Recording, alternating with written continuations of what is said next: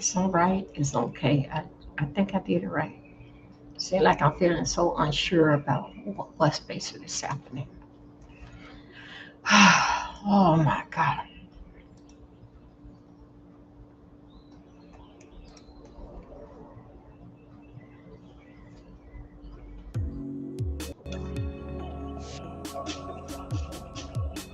Okay, here we go. It's all coming through.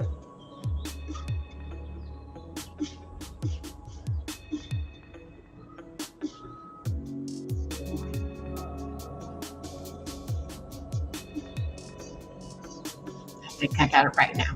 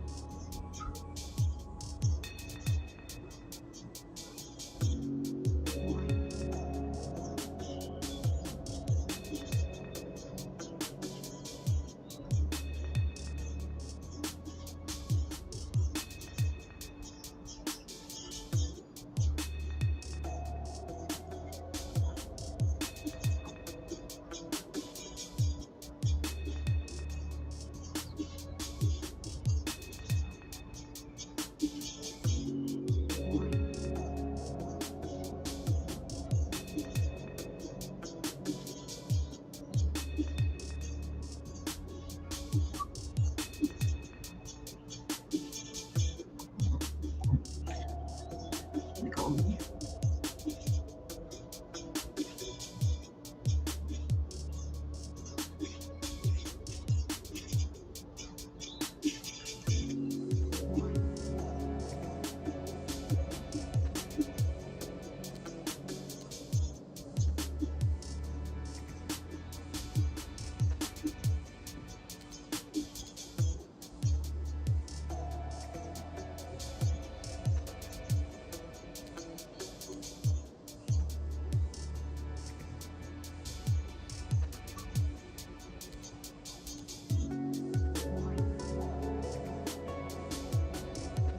Oh,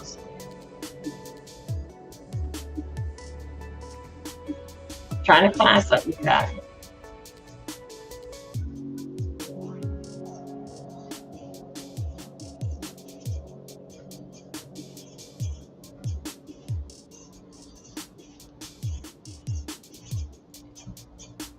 Okay. Yes, okay. Yeah. Okay, hold on a second. Okay, hold on a second.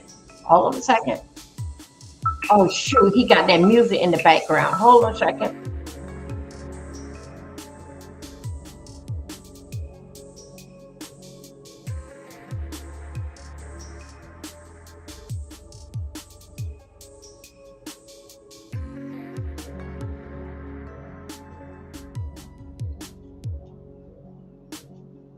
I cannot get it.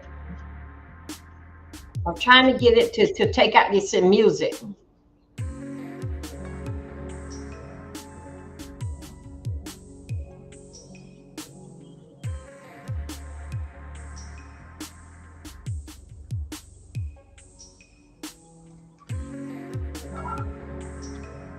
Hold up for a second.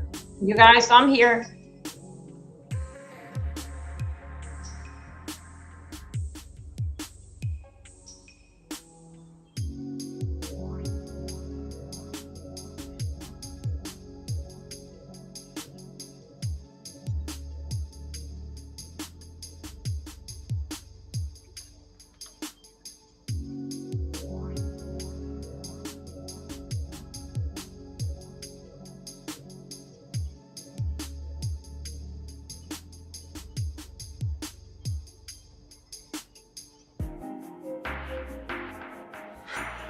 Okay, let me just go here.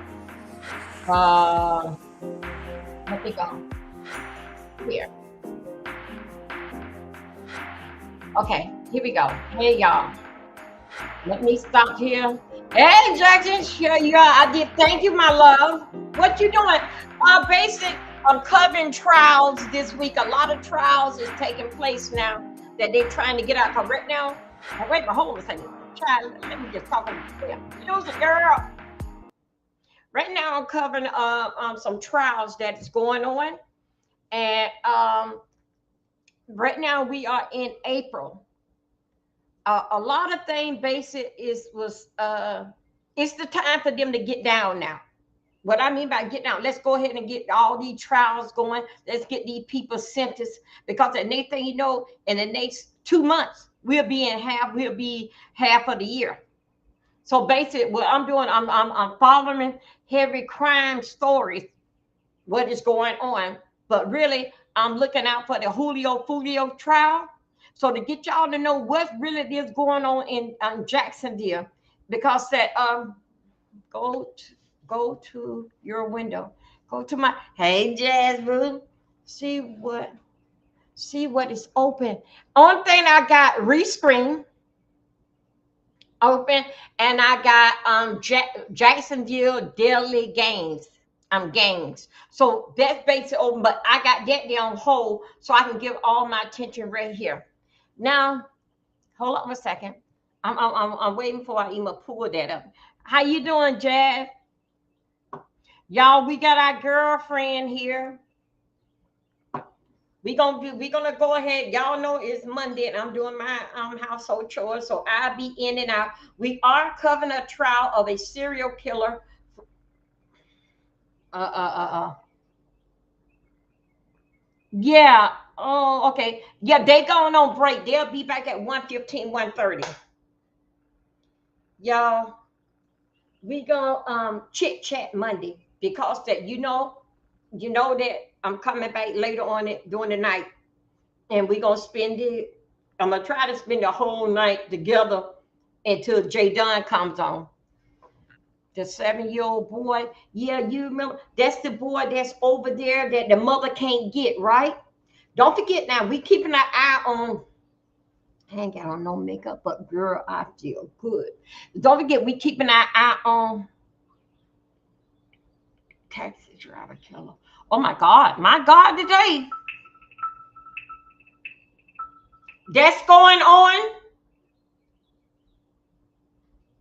2300, because I can find it. Because we got what, 2 hours basic to kill, not kill, but basic to get in some other stuff. Let me tell you guys something. Y'all, first thing is that I'm not gonna lie to y'all about certain things. Y'all,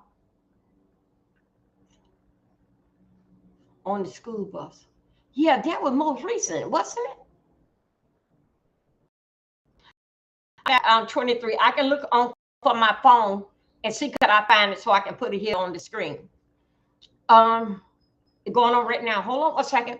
Wait a minute. Hold on a second. Hold on. Let me go and find it. Hold on a second. Let me see. Could I find it round up in here? Let me go back here. Let me see. Bus here.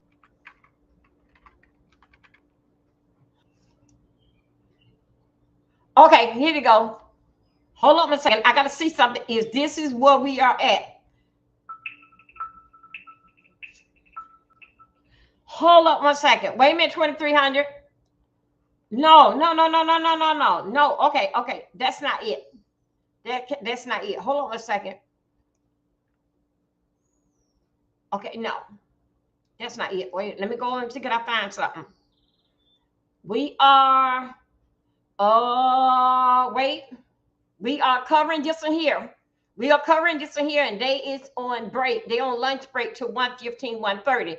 Let me go and see. Let me go right here and see what's live. Okay. I think so. This is what we at. Is wait a minute. Oh my goodness. Jesus Christ. Okay, here we go. I got to see which one that we are at. Wait a minute. Wait a minute. Wait a minute. Okay. Wait a minute. 2300. Let me go back. Let me see what she at. 2300. Is it this one here? This is okay. Court TV. Let's go. I'm paying for this here. Court TV. Wait a minute. Let me go and check out 2300. Make sure that I'm right. 2300 is on right. Thank you. Thank you, sir. Okay, wait a minute. She'll get me right just one moment. Hey, hey, hey, darling, how you doing? Is this the one right here? Wait a minute. Okay, wait a minute. Hold on a second. Let me see. I see right here. Oh, okay, is it this one here? Can you see it? Okay, wait. Let me see. Let me see. Could I get us a large?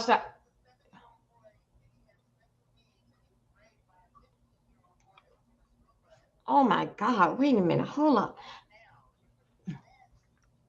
Okay, did it happen in Texas? What was the bus driver? Jesus Christ. Okay, let me see. I think so. It's a white kid, right? Okay. Oh, it's a boy because I see one with a girl. Hold on a second. Okay. Okay. Okay. Get fed.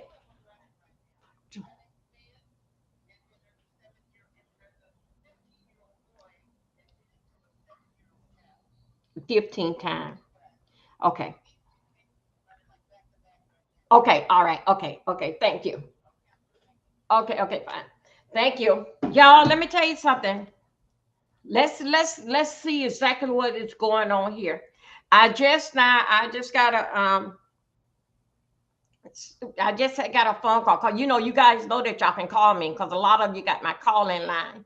Anyway, they was telling me about the 15-year-old boy that sexually assaulted the 7-year-old 15 times on the school bus. Now I'm looking for that now. 15 times on the school bus with the bus had a bus, what it called, bus attendant and the bus driver. Bus attendant and the bus driver. Let me try to see could we find that because she just told me they running back to back together. Hold on a second. Uh, hold on a second. Okay. Okay, that is okay. Here we go. Plead guilty to capital murder of a 7-year-old. And I think that just had hit the trial was set up from the beginning. Hold on a second, y'all. Hold on a second. The trial was set up from the beginning. Now skip for guilty verdict to move to it. Okay, wait a minute.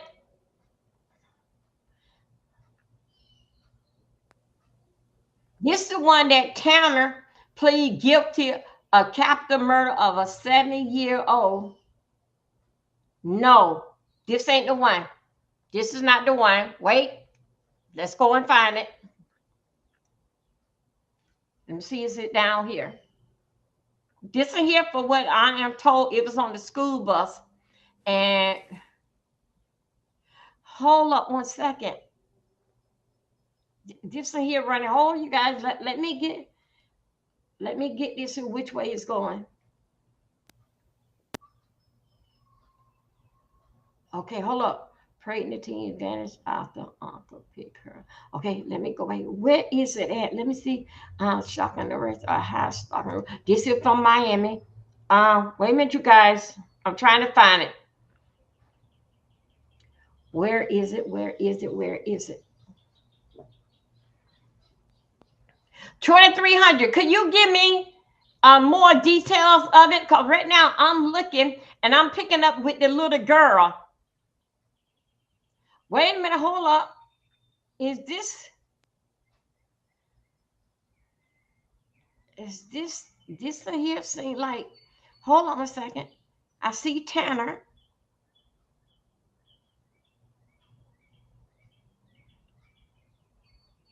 Hold on.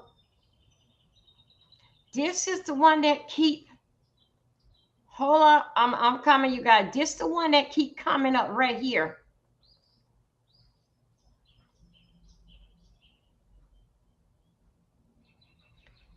I'm trying to get it.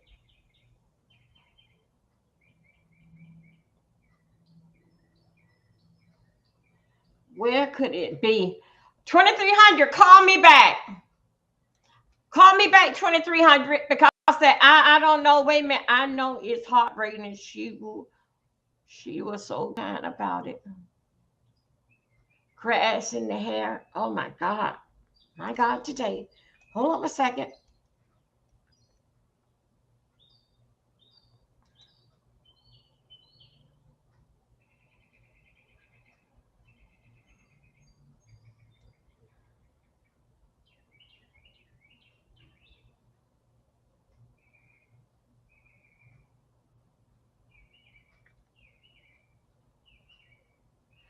I'm gonna need 2300. I need you to call me back because I want to get into this case right here. But meanwhile, let's go right here. This damn food. It appears opened later at a lab. Yes. And looked at. Yes. I will offer. I don't want nobody up here. Let me go. We have the same objections for all of these. Wait a minute. This is. Hold up. Wait a minute. Day 2 of the FedEx driver. You don't have to. Is that the one that we have? Assume it's the same objection. Well, I understand, Your Honor. The objection we have to this one is that this is. May we approach? Yes. Okay. Court TV, this is what- Dale Liesel said the inside of his what? Okay, I don't want to. Come on here, Court TV. Where y'all asses at? This is day 5. Okay, I cannot. I don't know. I got Court TV here.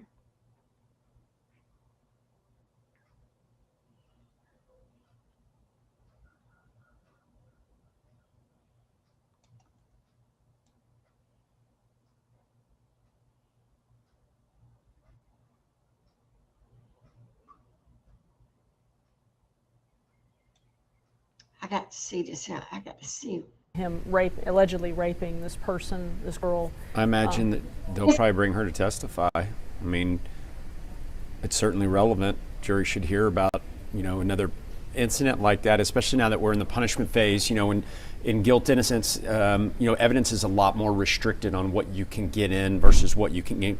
Punishment, everything comes in. That he kicks puppies and spits in old people's faces and whatnot. So certainly, if you have a victim from a prior sexual abuse case, that would definitely weigh heavily again with regard to jurors and their opinion on him and his. Okay, go on and hit it. I think we're going to hear everything. I think anything, like you said, if he kicked a puppy, we're going to hear about it. That's right. And they also, in the opening statements they gave, and I believe it was opening statements, they gave some hint that we may hear that he was scoping out another girl like before he kidnaps Athena Strand, and I feel like we're gonna. There was an indication of it. They haven't gone into that yet, and of course, an opening statement is a roadmap, right? And so far they've been going right along that roadmap. One of the things that still sticks out from that opening statement is he said we're going to hear from Tanner Horner lie upon lie upon lie upon lie, and that the only thing that he told the truth about was that he killed Athena Strand. Right. And so far I've heard very That's little. The one that right he's here. told the truth about. Right. I got it. This is those it right here. Those letters. Well, I was interested in how they presented that from an evidentiary standpoint. Obviously, the letters are incredibly important. Anytime a defendant, especially in a situation like this, makes any statement whatsoever, writing, verbally, whatever it may be, is going to be highlighted and amplified times 10, especially in this situation. Okay. But what we did not see in any of the photos as of yet, and it seems like they've moved on from the suicide attempted to, we didn't get really any detail as to how he tried to kill himself or when, because he mentioned in one of the letters that it was just before arraignment, and I'm not sure if the arraignment happened multiple years ago when he was arrested, or are we talking about arraignment like for the trial here within the last week or two. So the question becomes, when did this attempted suicide take place, and in what manner or means did it happen? Did he try to hang himself? Did he have a weapon? I didn't see any blood in the cell unless they had already cleaned it up, but I would assume that if there was some, we'd probably get a picture of it. You know, I don't know if they'll bring a sheriff's investigator in. It could also be covered by a motion in limine. Maybe, and I don't know. You can explain to folks what that would I be. can't imagine what something like that from a evidentiary standpoint, what the objection would be. I mean, if anything, it's it might go photos of a to- crime scene, those are always admissible, and the crime here was attempted suicide. So I can't imagine they would keep that out. But again, those photos that we saw of the letters when they were laid out there, I was looking at the floor, the cell, or wherever they were, and I didn't see anything abnormal. Yeah, I just, my guess is that the person that was testifying to that was was a sergeant with the crime scene. So you would think He was there. I mean, he was the one that found the letters, and he read them. So why didn't we talk about what he observed in the cell from a physical evidence standpoint? Clearly, maybe there wasn't anything there. Maybe the guy was trying to hang himself. I don't know. or maybe we're going to hear from, I don't know. Yeah, you're right. I was left with questions like, Right. how did How this happen? and when. How and when? And I don't remember. And folks, I don't know if I don't recall prior to this trial reporting that he had tried to commit Right. suicide. I'm going to acknowledge that prior to this, prior to really just shortly before the trial, I didn't cover this case. So this was not a case. Were you present during this entire time? It was. In driving approach? Yes. This is it here at 2300. Y'all, we doing this here together and figure this out. Thank you, St. James, baby. I am showing you Thank you for your what has been marked as States Exhibit 160 through 176 and 178.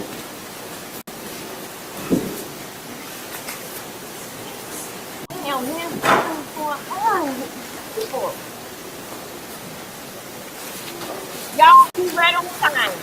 Be right on time to catch this in here. Remember, And do you recognize all of these photographs? I do. And you were present on scene during all of these? Yes, it was. And does this fairly and accurately depict the scene and the body recovery as you personally saw it that night? Yes. unthinkable act. Your Honor, at this time, the state option evidence, States Exhibit 160 through 176 and 178. Any objections other than those previously given to the court? Yes.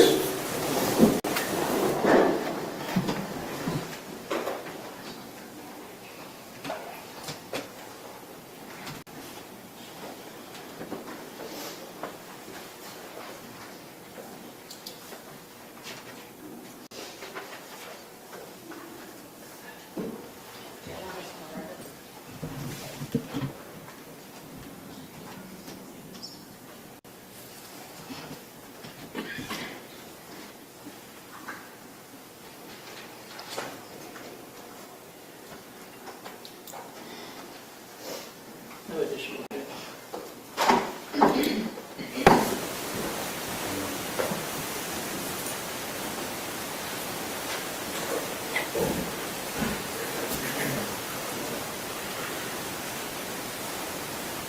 No additional objections, Mr. No Chairman. additional, Your Honor. Your objections previously given are overruled and States Exhibits 160 through 176 and 178 are admitted. Thank you, Judge.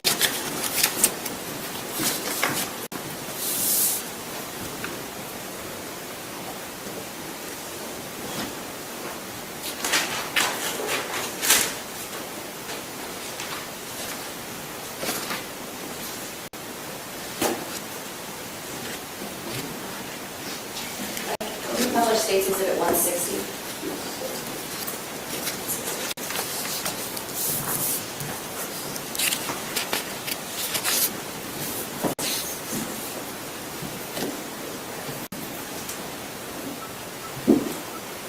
Can you describe what we're looking at here?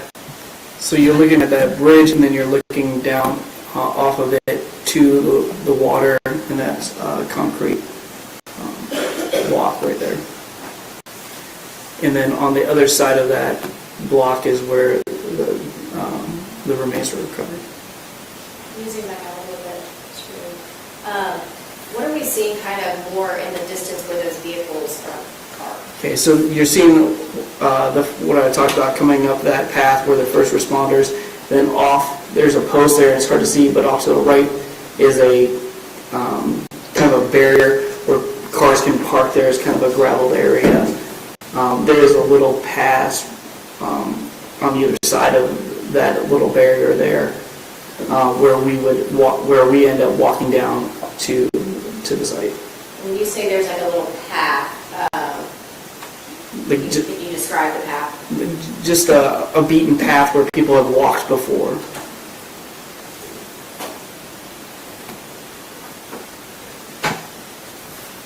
I'm going to show you what's marked as States Exhibit 169.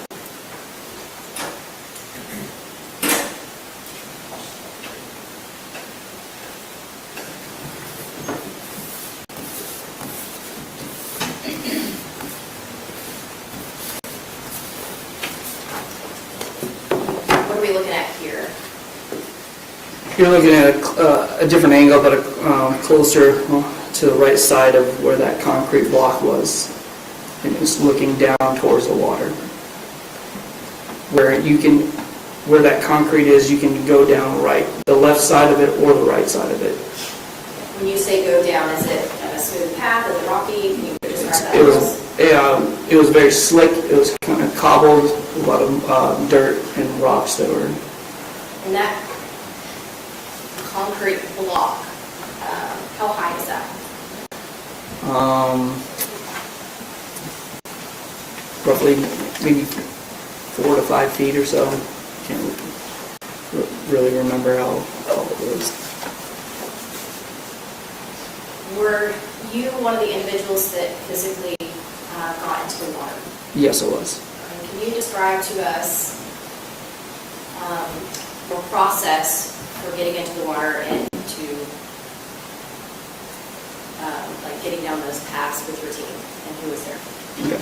So prior to going down, I gave team assignments for what people were going to do. We were going to wear Tyvek suits and then gloves as personal protective equipment to go into the water.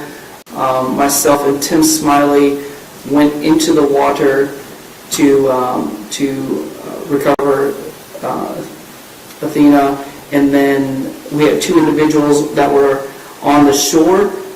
There was a rope.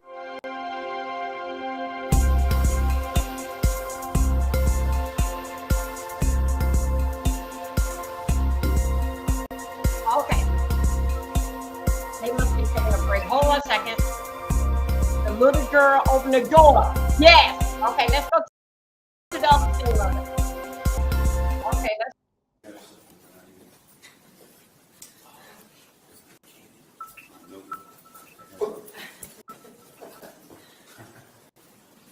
Yes, okay, we got it. Let me put y'all on the big screen. The little girl opened the door.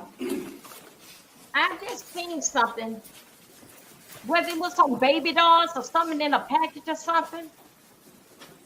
Okay, now let me see. What did they got him doing here? How y'all doing today? Praise and hey, everybody. Probably want to make it seated. Okay. Y'all need me to make this y'all need me to make the screen bigger? Mr. Perry, you may proceed when you're ready. Thank you, Your Honor. Dr. Dwyer, welcome. Good morning. Would you please introduce yourself to the jury? Okay, let me bring this out a Good little bit. morning. My name is Dr. Jessica Dwyer. That's D as in dog, W-Y-E-R. Okay. I'm the Chief Medical Examiner and Director of the Crime Lab for the Southwestern Institute of Forensic Sciences in Dallas County. And can you tell me, as a medical examiner, what is sort of your job description? So a medical examiner is the same thing as a forensic pathologist. Pathology is an area of medicine Girl, you're that's looking focused on the good. study of disease. Forensic pathology is even more specific. It focuses on the study of death. So that's basically what I do. And can you tell us what kind of background or training experience you've had to qualify you for the job that you currently hold? Sure. I have a Bachelor of Science degree in Animal Science from Texas A&M University in College Station, Texas. Following that, I obtained a medical degree from the University of Texas Health Science Center of San Antonio, which is in San Antonio, Texas. Following that, I completed a combined anatomic and clinical pathology residency with the University of Pittsburgh Medical Center in Pittsburgh, Pennsylvania. And then following that, I did a year of specialized training in forensic pathology that's called a fellowship. And that was with the Office of the Medical Examiner of Allegheny County, which is also in Pittsburgh, Pennsylvania. And then along the way, there are 3 licensing exams that you have to take in order to practice medicine in the United States. Passed all of those on the first attempt. And I also have 3 board certifications in anatomic, clinical, and forensic pathology, all of which I passed on the first attempt. And since you have become a medical examiner with the Southwest Institute of Forensic Sciences, have you, I guess, been given other duties than just the level of medical examiner? Yes, sir. As the Director and Chief Medical Examiner, I have a lot of administrative duties as well, but I do still perform autopsies every day. Are you have supervisory duties over the others? Yes. Okay. And with regard to an autopsy that was performed on the date of, I believe it was December 3rd of 2022, approximately 7:30 a.m. on an individual by the name of Venus Strand. Do you recall that? Yes, sir. And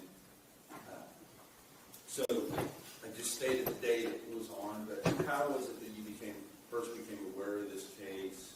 And was it different? Were you just on duty that day, or did you specifically go to perform the autopsy on this particular case? I was scheduled for work that day, so whatever cases are reported to the office that we ultimately bring in for an examination are your task for the day.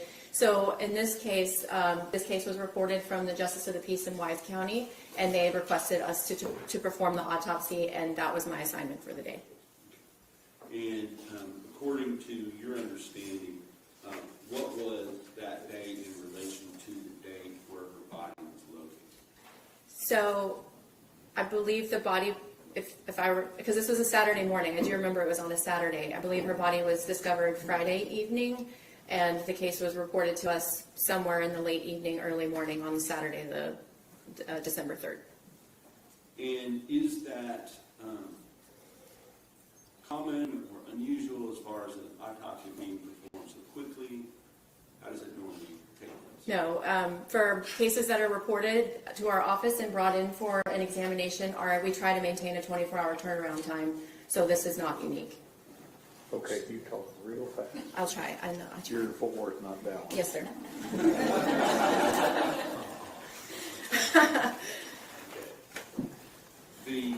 With regard to the autopsy on Venus Strand, can you kind of just walk us through just the basic process of what happens from the time that a body is delivered to the medical examiner's office until the point that you encounter it? So the process of an autopsy? Well, the process of getting it to you. Okay. Yes. So in this instance, the body is actually brought to our facility, specifically the morgue area. We do scan the body in. The body bag is sealed with a plastic tag that we keep closed until the time of the examination.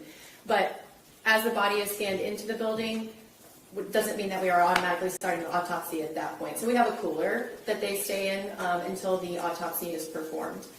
And then not the process of the autopsy, just the intake part, correct? Yes. Okay. So once you are ready to begin the process of the autopsy, let me ask you this first of all. What's the purpose of the cooler? So it is kept at a cold temperature to just preserve the condition of the body. And does that slow the rate of something? Decomposition, slows the rate of decomposition, yes. And are there some documents that you usually have to have in order to do an autopsy? There are some documents that we typically have before the autopsy, yes. And can you kind of describe what that is? So our building is a 24-hour-a-day, 7-day-a-week operation, but I am not physically in the building 24 hours a day, 7 days a week. Who answers the phone for our facility are our forensic investigators. So anytime a death is reported to our facility, it's the death investigator that is taking that information, determining if this case needs to actually be brought in for an examination, et cetera. So they will draft a report of all the things that were reported to them by whoever is reporting the death. So it's called an investigator narrative. So that's given to the medical examiner prior to the case, so we have an idea as to what's the circumstances of the death and kind of helps us triage our cases for the day. So you had some understanding of what was the circumstances before you did the autopsy? Yes, sir. Do you also have to be given some official authorization from somebody in the county that it comes from in order for you to do an autopsy? So because I'm an employee of Dallas County is my jurisdiction. However, when another county is requesting our office to do an autopsy, they have to provide an authorization form stating we're requesting Dallas County to perform this autopsy, correct? Now, as you are conducting an autopsy, do you take notes, fill out diagrams, things like that, to record your findings so that later you can put them in your autopsy report? Yes, sir. And can you describe what that's called? We kind of colloquially refer to them as our bench notes. Essentially, it's all the notes from the case that I'm going to then take to my desk after I'm done with the case so I can officially memorialize it in a more organized, neat fashion into an autopsy report. Now, before an autopsy report comes out, is there another short form report that is often issued by the medical examiners before the final autopsy report? So we do have a cause of death report that you can request through our office, and what it is it's on official letterhead, and it just provides the cause and manner of death for the decedent with the signature of the pathologist performing that examination. And then, of course, the final document would be your examination report. And what is that called? You're talking about the finalized autopsy report? Yes. Yes, that's the neat version. It also incorporates any findings from toxicology or some ancillary testing that we may or may not request, but that is the comprehensive finalized report. May I approach you? Yes, sir.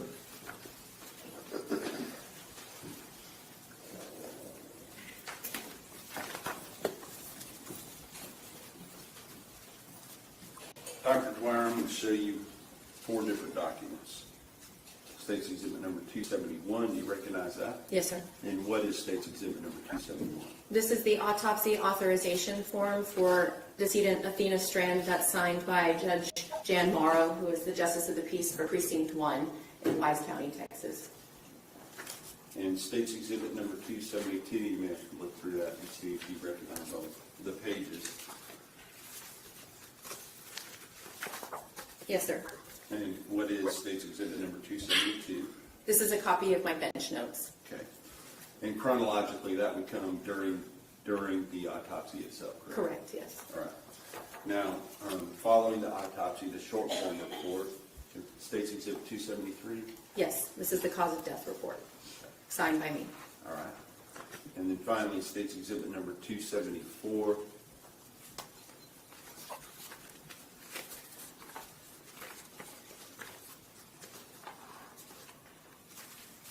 Yes, sir, this is a copy of the finalized autopsy report. Thank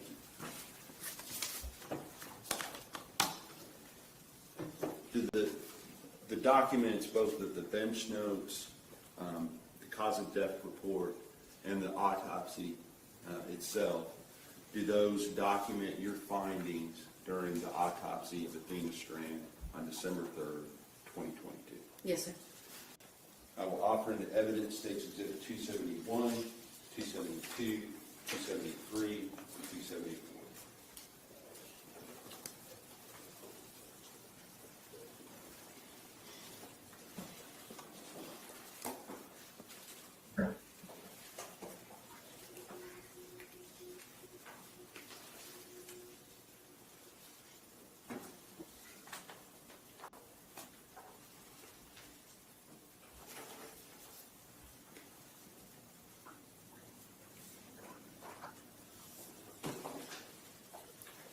Objection. State's Exhibits 271 through 274 are admitted.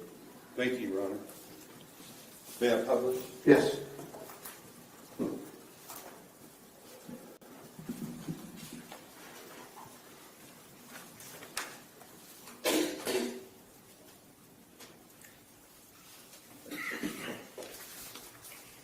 We'll start with State's Exhibit number 274.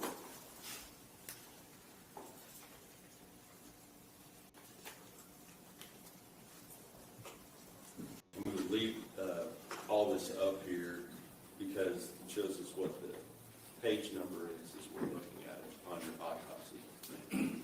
So as we look at State's Exhibit 274, it's titled, what is it titled?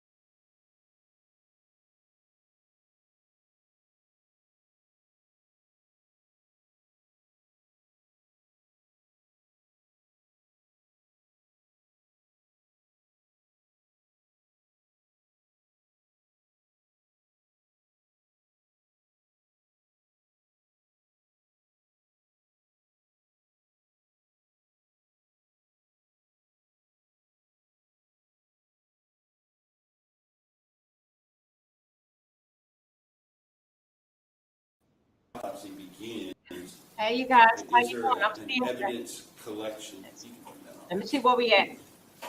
Is there an evidence It's collection sad. process that takes place? Yes, And can you Hey, Sandy. describe that What? for the jury, please? What I'm watching? depending on the type of We watching or the suspicion trial. of death, we may collect trace evidence I at can't the even autopsy. mute it yet. In Sandy, the event this that was there's a firearm a potentially FedEx used in the driver. decedent's death, we would test for The little gunpowder 7-year-old residue. opened up the Or door. we may collect hair, The we may things that he collect did fingernails, to her. or Anyway, a blood sample to ultimately it's be on a dried on a lot blood of card. Those are some examples of trace evidence we channels collect. with this here trial of And what he was has that did to done this in 7-year-old. this particular case? Yes, sir.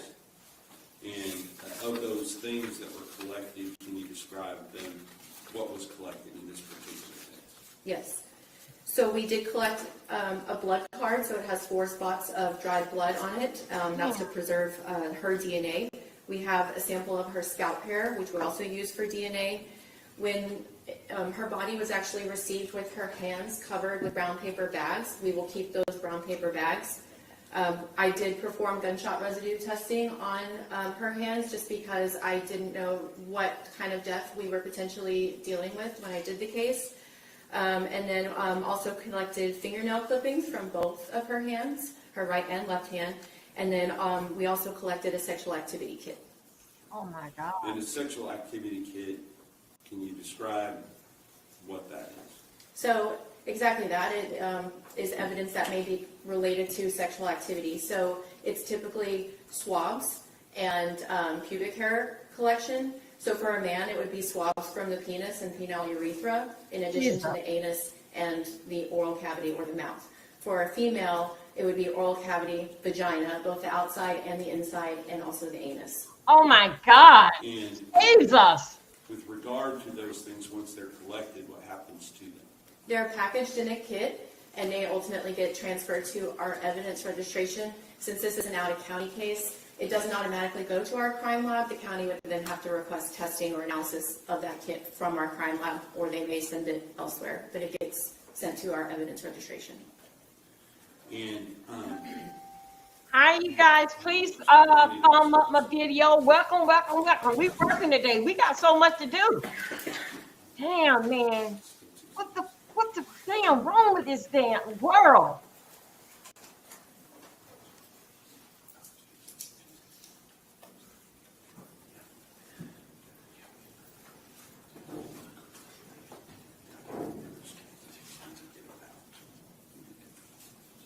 may I approach her? Yes, sir.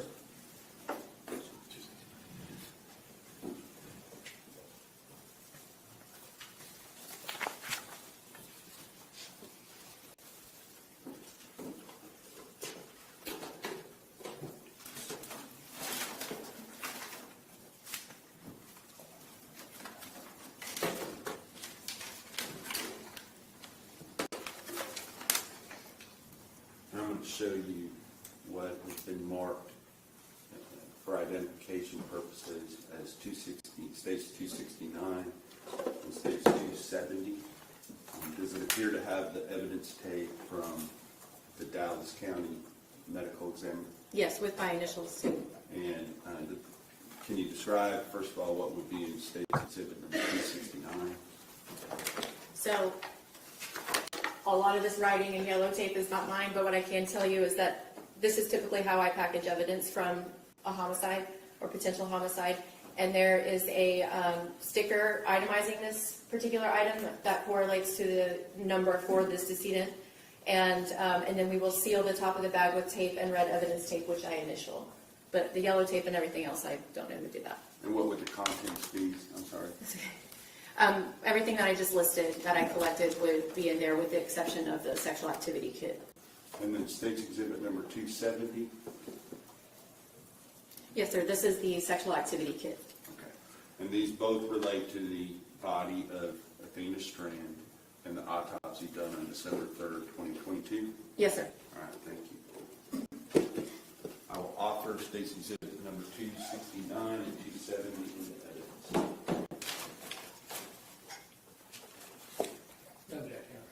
State's Exhibits 269 and 270 are admitted.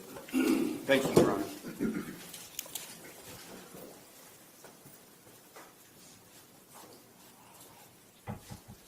Dr. Dwyer, during this process of conducting an autopsy, is there someone there, either yourself or someone at your immediate direction, that takes photographs of this process? No, I take the photographs. Okay. And what is the purpose of taking the photographs? So we take photographs on every postmortem examination or autopsy. There's standard photographs we do for every case, and then in some cases they may require additional photographs, essentially documenting with photographic evidence any of your findings. And do the photographs that you have, are they given specific monikers as far as the name of the photograph itself that are unique, at least within that case, so that there's no mix-up, two things have the same name? So any decedent that is examined in our office is given what we call a unique identifying number. It always starts with IFS and the year that the autopsy is performed. And so all of the photographs pertaining to this decedent will be labeled with that IFS number. And approximately, if you know, how many photographs were taken in this case? Yeah. I don't know the exact number. Prior to court, though, I think I showed you approximately 38 of the total number of photographs that were taken by you during this autopsy. Is that correct? Yes, sir. And do you have an opinion as to whether it would aid the jury in understanding your testimony to, maybe not here in court today, but at some point have an opportunity to view those photographs? Yes, sir. Okay. May I approach, Ron? Yes, sir.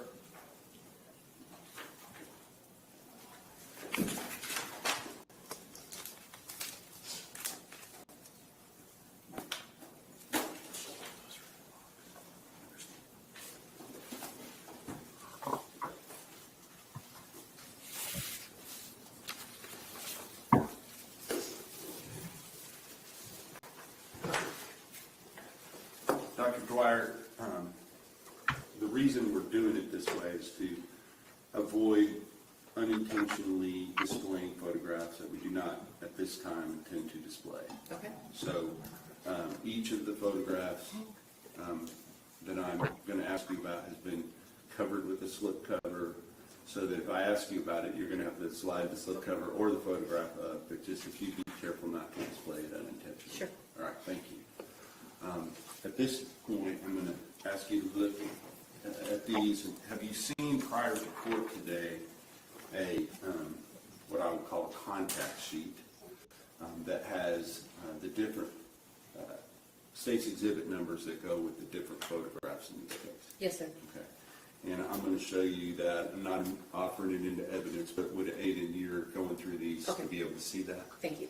Mr. Berry, let's mark that and we'll, we'll admit it as a record purpose. Yes, sir. Your Honor, we spoke about that before we came back, and that's no objection. Okay. If we add that to the record, Okay.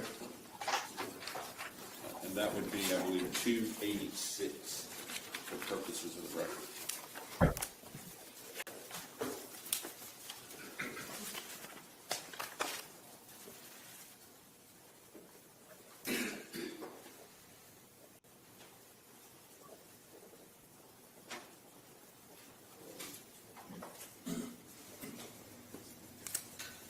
Thank you.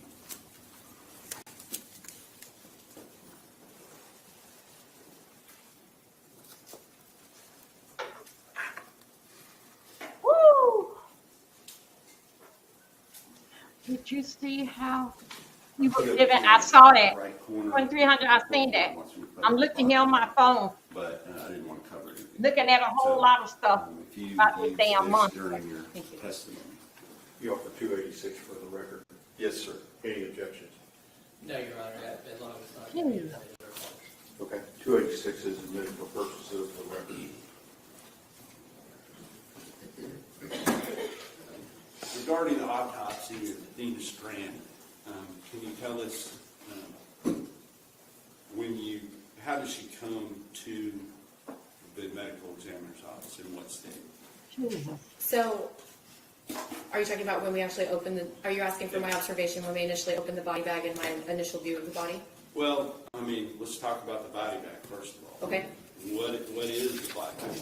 So the seedants are typically transferred to and from our facility within a plastic pouch that is a body bag, just so you can maintain privacy and they can be transferred in and out of the facility discreetly Okay. and preserve evidence. And if there's any additional debris, fibers, other things that have come off of the body, is it also to help preserve those things? Yes. Okay. And do you go about the process of, is there some type of a procedure that is done even before the body is removed from the body bag? Yes. So let me also backtrack. We work with, when I do an autopsy, I work with an autopsy technician, and we work side by side. So they are ultimately the ones that will go and retrieve the body from our cooler. In addition, before the autopsy, they can do a postmortem x-ray, which is just like what you're familiar with from a hospital. And we're just looking for any potential foreign material that we would want to collect, any evidentiary items. And then the body is brought to the autopsy station. And then Oh my God. we break the seal, open the body bag, and I will document the condition of the body with photographs. We typically refer to those as is photographs, because of before we do anything to the body. And were those things done In the trash. Yes, sir. And what can you Lord tell us Blake, whether or not they found him in the there were trash. any foreign objects that needed to be, that were identified as part of the x-ray? No. No, I'm sorry if it sound like that. I'm telling y'all know I'm all like those. And I'm just loud. As is photographs, and I would ask you to refer in your book there to, and if you need to remove those from that book to be more discreet, however you need to do it. it's Okay. fine. Thank you. But State's Exhibit number 231 and 232, could you personally look at those and tell me if those are the as-is photographs that you were talking about?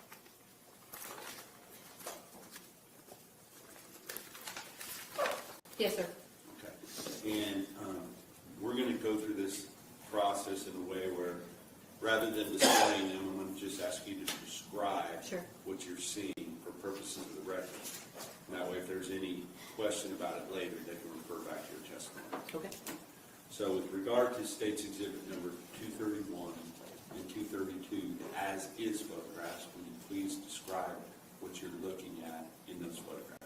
So there are two of them, because one is the upper half of her body, including her head and face, and then the second one is the lower half of her body, including her legs and feet. And so basically how I received her he was is never that in the she is trash. naked, there's no clothing, and both of her hands are covered with brown paper bags, as I referred to previously. that are actually secured around her wrists with tape.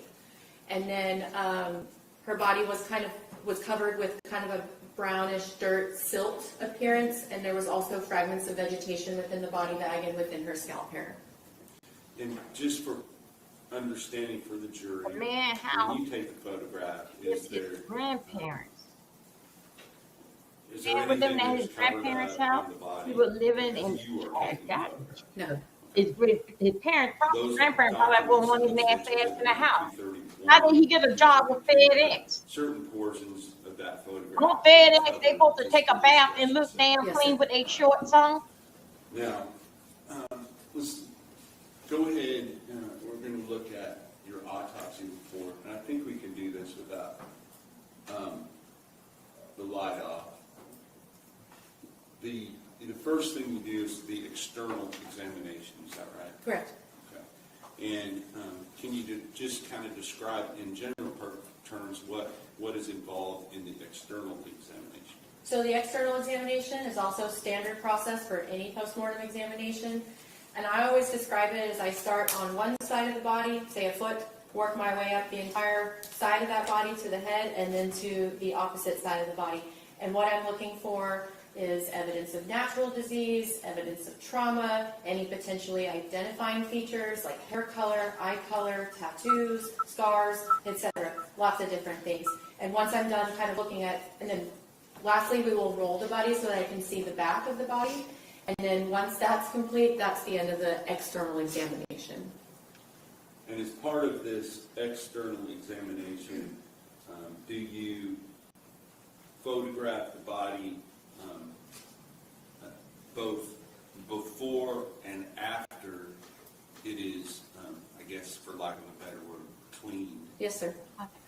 Can you describe, once the as-is photographs are taken, what happens next? So once the as-is photographs are taken, we would collect trace evidence, if again, depending on the type of case, but you would not want to do that after you clean the body. So we'll collect any trace evidence, and then fingerprint the body, and then we will clean the body. And that way you remove any clothing, any evidence of medical intervention, any dirt, blood, etc., so that you can see the body in its entirety. Now, I noticed in your report, and I believe we're still on page 1, that you talked about the hair being wet. Yes, sir. Was that from being cleaned or something else? No, it was received that way. And commonly in an autopsy, if the person had been wearing clothes at the time that they were deceased, what would you receive? Just the body or something else? If they had clothing on at the time that they were pronounced, the clothing would still be on the body, or clothing that may be with the body, come with the body. And You guys, I'm checking it out right here. Clothing brought to you with the body of it being strangled. No, sir. Now, with regard to the evidence of the body itself, can you just kind of give us, you weighed the body? Yes, sir. Right? What was the weight of this little girl? The weight is 67 pounds. And what was the height or measurement? 52 inches. In layman's terms, or feet and inches? I Oh, don't man, know. make me do math. I'm showing my Tarrant County side.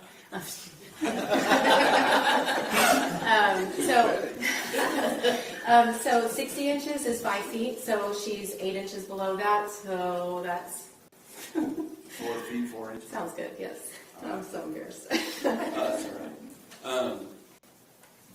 I think the judge would say you did go to Texas A&M. So. Oh, no. So did I. Oh. With regard to,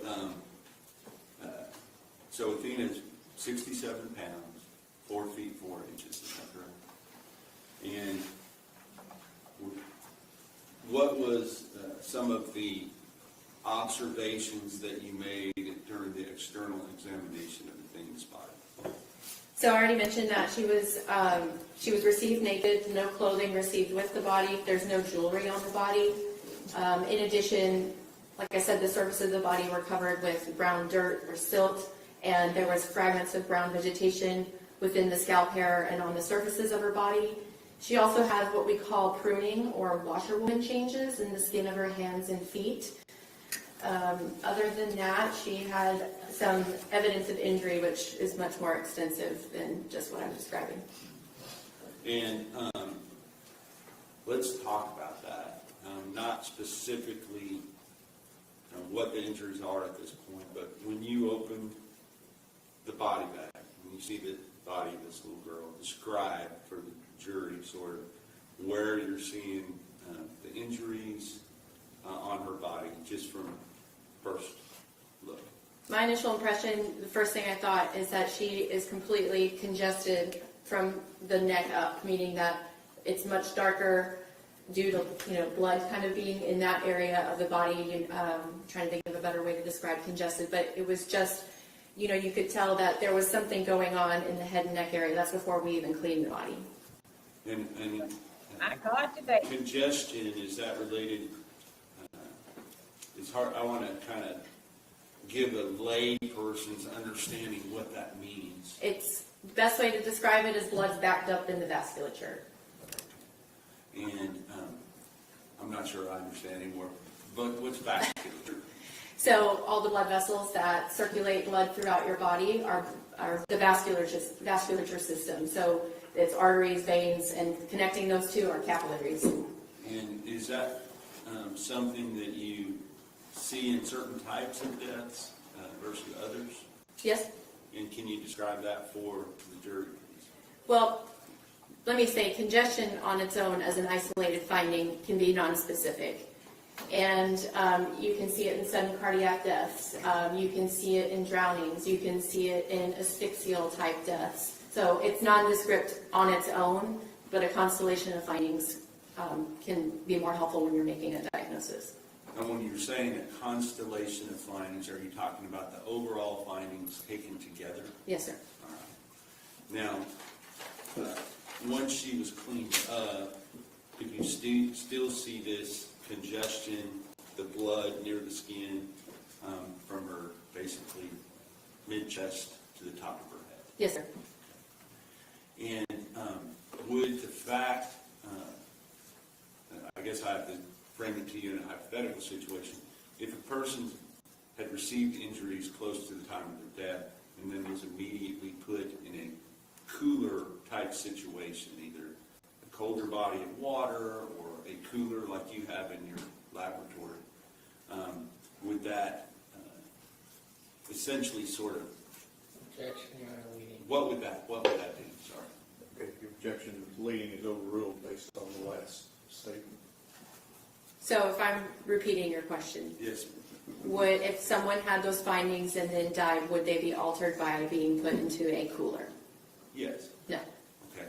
Would it slow the normal rate of something that might change the appearance over time? So the coolness of the cooler is to preserve the condition of the body by decreasing the rate of decomposition. That's just a known fact that decomposition slows when it's cold. So if a body were put into a colder body of water in November, would that also help slow the rate of decomposition? Yes, sir. Okay. Now, with regard to the body of Theme Strand, we're talking about the external examination. Were there further, go to the next page. This is the page 2, it states exhibit number 274. You Well, went on to if describe they some are doing findings Julio of trial, external examination. Yes, sir. it started And I don't basically last week when they necessarily were pulling the feel like jury. we have to They read said it was every gonna word, take but 2 if you weeks. So get this sort week of a here, synopsis they and should then be maybe in on the also start, but they're gonna do all best 4 you can guys in at one versus time. terms so we can understand it. But I'm Sure, gonna, just starting from the top. Yes. I'm gonna go So to, basically, Julio. I even mentioned that the head and face She gonna exhibit break trauma. everything There's down. generalized congestion of the head and face, which I just mentioned.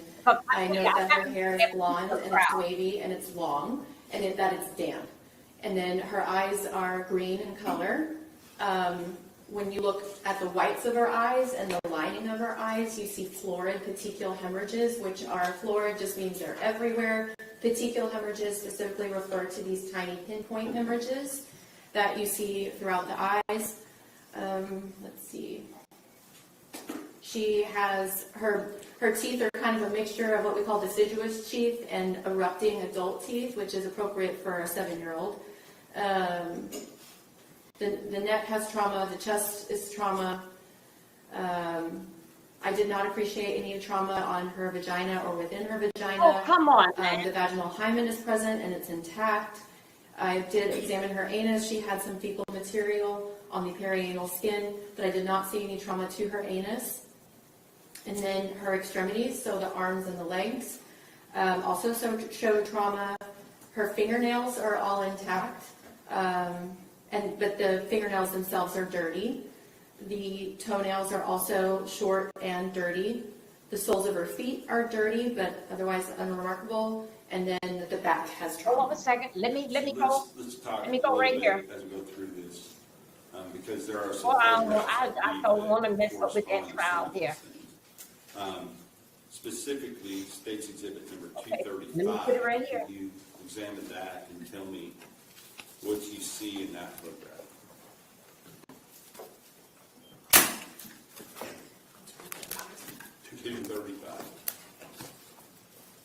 Sorry, I kind of juggled this.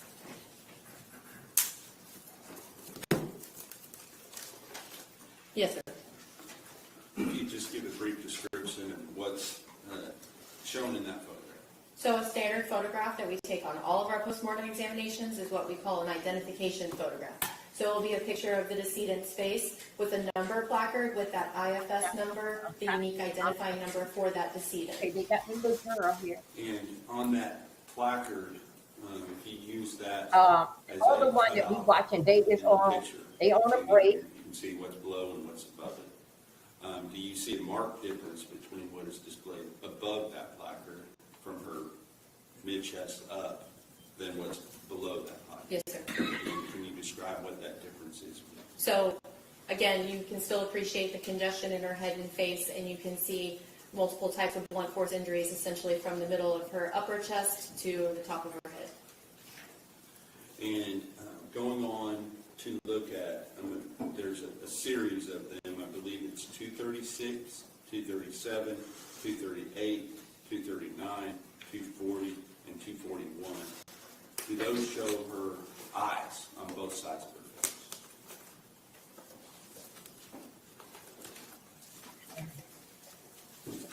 Come on.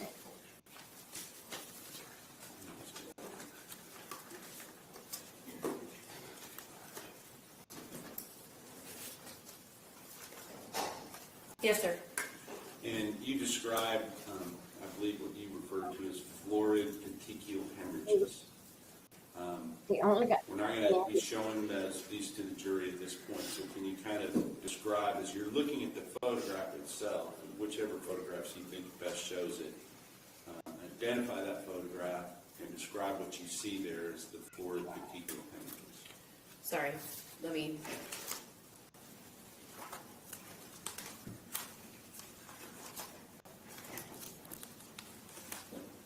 So in State's Exhibit 236 and 238, they are photographs of the right eye showing petechial hemorrhages in the whites of the eye, which is called the sclera, and within the lining of the eyes, which is called the conjunctiva. And then Let me go to SAI. same for State's Exhibit 239 and 241. And what is the significance or possible significance of finding these florid petechial hemorrhages in the eyes, such as in the case of Venus ring? Again, as an isolated finding, can be very nonspecific. You can see them in different types of deaths. Sometimes sudden cardiac death, you Hold can on a have second. those. Sometimes depending on what position Okay. you die in, you can It's see saying those. that So what as thing an you isolated look finding, at it, it petechial started hemorrhages on are the not 8th. diagnostic. Okay, But again, taken into constellation of findings can be. And taken into the constellation. How is we gonna of get this this done? case, was that significant? It said that jury selected was Because had it been wasn't in just April. petechial hemorrhages I ain't gonna in do the that. eyes. It was Shut up, girl. her I entire can't face, mute her. basically her entire head, I can't with mute all her. of that See? congestion. Let me- So it implies that blood is pooling in that region of the Okay, let me turn it on. Okay, this is what it's saying. It said that the it said jury select for the murder trial of the four men accused in the death of rapper what do you call Julio began it had began last week on the 8th in Tampa, Florida. The four defendants included in the 2024 killing of Charles Jones. That's Julio. Let me go back here. It said that the trial status, the jury's going to be selected. It started last Wednesday, April 8th, and they said it's going to go up to the next 7 and 10 days picking the jury. So this is what we into now in the 7 to 10 days with them picking the jury. Okay, now, okay. The results based on the news report April 26th indicted that this is active ongoing trial. So we got to wait. We got to wait right now till they go ahead on and pick the jury. And then I think so that's when they're gonna let us in. So they said they're gonna take them 7 to 10 days to pick the jury. Now, one thing about the jury, they picking for all four guys. So each attorney got to agree on that this is the jury that they want, because the jury that they pick gonna take care of all four guys. So right now they in the part, they just started last week, April 8th. They said it's gonna take them 7 to 10 days to pick the jury. Okay, let me see what else. Let me see what else. Yeah, it started. Okay, let me see what else. 5 days ago. Let me see what's going on. I'm trying to see something. Let me go right here. Tampa News. Let me go to Tampa News.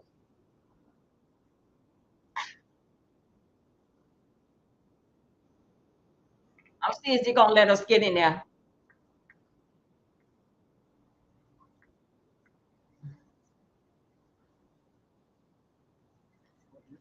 Okay. Okay. Let's see.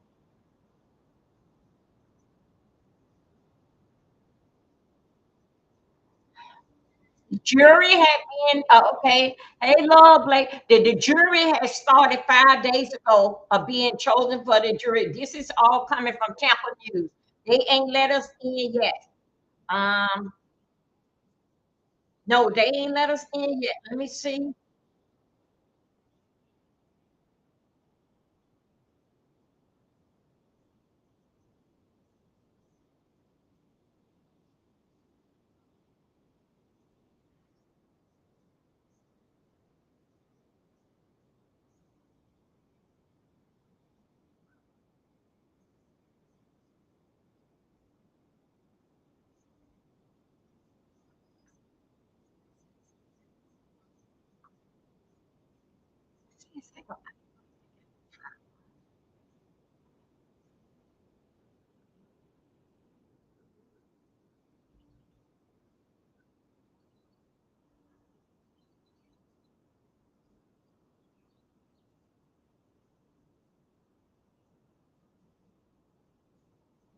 Okay. No, they ain't let us in there. It's not in there yet.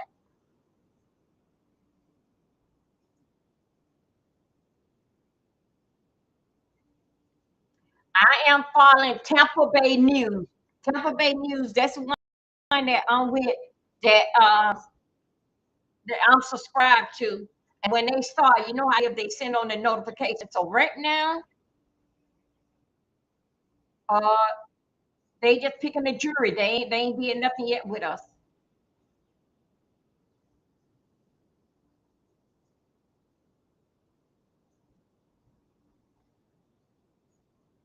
Okay, let me turn this up there.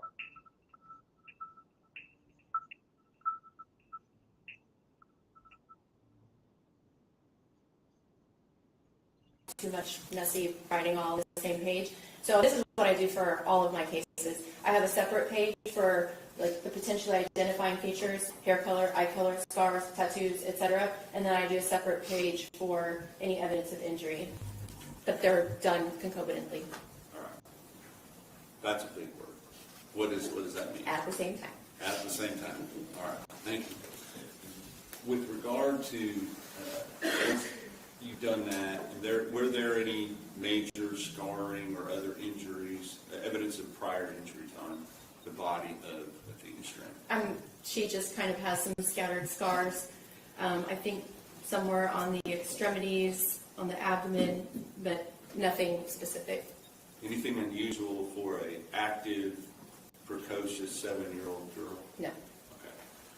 Now, with regard to the evidence of injuries, let's start talking about that. You talk in your report on the bottom of page 2, you begin with what you call blunt force injuries. Can you distinguish, just as far as terminology, what the difference is between blunt force injuries and some other types of injuries? So I described previously that a blunt force injury is when the body comes in contact with a blunt object. Contrast to that would be sharp force injuries, where the body comes in contact with a sharp object like a knife or scissors, a razor blade, etc. Those are a different pattern of injuries. We do not have those here, but just to contrast it with blunt force injuries. Thank you.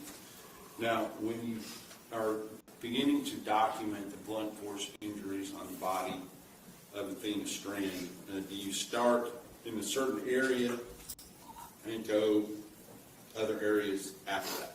Yes, it's my convention. I like to start with the head and neck, and then I'll move to the trunk and then the extremities. But that's just my convention. And is that something that you do on every autopsy? Yes, sir. All right. So let's talk about the head and the neck of Athena Strand. Okay. Because that's the order that it's in your autopsy, correct? Yes, sir. And I want you to kind of give your basic findings, and if you need to, we're going to talk about some of the photographs that go with those in a moment, but if you need to stop and explain a word, because you know we all won't understand it, if you do that, I'd appreciate it. Sure. So I'm just going to kind of read what I have written here, but for the head and neck area, so starting with on the forehead, there's a 1.5 inch focus of patterned abrasions that are on the right side of her forehead. So they're abrasions because they're a superficial injury of the skin, but they have this zigzag, almost like a tread-like pattern on the right side of her forehead. And then she also has a 3/4 inch contusion on the middle of her forehead. She has a 3/4 inch contusion above the lateral aspect of her left eyebrow. She has more of those patterned abrasions, the zigzag pattern abrasions and abraded contusions that actually go across both of her eye areas, across the entire nose, from the root to the bulb. This is the bulb of the nose for me. And also across her midface, including the cheeks, the philtrum, which is the space between the nose and the upper lip, and she even has it a little bit on her upper lip as well. She also has a 2 by 2 inches abraded contusion on the right temple area of her face. She has a linear abrasion that's 1 1/4 inches just below her left eye. She has a 1/2 inch pale blue contusion of the left cheek that is just anterior to her left ear. She also has a small contusion, it's a 1/4 inch, that's on the helix of her ear, which is the loopy part of your ear. And she has a 1/2 inch contusion on the posterior aspect of her left ear. And then she also has a red contusion just posterior to her left ear, kind of in this area. She has a 3/8 inch contusion of the lower left cheek. She has a small contusion, it's 1/8 of an inch on the right side of her upper lip. When you actually pull up the upper lip and you see this flap of skin that connects the lip to the gums, that's called the frenulum. Just left of that, she's got another contusion of her gums in that area, that's 1/2 inch. She has a very small superficial laceration on the interior of the left side of her lower lip. That's 1/16 of an inch. And then she also has, I'm just going to be real, instead of being descriptive, she has what look like bite marks. It's really a curvilinear series of lacerations that correspond with her upper teeth. She has bite marks on the surface of her tongue. There is a 1 inch linear abrasion on the submental region of her head that's under the chin. She's got a contusion of the right side of the submental region of her head. And then she has a 1/2 inch focus and then a larger 1.5 inch focus where the skin is kind of a discolored gray-brown. And that also had a pattern of abrasions that is different than the zigzag pattern I was seeing on her face. This pattern is square, and it looks more like a grate or like a mesh pattern, and that's on the left side of her jaw. She also has more of those zigzag tread-like pattern abraded contusions across the anterior aspect of her neck and the middle of her upper chest. And then she has a 1 3/4 inches linear abraded contusion of the lateral aspect of the right side of her lower neck. And then on the back of her neck, she has a little focus. It's a 3/8 inch abraded contusion, but there's more of those floor petechial hemorrhages that you can even see on the back of her neck. All right. That's a whole lot. Yes, sir. Was there any area on her head, neck, shoulders, face, back of her head, top of her head, back of her back, top of her chest, shoulders that did not have some evidence of injuries? All of those areas had injury. And can you render an opinion as to whether those came from one? Hey, cross country, hey, baby, come through. I see your daddy, come through. I don't know if you took the time to go through and count how many times that she would have had to be impacted to have the kind of injuries that you saw. But do you have some number in mind? Multiple. Would you say you saw 10 injuries, more than 10 injuries? That's the answer, Your Honor. Sustained. All right, so we're going on to the next. Well, let's talk about the photographs first, okay, with regard to these injuries. State's Exhibit number 242 and 243. What area of injuries are we looking at in those two photographs? I'm sorry, you started with State's Exhibit 242 and ended where? And 243. Just those two.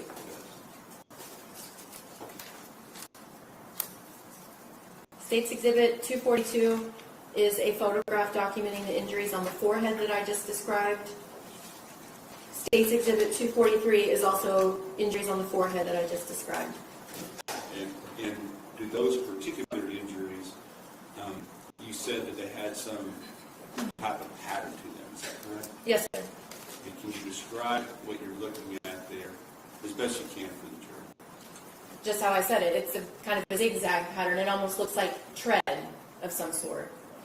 And in those photographs, as well as State's Exhibit number 245, do you have, I guess this is true in all your photographs, do you have some type of measuring device in the photograph so that you can give a reference when you're looking at it as to how big or small those tread patterns are? Yes, so all of these photographs have a sticker that has a 1-inch scale on it, also with a unique identifying number for the decedent, so that when the sticker is right underneath the area that you're documenting, you can have an idea of the size. And I asked you before, of the photographs that we have available to us, was there one particular photograph that you felt like could best show this tread pattern that you are referring to? I mean, there's several. If you want a close-up or if you want a more global. The one that has the measuring device close in proximity so that you're able to see it well. Yes. And which number is that? State's Exhibit 245. Okay. And so if you just take that one out of the notebook and just set it to the side, if you would. Not the Just the picture page. itself, the whole page.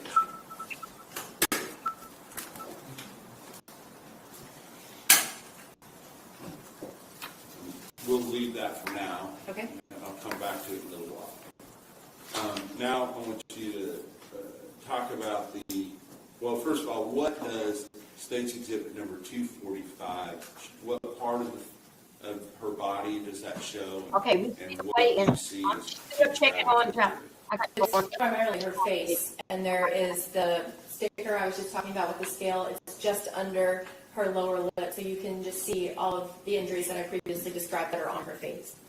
And this tread pattern that you're observing, did it appear to be like one single placement of that tread pattern or more than one? More than one. And is there a difference in your opinion to stomping injuries versus pressing injuries? Yes. And can you tell the jury what that is? So in my opinion, it would be stomping is with the foot, but has force to it, whereas pressing, I mean, that doesn't necessarily have to be the foot, but pressing means it's just held against the surface of the body, not with any sort of force. Okay. Well, I'm trying to determine when you say not with any sort of force, does it take some force? Some degree of force, correct. In order for these injuries to be visible? Yes. Okay. But would you expect other associated injuries if it were stomping versus pressing? Yes. And what would those associated injuries be? I mean, I would think that if, especially if it was on the face, you have a lot of delicate bones that are in the face, so I would expect there to be some fracturing with a stomping injury. Are these injuries considered by you to be abrasions or contusions or mixture? Mixture. Okay. And kind of explain, as you're looking at it, where do you see abrasions, where do you see contusions? On this photograph. On this photograph. So on State's Exhibit 45, again, it's all of those types of injuries that you see primarily just in the face area, the forehead, the nose, both eye areas, cheeks, and even the lips.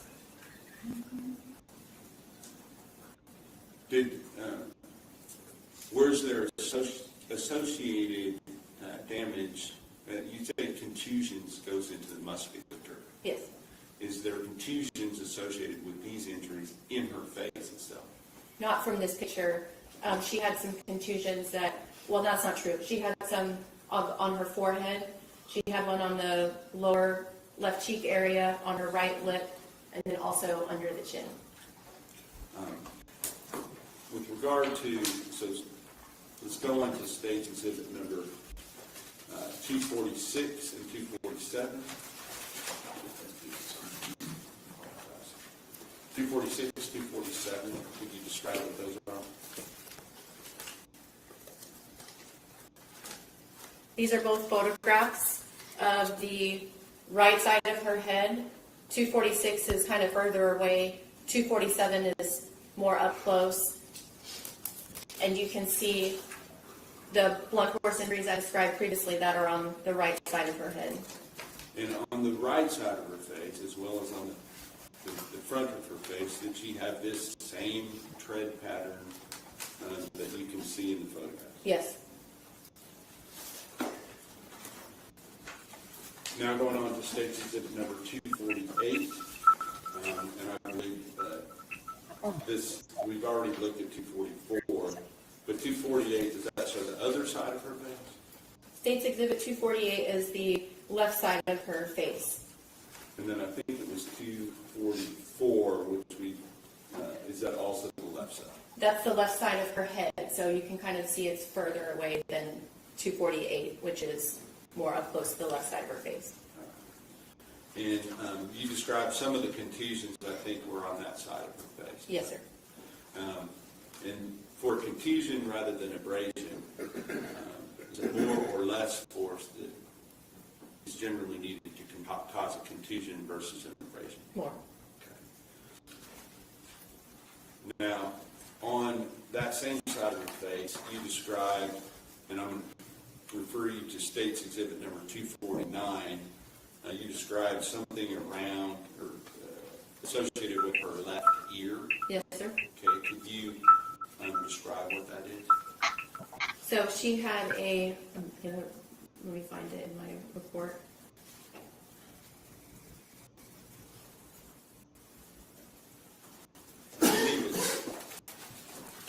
Refer to your report. Yes, okay, here it is.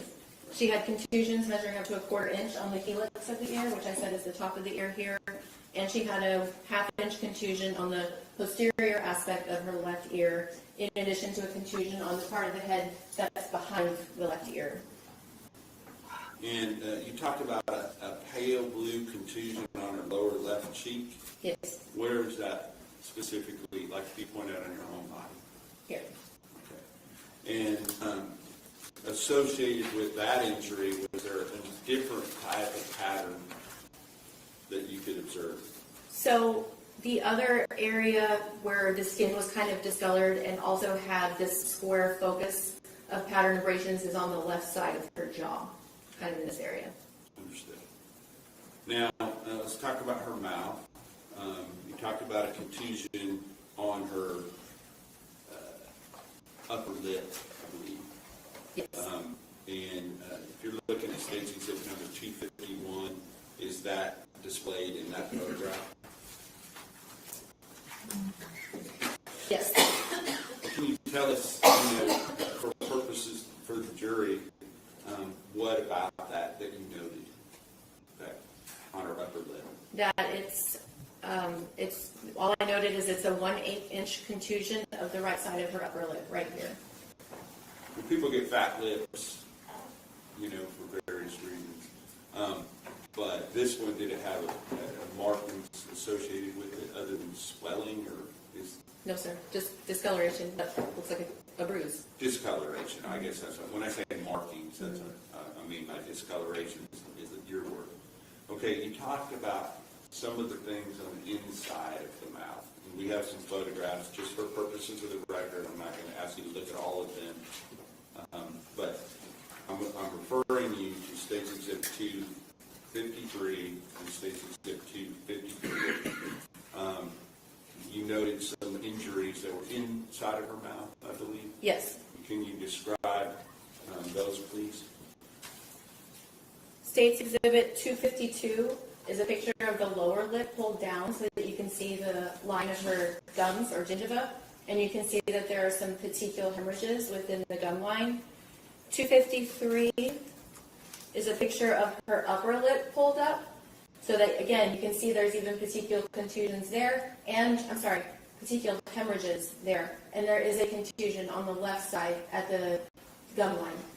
So up inside of her mouth, where the gums basically go up and then come back Meet down. the cheek, essentially.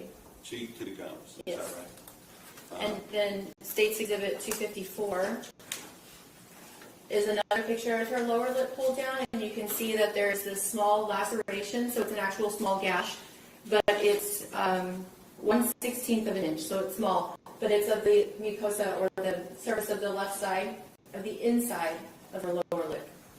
And was that consistent with some type of mechanism causing that injury that you? It's in proximity. Over What do you believe caused that or could have caused it? That laceration is in proximity to one of her mandibular teeth, so it's possible that it's from impact with the tooth.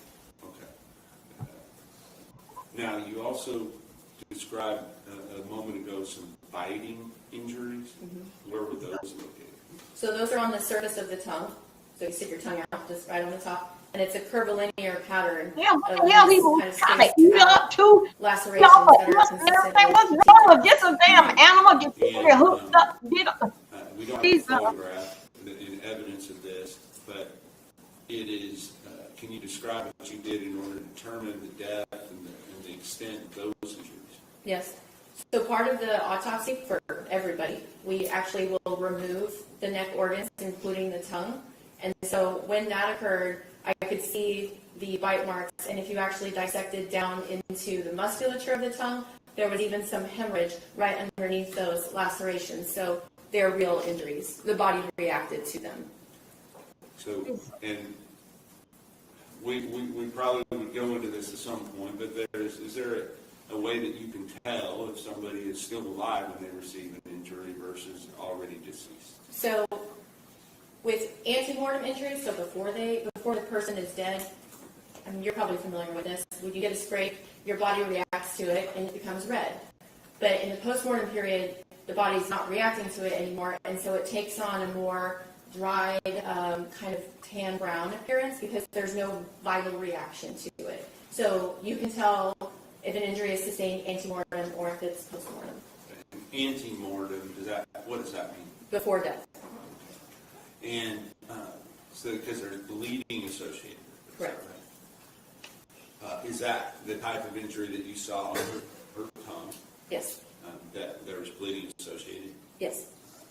And you talked about the hemorrhage that took place associated with this injury. Would that take some type of force? Yeah, 2,300 is something else, man. That's possible. Well, you said teeth marks. It would look like it was somebody else's teeth marks? No. Right, so it would have been her own, Yes.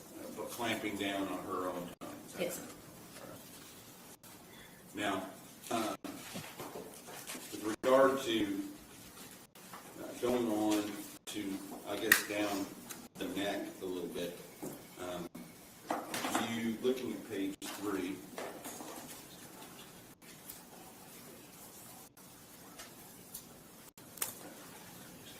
Good point. Every injury we've talked about so far, those of those classifications, ante-mortem versus post-mortem. Can you tell us what those injuries are? Ante-mortem. So prior to death. Yes. All of those blows Yes. on her head, her face, her shoulders, her neck, back of her head, top of her head, all occurred ante-mortem. Is that right? Yes. And for purposes of the record, or for the jury, does that mean while she was still alive? Yes. Looking at page 3,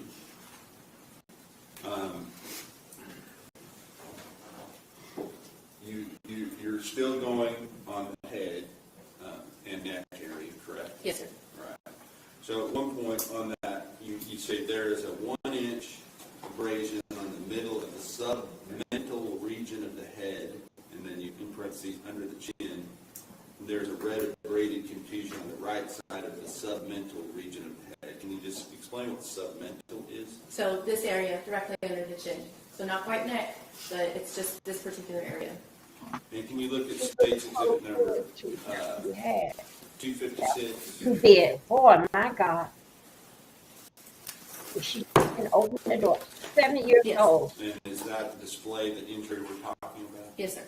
And can you describe for the jury what you're looking at, please? So this picture is directly under the chin, the submental region of the head. The little marker with the case number and the scale is right underneath it. And what you can see is that 1-inch linear abrasion that's on the middle, and then you've got an abraded contusion right next to it on the right side.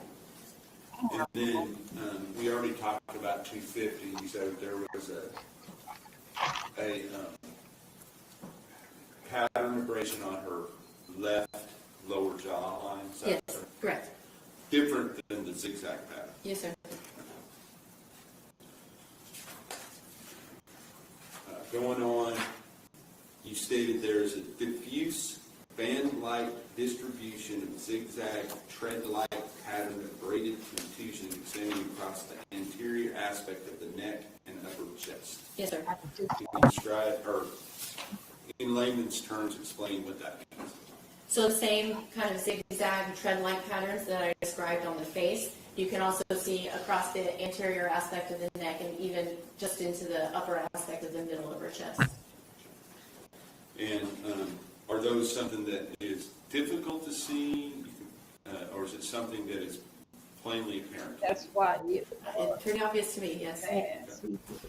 And those injuries, if you look at 257, 258, there is no 259, and then 260. If you look at those and tell me whether or not those fairly and accurately represent that injury that you just described.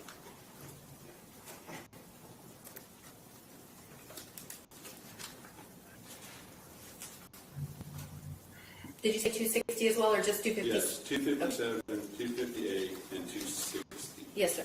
Okay. On 260, Steve, do you see a little bit more defined area on part of that photograph that is not necessarily part of the zigzag pattern, but is something that you noted? Yes. Can you tell us about that? So this picture, you can see the zigzag pattern across her anterior aspect of her neck and middle of the upper chest, and then there's also what looks like a contusion kind of right here at the kind of at the base of the right side of her neck, almost the anterior aspect of her right shoulder. Is it, and when you say contusion, is that something that you then, during your internal examination, determined that that was below surface level? Yes. Okay.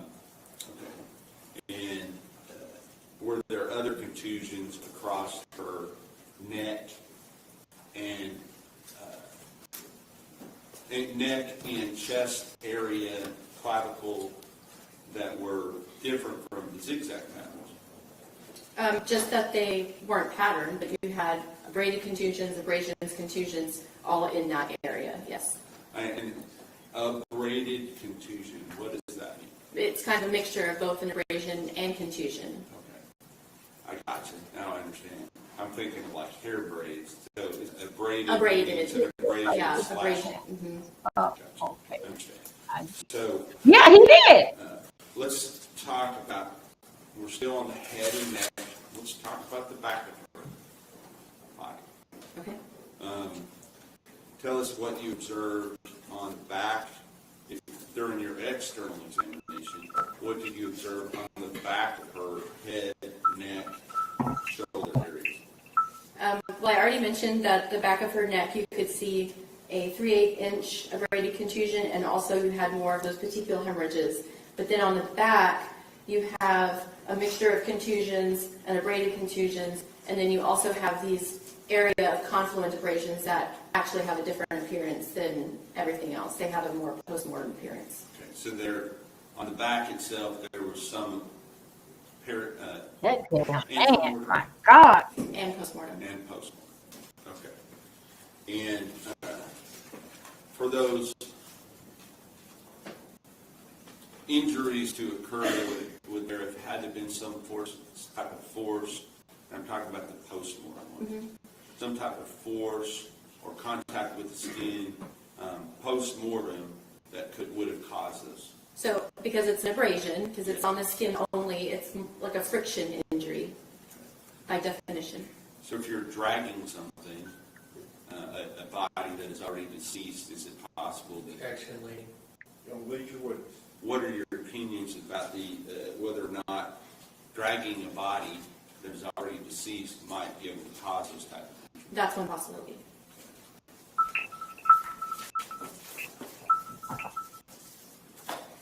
You talked about a palpable hematoma within the soft tissues of the face. Yes. But no fractures. Kind of talk to us about that. So you could feel in some of those areas with contusion that there was some fullness in the skin underneath it. So again, just suggesting that either there's edema or swelling or blood in underneath some of those injuries. But I did not appreciate palpably or even on x-ray any fractures of her facial bones or her skull for that matter. Given the amount of external injuries, was that surprising to you? I don't make assumptions. Understood. And yeah, I don't want you to make assumptions either. With regard to, is it common though that sometimes you might see fractures associated with these type of injuries? I've seen it both ways. Okay. You did know that this was no evidence of stomping injuries. Is that right? I would never call it a stomping injury, but I don't see any fractures both palpably or on the x-ray of her facial bones or skull. So, but they would be consistent with this pressing we talked about? Yes. Gotcha.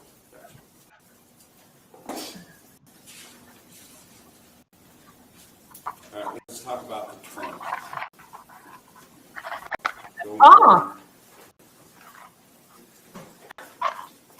Where do you, when you talk about the trunk in Okay. Autopsy, what are you referring to? So I'm referring to the region of the body that includes the chest, the abdomen, and the back. So kind of this central part of the body.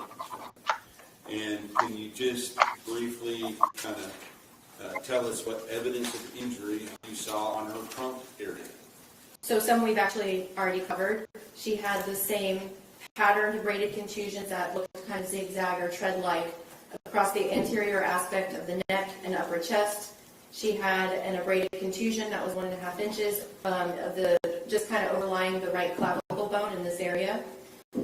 She had a 3 by 1 inches focus of band-like, so similar to a band, abraded contusions across the anterior aspect of the left shoulder.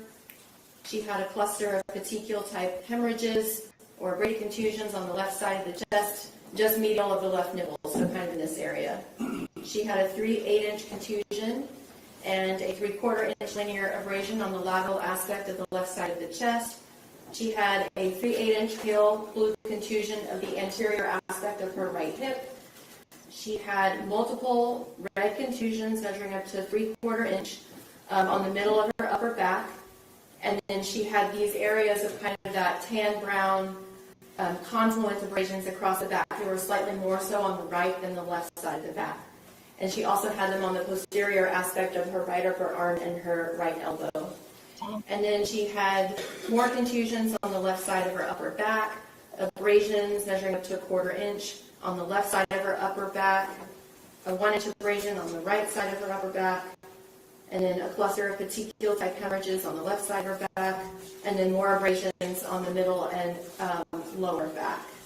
And then she also had a cluster of contusions that were measured up to 1/4 inch, so pretty small, but they're on the right buttock. I'm not going to take the time to go into great depth about what injuries she had on her extremities, but did she have injuries on her extremities? Yes, sir. That were associated with, or would have been consistent with occurring during the same time as these other injuries? That's possible, yes. Okay. And is there any area of her body, other than potentially her right arm, that did not have evidence of injuries? No.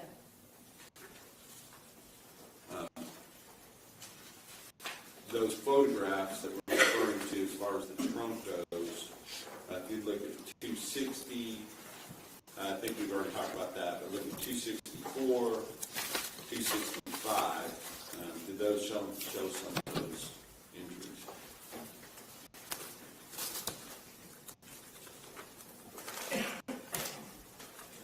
You said 260 to 265? Just 260, 264, 265 are the two.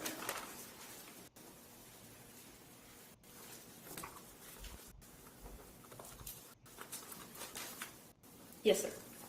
And I want to specifically ask you what is depicted in State's Exhibit number 265. So in 265, it's a picture of her entire back, again with the small tag that has the unique identifying number for her and the scale. And you can see kind of the multiple abrasions and contusions that I described on the back, including those areas of confluent abrasions that kind of have a different tan brown color to them that I think are post-mortem. So some were ante-mortem and some were post-mortem? Yes, sir. And is it hard to fall down or whatever, if you bump up against something, is there going to generally be one particular place where it comes and impacts your body? If something, unless it has multiple impact points on it. Actually, in your Sustain. You understand what I'm asking you? Let me rule on the objection. Your objection is sustained on lead witness. Yes, sir. With regard to the number of injury or number of points of force used just on the back, do you see, can you give an estimate of, just looking at it, how many there might have been? I would just say multiple impact sites. Okay. And these type of injuries that were on the back, are they the type of injuries that have what you would consider contusions that go into the musculature? There's both abrasions and contusions, yes. Are there multiple contusions as well? Yes, sir.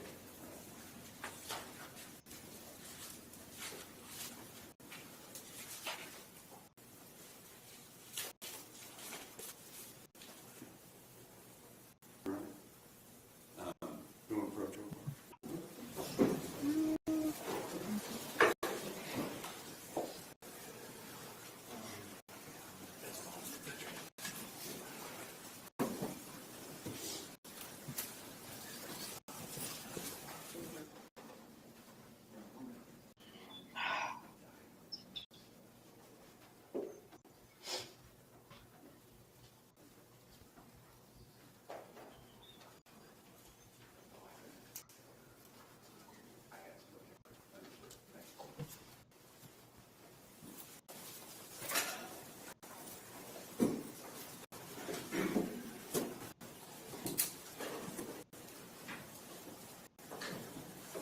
So looking at the rest of your autopsy, right now we're on page 3. Looking, it continues on to page 4, and you talk about evidence of asphyxia. Yes. Okay. Because ultimately, what was your conclusion as to the cause of death? So the complete statement I made for cause of death, she died as the result of blunt force injuries with smothering and strangulation. Jesus. And so are smothering and strangulation a form of asphyxiation? Both are, yes. Okay. And so evidence of asphyxia goes to that conclusion, is that right? Correct. And so if you would kind of explain for us what we've already talked, I think, about the generalized congestion, but other things that went into your opinion that for the evidence of it. This in her scalp, in her facial skin, in both of her eyes, in the gingiva, and even on the posterior aspect of her neck. And she also has petechial hemorrhages on the skin behind both ears. And then she also has floor petechial hemorrhages within the skin of the anterior aspect of the neck and upper chest. And then also, not to forget, she has those patterned abrasions, abraded contusions that go over the middle of her face, including her nose and mouth. And so if, what would you call it if you have something where a person's airway is blocked? What kind, was that smothering or strangulation? Okay, so smothering is with the upper airway, the nose and the mouth being covered. Choking is the airway is occluded by like an object, or just something within the back part of the oral cavity. Strangulation, however, means that there's pressure on the neck, and you have the airway and the vasculature in the neck. And so let's go a little further than just evidence of asphyxiation. You said with smothering and with strangulation. So let's talk about those two. Yes, sir. What are the evidence of smothering, and what is the evidence of strangulation? So your evidence of smothering is essentially you have these injuries that go across the nose and the mouth. So that would be supportive of that, in addition to all the features of asphyxia. And then furthermore, for strangulation, that's part of the looking at things internally. I don't know if you want me to go into that. Yeah, let's go ahead and do that. We're not going to show any photographs to the jury of any internal examination, all right? But I do want you to talk about that with regard to how you can tell that there was smothering and or strangulation. So the smothering I just covered. But for strangulation, there's a specialized dissection that we can perform where we actually look at the musculature of the anterior aspect of the neck, and we look at it layer by layer. And you're looking for evidence of hemorrhage in the musculature. And then in addition to that, you're looking at the cartilaginous structures of the airway. So if you feel here, the windpipe, that's what we're looking at.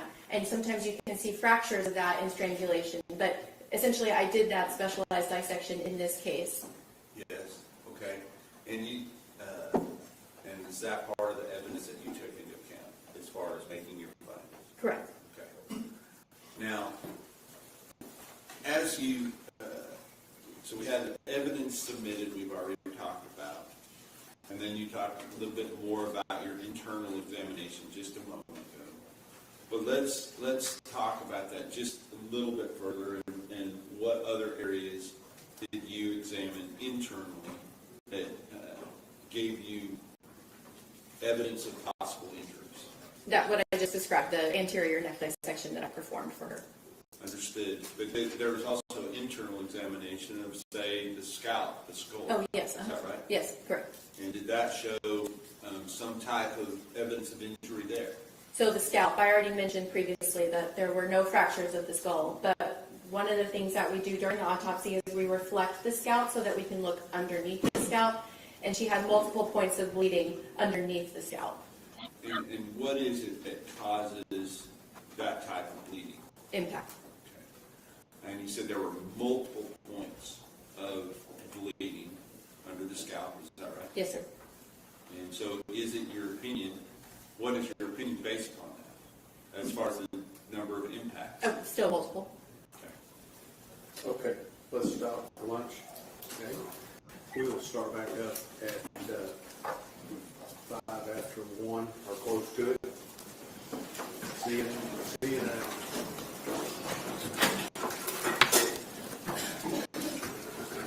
Y'all, I want to show y'all. We'll come back to that one there. Let's go over to here. The trial that we are. Okay, let me put this one here on. Shut up, shut up, shut up.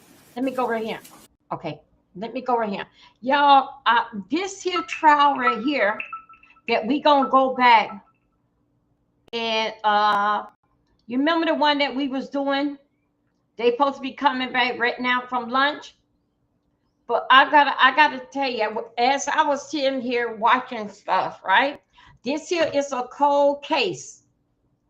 And I'm gonna show you some things. If you were to see, let me pull it up, then in fact with let me see what happened because they coming back from lunch. I'm gonna show you what.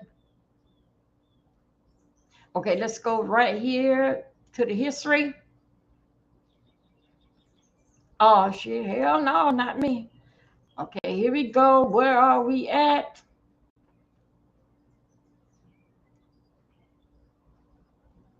Okay, this is what I was saying. Yeah, I was looking at that. Let's go here. Okay. Oh, child, my God, today. Come on. This one here. This one here. This is the one that we are holding up right now to go back and trial. You remember that they got us on hold now. But this is the one that I want to tell you about. This the one here. Let's see, could we get the rundown? Wait, guys. Hold on a second. This gentleman is on trial. He was found guilty. And like I stated, he's currently in prison. This He one that never we go got back to. for the other charges that This he is the had serial killer. Ooh. been convicted of out there in California. He's in prison. And they trying him again while he's in prison? The prosecutor is trying to get the death penalty for him. Okay, I can't. She works. I think that would be the best, guy. Damn sorry. Hold on a second. I think that would be the best. I hate to see someone lose their life, but this man had tortured people and unalive folks in the past. And the strangest thing is, here we go. Let's look at this here. I'm going. Morning, sir. Morning. Hold on. What do you do for a living now? I do floors and crossing guard. Okay, this is still the case. What kind of work have you done in the past? This is floors, in effect with the serial killer. worked in the recovery room. Did maintenance. Did you say you're a crossing guard now? Yeah, Where do you do that? in Orlando. Like a school crossing? Or? Yeah. Let me direct your attention back to 2002. What did you Y'all do remember for a this living was back 6 then? days I was working at the I'm hospital. trying to, What did you do for the hospital? I was doing floors at the time. Okay, I see. And where did you live back then? In the apartments. Do you remember the name of the apartment? Nah. Okay. Was the apartment that you lived in located at 3216 Cornell Avenue, specifically apartment 12? Yes. All right. Was that in Orange County? I think Orange so. County, Okay. Orlando. This is the Florida trial. May I approach her? Yes. Showing you the Mark States Exhibit H for identification. All You the recognize guys, what that you know photograph what, Yes, yes. What is that? okay, let me get us right here. Let me get us right here with this here trial here. You remember I told you that something did affect back in 1985, and now as I'm picking up because I was looking while we was watching the other story. Now they don't come from break. So this bringing me more about with them, but this is red. You know, I'm a Florida person. Dealing fact with where I was living in Palm Bay and Orlando, we were nothing but 45 minutes or less apart. He did this here mess here. Go back to some of you was not born in 85, but this is here when they come back from lunch. We just going through a rough graph to bring us up to date of dealing back with him and what more like what they are talking about. Dealing back him. But he was, I don't know, nothing pertaining to this case, nor in 85. I basically was just coming out of school, so I don't know nothing what was going on in Orlando. So we gonna follow this here together. Now let's see this. Remember now, this here was taken 6 days ago. When they come out for lunch, we gonna get with them coming from lunch, and we just gonna play around with court TV to get up to date what's still going on with this damn food. Hold on a second. From Victor Sir. Apartment. Is that the apartment that you lived in? It's kind of an updated picture. of Yeah, it. that's it, that's it. Does it fairly accurately show what the apartment looked like then? Yes. Y'all remember that we going back here. H into evidence is states 7. Any objection? No, ma'am, no objection from the defense. It will be admitted as state 7. That's published? May. Okay. Is this the apartment that I just showed you? Mm-hmm. Okay. Is that a yes? Yes. All right. How was this apartment complex set up? How many floors, first of all? First and second floor. I'm sorry? First and second. Okay. So we see, I don't know if, can you see that here? Okay, if you turn around and look behind you, we see a couple entrances. How many entrances were there to get into the main apartment complex? 2, I think. Okay, and are those below, like the lights that we see above by the roof? Yes. All right. Now, if you come in there, there's just one entrance in there going in there. You go upstairs and downstairs.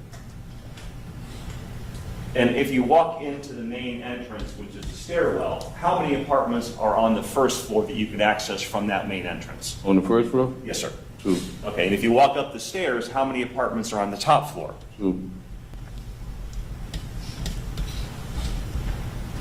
Where was your apartment, apartment number 12, located? Upstairs, on the right. And who did you live there with at the time? My wife and What's her name? Joyce Butler. What did she do back in 2002? She worked at the hospital. Did you know a woman named Teresa Green? That was my neighbor. Can I approach her? May. Show you what's been marked as State's Exhibit I for identification. Do you recognize the person in that photograph? Yes. Who is that? Teresa. I'm sorry? It must be. Your Don't feet remember I were- told you about it. You have a medical issue with your feet? Yeah. You doing okay? Yeah, I'm all right with that. Go ahead. Okay.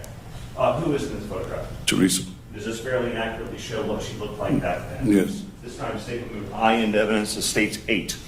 No objection, Your Honor. It will be admitted as states 8. Published. May. Is this Miss Green we see in the photo here? Yes. Where did she live in relation to your apartment? Across the hall. So if you were in 12, was she in 11 right across? Yes. What did she do for a living? She worked at the hospital, but I just didn't never know what it really was. It appears that you worked at the hospital, so did your then wife, and so did Miss Green. Did the people in this apartment complex, did a lot of them work in the hospital? Yes, most of them all of them. Do you ever remember Miss Green working in the labor and delivery department? I know I just see her there, yeah. Did you meet Miss Green by virtue of just her being your neighbor? Yes.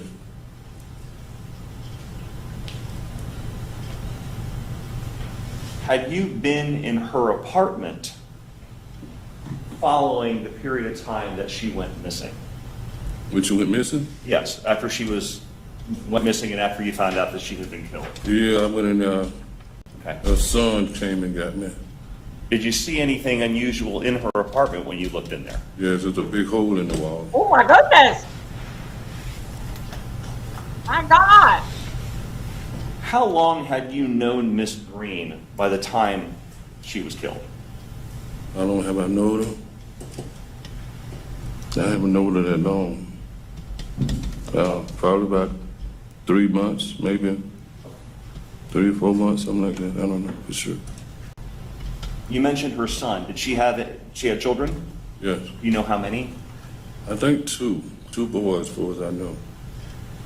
Were there times that you would invite her over to your apartment just to hang out with you and your wife? Well, not really. It was every now and then my wife would would be talking with her, but I never invited her over like that. Were there times that you kind of had get-togethers and she would come over with some other people? We just had one time. Okay, I see. This time, pursuant to judicial notice, Your Honor, the state would move states G into evidence. It's a calendar from May of 2002. That's states 9. Any objection? No objection, Your Honor. It will be admitted as State's Exhibit 9. So let me direct your attention to late Saturday, May 25th of 2002, into the next morning. You mentioned you had a get-together at your apartment this one time. Yes. Okay. Was that the last time that you saw Teresa Green? Yes. About when did this party start up? It really wasn't a party. Okay. It was just that we was planning on having a barbecue the next day. And she had got her drinks and everything. And she meaning who? She said she got drinks? Who got She got drinks. She just got drinks when we went to the store. Who got drinks? She did.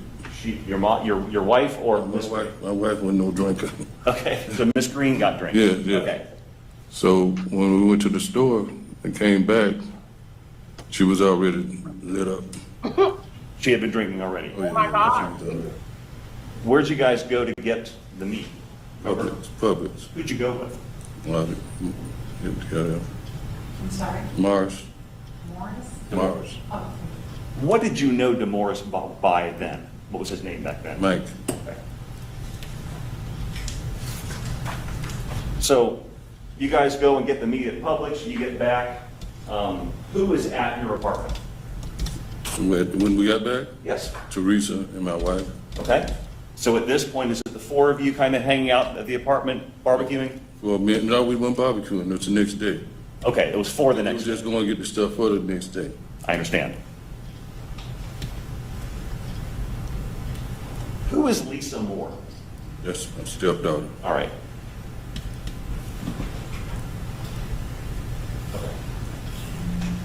I know it's been a while, but do you see the person that you knew as Mike here in the courtroom? Yes. Could you please point him out and tell me what he's wearing? White shirt. Does he have a jacket or no jacket? No jacket. I made the record reflect the witnesses identified the defendant. Record will still reflect.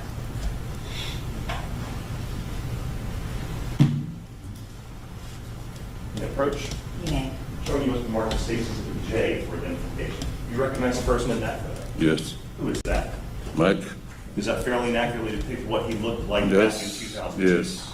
Yes. This time, state would move J into evidence as states 10. No objection. It will be admitted as States 10. Was this a photo? May I publish, Your Honor? You may. Yep. Was this a photograph that you actually provided the detectives when they were investigating this case? Yes.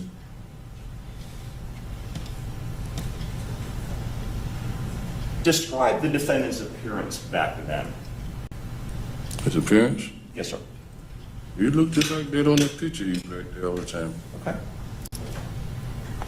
Where did the defendant live in relation to you back then? Downstairs. I don't know what apartment number, but he was downstairs in the same cluster. Okay, so it was like right down the same stairwell as yours? Mm-hmm. Is that a yes? Yes. Do you remember if his apartment number was 9? I'm not for sure about the apartment number. Did the defendant work at the hospital with you guys? No. About how long had you known the defendant the night that this get-together happened? Well, no, probably about 3 weeks, a month. A relatively short time. Yeah, sure. Did the defendant live in that apartment right downstairs alone or with anybody else? No. Did other people live in that apartment before he did? Yes. Do you remember who? What was his name? I can't think his name. That's okay. Humphrey. Humphrey. It was Humphrey. Okay. Him and his girlfriend stayed there. So this gets together at your apartment. What was going on?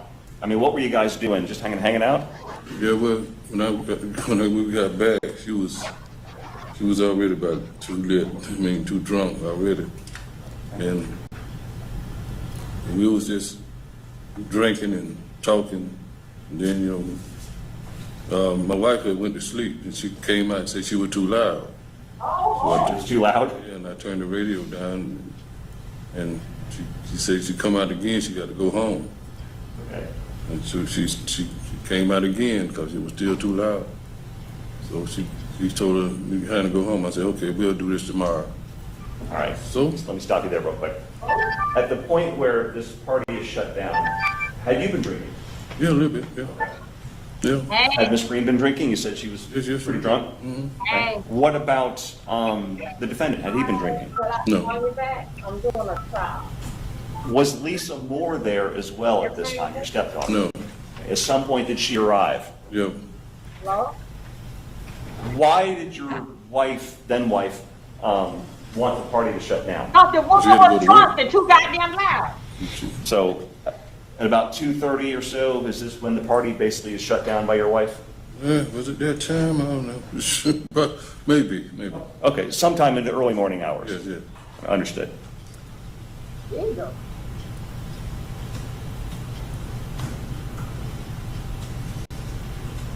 Except for your wife, your then wife, Joyce Butler, getting a little upset at you guys for being loud, and she's got to go to work the next morning. Were there any problems with anybody at this point during this party? No. So when your wife shuts the party down, and you're basically telling everybody, look, we got to go, what happens between you and Teresa Green at that point? Oh, well, she got mad and slapped me. And I tapped her back. I didn't really slap her. So I just tapped her and said, let's go home. We'll do this tomorrow. And where'd you slap her? It's the same place she slapped me. Where? Right there in the face. Okay, so she slaps you in the face, you slap her back in the face, and we're done. Yeah. Mm-hmm. Okay. Do you know what caused her to slap you in the face? Was there an argument? No argument. She just hauled off and slapped. Okay. Did that happen inside your apartment or outside? Inside the apartment. I'm sorry? Inside. Inside, okay.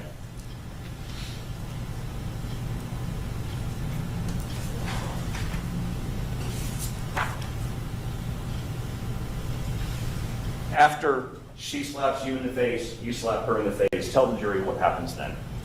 Okay, we goes outside the door by the stairs, and Mike gets on the first floor. What was on the first floor? First steps on the stairs, and she steps in front of him and say, why you let Joe slap you? Slap and hit me. She said, you hit him first, so he really didn't hit you, he just tapped you. And the next thing I know, she put her foot up and kicked him, tried to kick him downstairs, and he grabbed her foot, and they both went down there. And then I was asking him when he got up, would be all right. She went to cussing and fussing. I said, well, I'll see y'all tomorrow. So I went back in the apartment, and I went to bed. Okay, let me stop you there. So outside of your apartment and the stairwell is when she basically kicks at the defendant, and they both go tumbling down the stairs. Yes. And at this point, is this when, was your stepdaughter there at this point? I don't think she was there yet. Okay. I'm not pretty sure, but I don't think she was. Okay.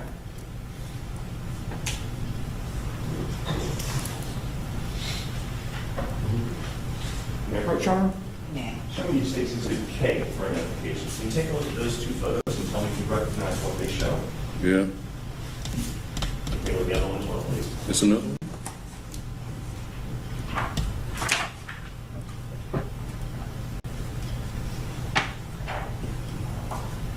I can't see but one. Oh, it's on the other side. Oh, yeah. Okay, do you recognize Yes, those photos? yes. What do they show generally? What do they show? A rug. That's on there. Like it's tore up. What area of the apartment or the building does that show? That's the top floor. Okay, is that the stairwell? Yeah. Okay. Do these fairly and accurately depict what the stairwell looked like? Yes. Okay. I know there's some paper down there that law enforcement that wasn't there. Yeah, that wasn't there. Okay. At this time, the state will move K into evidence as states 11, or, yeah, 11. No objection, Your Honor. It will be admitted as states 11. Publish. May. Showing you photograph 1 of states 11. Where is the entrance to your apartment if you walk up? Are you the right or the left? I'm right. And Miss Green's then would have been to the left? Yes. And showing you photograph 2 of states 11. It's just, what does this show? You can turn around and look if you have to. Oh, that's the stairwell. Okay, looking down from your apartment area? Yes. And is that the stairwell that they tumbled down that Yes. way? Yes.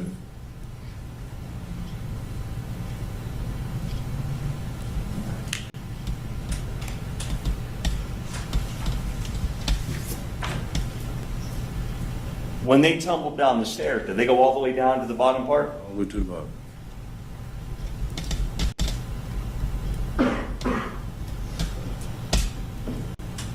When they landed at the bottom of the stairwell, did you see them actually get up? Yes. Did anyone appear to be severely injured in any way? No. Anyone screaming in pain or anything like that? No. Did you see what they did after they got up? The only thing I seen was her cursing and fussing, and me and my wife went back in the apartment. Okay.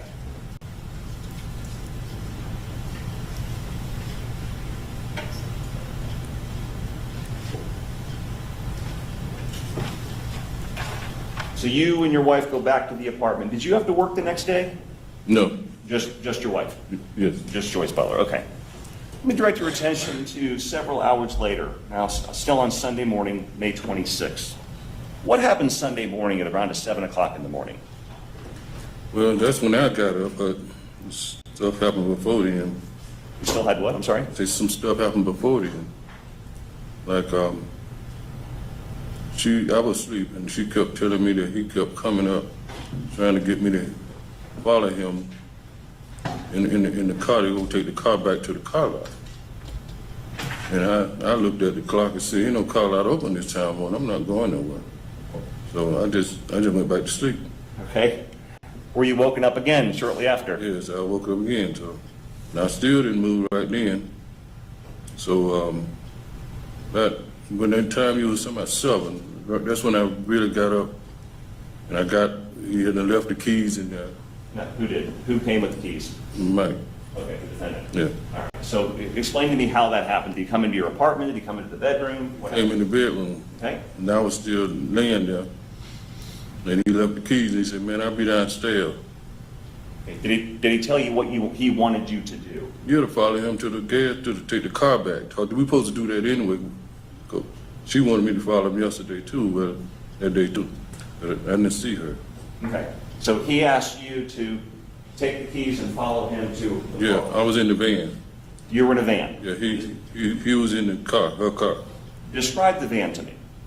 Oh, the van was white with a green something green on the van. It's an old van. Okay. And that was that the vehicle you drove? Yes, What vehicle did the defendant drive? he drove her vehicle. What car was that? It was an Oldsmobile, Do you remember what color? grayish white or something like that. I'm sorry, what was it? Grayish white, Grayish white? yeah, something like that.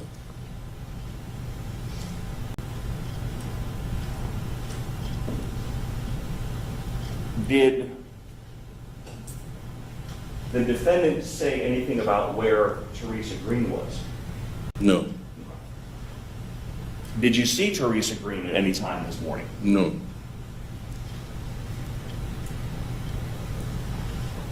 So when the defendant asked you to follow him while he's driving the victim's car, follow him in the van, do you agree? mm-hmm, Is that a yes?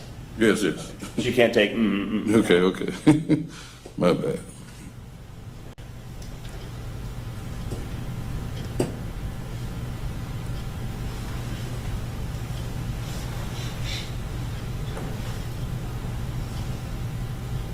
Was that van owned, to your knowledge, owned by the defendant? No, Okay. Do you know who owned the van? guy named Pete on the van. Okay. Do you know Pete's real name? No,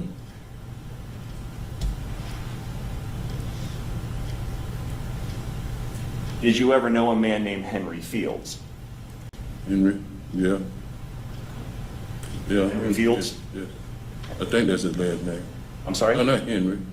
Oh, it's Humphrey. I know Humphrey, not Henry. Okay. So, to your knowledge, the defendant is driving Pete's white van? Yes. Understood. Had you ever seen the defendant drive Teresa's Oldsmobile before that day? No. Could you see anybody else in Miss Green's white Oldsmobile except for the defendant? Yeah, no, I couldn't see nobody. Where did you end up going following the defendant? Ended up in Sanford. And was the car lot in Sanford, or was the car lot? I didn't know where the car lot was. I'm just following. You're just following. All right. So where did you end up in Sanford? At a Walgreens. How far away is this Walgreens from your apartment complex? Ooh. Well, then, that's a long way. It's at least 10 miles or more, maybe longer. Can I approach her? Show me those marked states to the L. Do you recognize the vehicle in that photograph? That's the vehicle. What is that? It's an Oldsmobile. Is that Miss Miss Green's Green, vehicle? yeah. Yes. Does this fairly inaccurately depict what her vehicle looked like back then? Yes. This time state will move L into evidence as states 12. No objection, Your Honor. It will be admitted as states 12. Can I publish? May. Is this the photograph I just showed you? Damn cutlass, don't we know? Yes, that's it. Okay.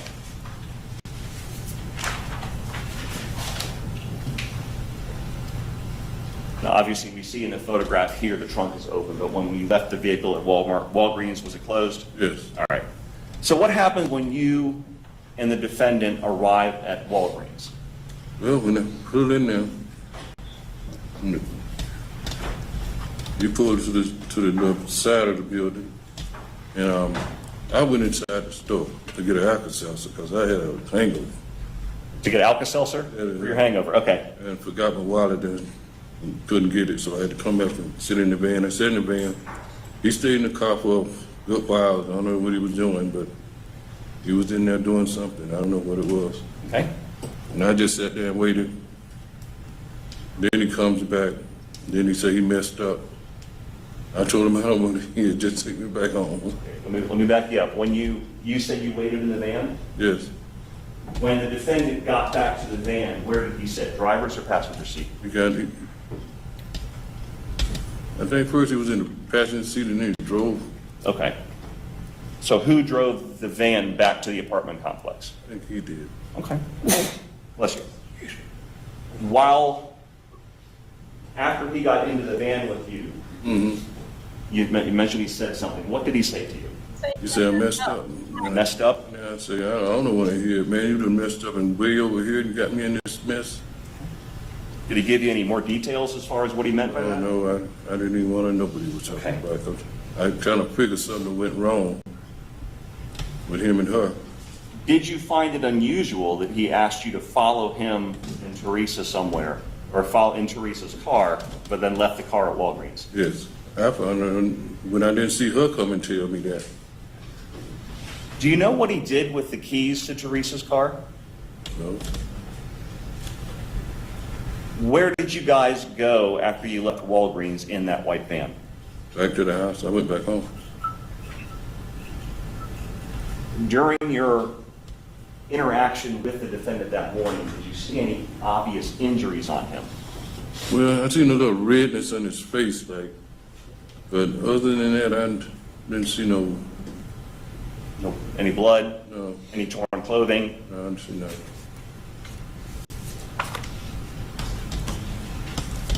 Once you guys arrive back at your apartment complex, what happens? What do you do? I told him I'm going back to bed. Okay, and did you? Yeah. Do you know where he went? I don't know, because when I woke up, he was gone.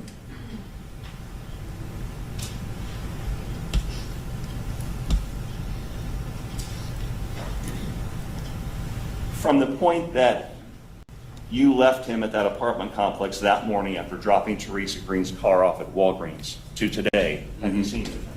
Have I seen him? Yes. No. The next day, I believe it's Monday the 27th, did you make contact with Teresa Green's son, Octavius? Yes. Did he ask you anything? Yeah. What did he ask you? He asked me have I seen his mama. And I told him I hadn't seen her since, it was Saturday, I guess. Since when, I'm sorry? Saturday, I think, that's when they had signed, Saturday. Did you give him, did you tell him anything about the whole slapping thing? No. Was it significant to you to tell him that? No, I wouldn't.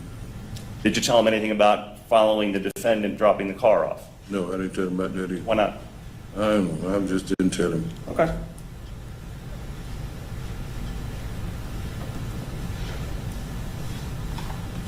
At some point that same Monday evening, did law enforcement come and interview you? Yes. Is that the time that you provided law enforcement the photo of the defendant that we saw earlier? Yes. Did they also ask permission to go into your apartment and look around and take photographs? Yeah. Did you allow them? Yeah. A couple of days later, did a female detective come to you and show you a series of photographs? Yes. Did she ask you if you recognized the person you knew as Mike? Yes. Were you able to pick Mike out? Yes.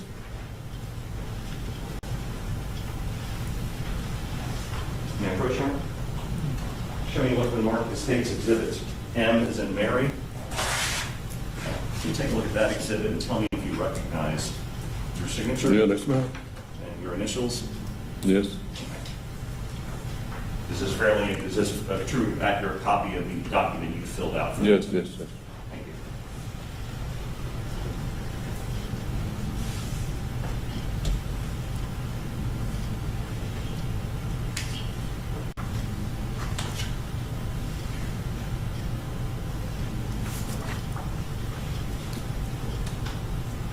No further questions at this time, Your Honor. Thank you, sir. Cross-examination.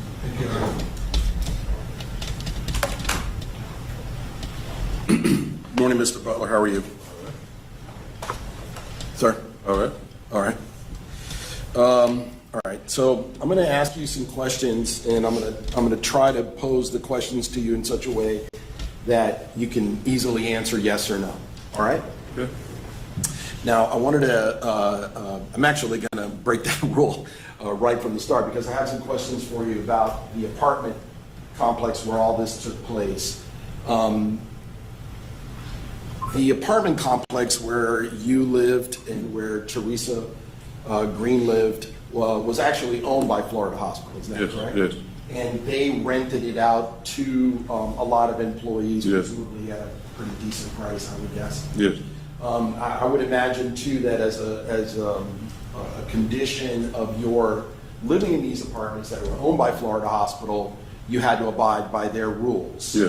So like you couldn't be getting in trouble or getting arrested or anything like that, or else they would throw you out of the apartment, throw you out of your job, presumably as well. Yes. So both you, your wife, and Teresa were all under this agreement or understanding about the apartment complex. Yeah. Right? Now, I can't really tell from the pictures that we've seen, but it looks like when you reach the top of the stairs, the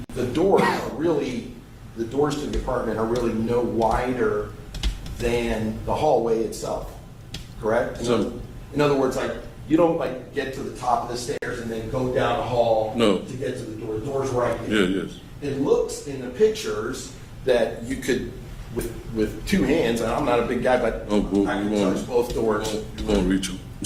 I'm sorry? You won't reach them. You won't reach them? A little bit further than me? Yeah. Okay. So I would suppose my reach might be 5 foot. 6, 5'7". I'm not a big guy. Probably you could touch both doors with your hands. Maybe, but I don't think it. You're a little taller than I am. Okay, so Miss Green lived in the apartment on the other side of that little hallway, and that landing would be probably, like, let's say if we made this side of the podium the door to her apartment, where would your door be? Like, if I'm moving over here, if you can see the distance between myself and the podium, where would your door be? About here, or closer, or further? My door? I'm sorry? My door? My door Yes, sir, your door. to her door? Right, yeah. It's a little bit wider than that. I'm sorry? It's a little bit wider than that. A little bit wider than that? Yeah. Around here? Yeah, Okay, so pretty close. yeah. And, you know, we can't tell from these pictures, but would I be correct in assuming that the apartment, when you go in, like there's a wall in between both apartments? Like you have a wall and she has a wall that separates your apartments from each other? In other words, like if you go in your apartment, there would have been a big wall over here that separated your apartment from her apartment, correct? I don't get you. In other words, all that space up there was all one big space, and then it was divided in half. Well, let me ask you this way: do you know both apartments were about the same size? Yes, yes, Okay, so that whole space was divided roughly in half yes. between both apartments. Somewhat like that. Yeah. Okay. All right. So now, and I want to remind you. I know this has been a really, really long time since this happened, and you've given a number of statements. Like, do you remember talking to the police the first time? It would have been really late at night, like after midnight. Yes, And then they came back and talked to you a second time. yes. And then probably around 10 years ago, you were deposed by lawyers, not us, but you had to come in and give a testimony under oath, and you were asked a lot of questions about it. Yes. Do you remember that? Did you have the opportunity to read all that stuff No. before you came in here? Okay. Let's see what time. And like I said, it's been a long time, about almost 24 years since this happened. All right, so on the night that you guys had this get together, Teresa Green, and you mentioned earlier under direct examination that Teresa Green had been your neighbor for a couple of months. Yeah. Isn't it true that she'd actually been your neighbor for like over 2 years? Well, I don't even know about that. You don't know? Do you remember ever telling the police that she had been your neighbor for like 2 years before? No. If would anything refresh your recollection if I showed you?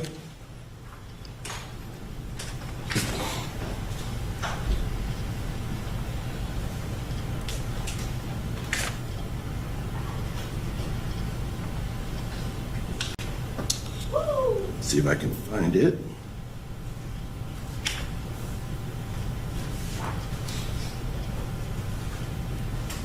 Well, you remember on the night of May 28th, this is when you gave the first statement to the police a little after midnight.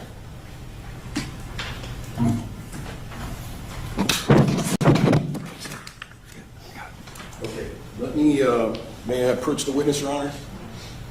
Mr. Butler, let me show you a document. Do you recognize that? Have you seen that? Yeah. Okay. Can you read what it says on the top? Orlando Police Department, Orlando, Florida. Statement transcript. Okay. And so, do you remember giving a statement to the police the very first night, late at night, about what had happened? Yeah. Okay. Do you remember being asked by Detective Filippucci, sorry, how long have you lived there in the apartment? And your answer was about 2.5 years. Do you remember that? Mm-hmm. No? And then the detective asked you, have you ever had the opportunity to meet Teresa Green? And you said yes. And then he asked you, how long have you known Teresa? And you said about 2 years since I've been here. Oh, maybe that's true. I don't know. Does that sound right? I don't know how long I've been there. I'm sorry? I said I don't know how long I have been at that time. Okay. Well, but I mean, that's what you said. Yeah, that's what I said. Back in 2002. Okay. Okay. And do you remember describing your relationship with her and saying to the police that she was a good friend to you? Yeah. Is that a fair Yes. thing? And she was a nice person to you? Yes. Okay. So,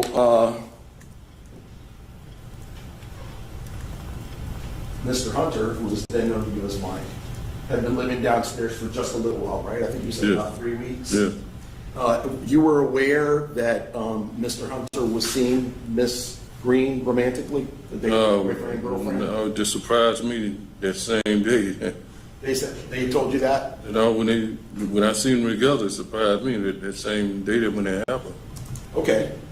And is it fair to say that in the time that Mike, Mr. Hunter, lived there and that he was known to you, you had never seen him ever be hostile or angry or strike Teresa or anything like that? No. As a matter of fact, on the night that this happened, there was no hostility between them, right? Right up until the sort of fight started between you and her. Yeah. Mike had never threatened her or hit her or been mean to her in any way. Not that I know, because they just had got together some kind of way. I don't know. I'm sorry? I said they just had got together, so I never seen them do nothing with her, talk to her, with Right. But any just kind of be way. nice to each other. Yeah. And you mentioned that on the night that this happened, that it sounds like only you and Teresa were drinking, right? Yes. When you and Mike got back from Publix, you mentioned earlier that Teresa was already pretty drunk. Yeah. Do you remember what she was drinking? I wouldn't even drink it no more. Captain Morgan. Captain Morgan, a rum? Yes. And do you know if it was a handle or just a regular bottle? Regular bottle. I'm sorry? Regular bottle. A regular bottle. Yeah. And she had drunk what? I don't know how much. You didn't know how much, but it was quite a bit. Yeah. And were you drinking the same thing that night? Yes. All right. Now, so at the time, you and Joyce had been married for how long? Do you recall? Probably about a year or two. About a year. You're not married now, right? Still married. You're still married? Okay. All right, so the evening that this happens, you guys, Let's go back here. Let's go back here. Let's see if they back from lunch. Okay, no, they not back. So let's go over here. Okay, hold up. Wait a minute. Let's go back over here to this food right here. They should be back from lunch. Come on. I guess it was easier for him to get to work because he didn't have a vehicle, so I was kind of taking to work and stuff like that. So it was kind of easier for him instead of him having to catch the bus with my mom's house to go down there to get a ride with him to go to work, or have him come to us to go to work. So it just made it easier. So I won't say probably about a few months, maybe like 3 or 4 months, maybe something like that. And was that the last time that he ever lived with you and your family? Well, no, it was the last time he stayed with my mom, so I was kind of back and forth between my mom's and my granny's house. Because my granny raised me, she's the one who bought me from Houston. So I stayed with her a lot of the time because she still had custody of me. I just would stay with my mom, like the other day I had to go to school because her apartment was closer to my school. Okay. So I talked to you all the time. I was always at my granny's house as well. And as I said earlier, was that the last time, or did he ever live with you and your family again any years later? Or was that it? No, that was the last time he was at my mom's house until he moved to my granny's house, and then I would just see him at my granny's house. But I never stayed with my granny, I just was there a lot, so I guess it's the last time he stayed with me. Let me give you what's going on here. Now remember now, they screaming from California. At some point, did you lose contact with him, or did he stop living in Now Texas? they are back. They've been 4 hours in the crowd. You stayed in contact with him over the years? Now with the I saw him all the time because they stayed with my granny. When he got taken away, he was in my granny's house. So that's where he got taken away from. The others with the little. Yeah, my granny just stayed far away from my mom's house. She stayed maybe 5 to 10 miles, I want to say. So when you say taken away, you mean that's when he got arrested in Houston?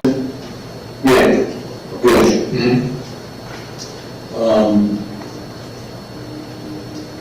Have you been able to keep in contact with him since then? I mean, he's been incarcerated a long time.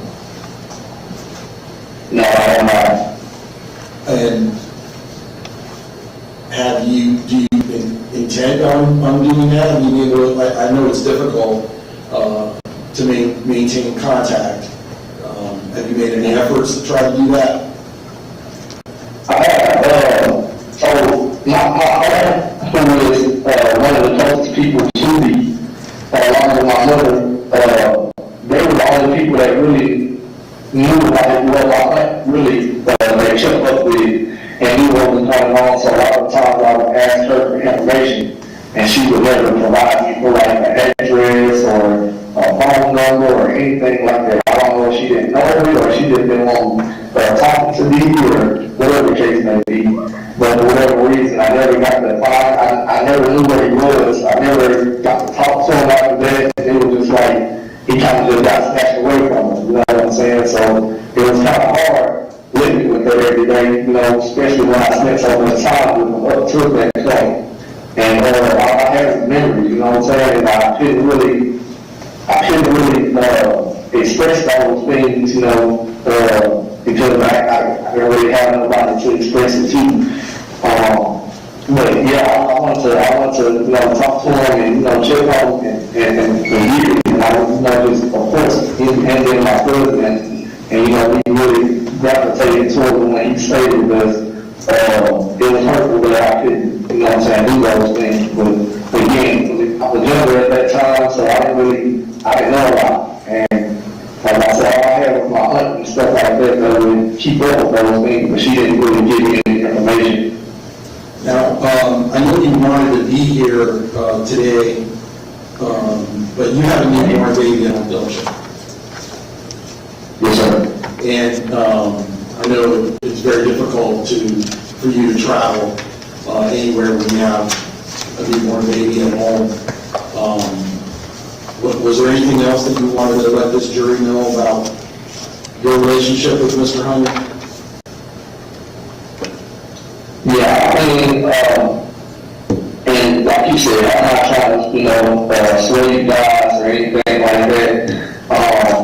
But I do want you to know that whatever image that he has or what people see, I want the jury to know that that's not the image that we know him for, and that he is a great, you know, like, he's a great cousin, he's a great father, he's a great son, nephew, and all those things as well. So, and he wanted to be, and he strived, and I saw it, you know, like to be a great member of society. I don't know what, you know, transpired or what happened. I'm not going to speak on it, but all I can speak to is the person that he is and the person that I know him is. And that's a great person with a great heart. I never known him to hurt anybody or do anything like that. He's always been a person that I can rely on and take, you know, business. Hold on just a second, sir. May.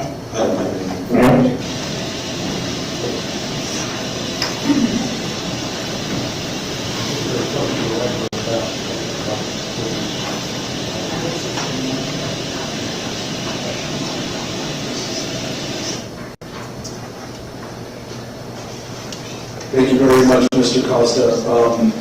If this prosecutors want to ask you some questions, they're going to do so now, okay?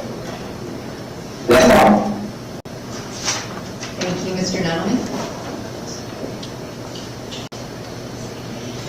Good afternoon, sir. Can you hear me okay? Yes, sir. Mr. Costa, when were you born? What year were you born? 1986.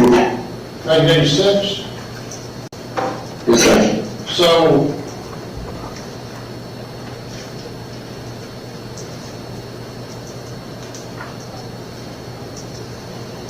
you were, obviously, you weren't born in 1985, obviously. Were you aware that Mr. Hunter shot and killed a man named Caesar Guzman in January of 1985? I have no idea what any of that stuff that he did in his past. Were you aware that he also aimed a firearm at an individual named Jorge Fernandez in January of 1985? No. And were you aware also in 1985, this time in February, that Mr. Hunter shot a man named Officer Williams in the face with a sawed-off shotgun? Were you aware of that? No. And were you aware that on February the 14th of 1985, that Mr. Hunter shot Eric Wright 4 times? No. Were you aware that on February 29th of 2002, Mr. Hunter shot and killed Agora Public? No.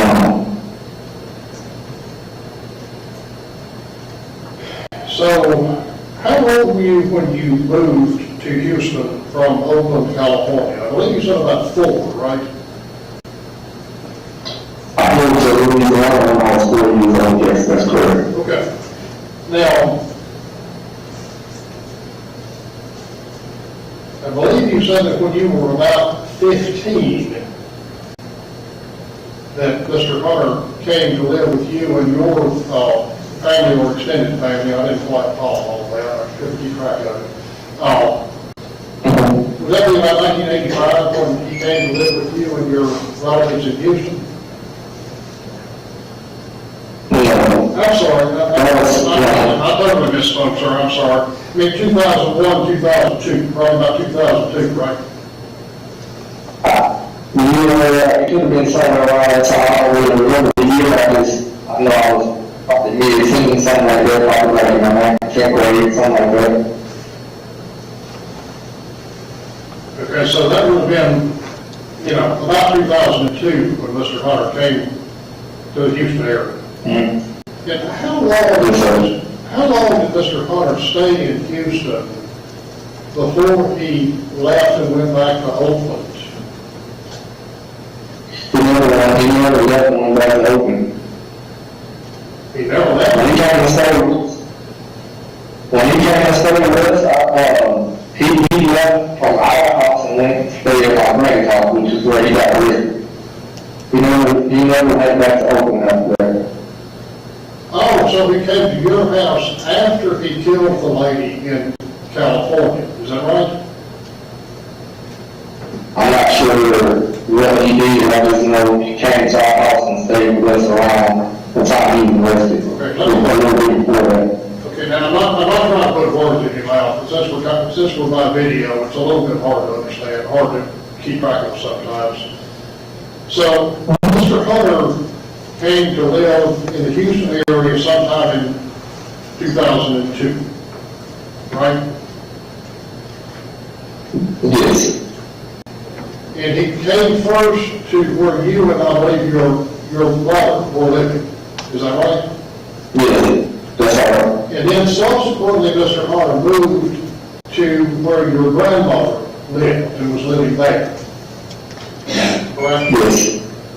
And that's where he was living when he was taken into custody in July of 2002, wasn't it? Yes, sir. Okay. And did you know that Mr. Hunter was a fugitive from law enforcement when he was living with you in Houston? No. And before, I'm assuming obviously you were contacted by defense counsel to appear here today.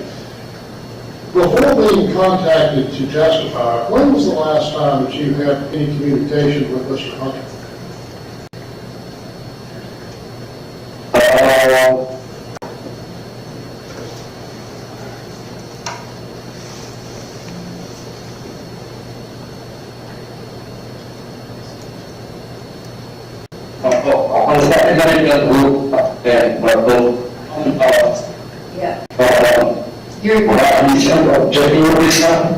Hang on, we got a technical problem. Hold on just a minute. Yeah, hold on. Okay, now you're back. Let's see if you unfreeze. I'm sorry. That's okay, your connection's not great. So let's try that again. Okay, Madam Reporter, how far back do you need? Yes, we can hear you. Madam Reporter, what was my last question that I need to go back to? Yes, sir. Hang on, sir, just a minute. And I'm assuming, you gotta stop. And I'm assuming, obviously, you were contacted by defense counsel to appear here today. Before being contacted to testify, when was the last time that you had any communication with Mr. Hunter? He may not have been able to hear that just now. Okay. Mr. Costa, let me ask you this. I mean, obviously you were contacted by defense counsel to testify, weren't you? Yes, sir. Before being contacted by defense counsel to testify in this proceeding, when was the last time that you had contact with Mr. Hunter or any communication with Mr. Hunter? Yes, sir. The person and the last time was a little bit because that's my first time that I had contact with lawyers, and they let me know what was going on.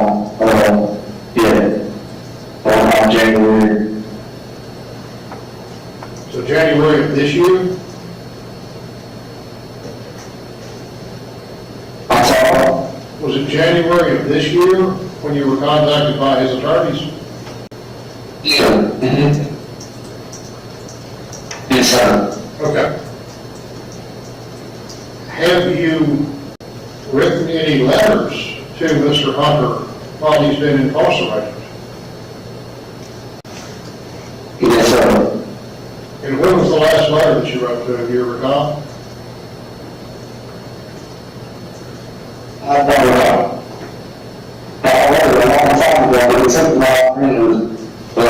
So, yeah, it was a lot. It was probably like May or something last year sometime. Okay.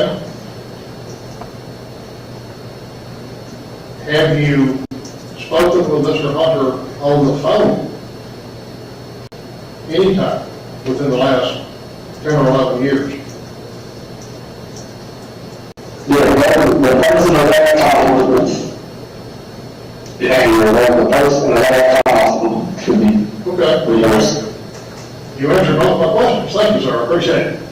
Now, have you ever had any conversation or discussion with Mr. Hunter about the crimes that he's been convicted for? No.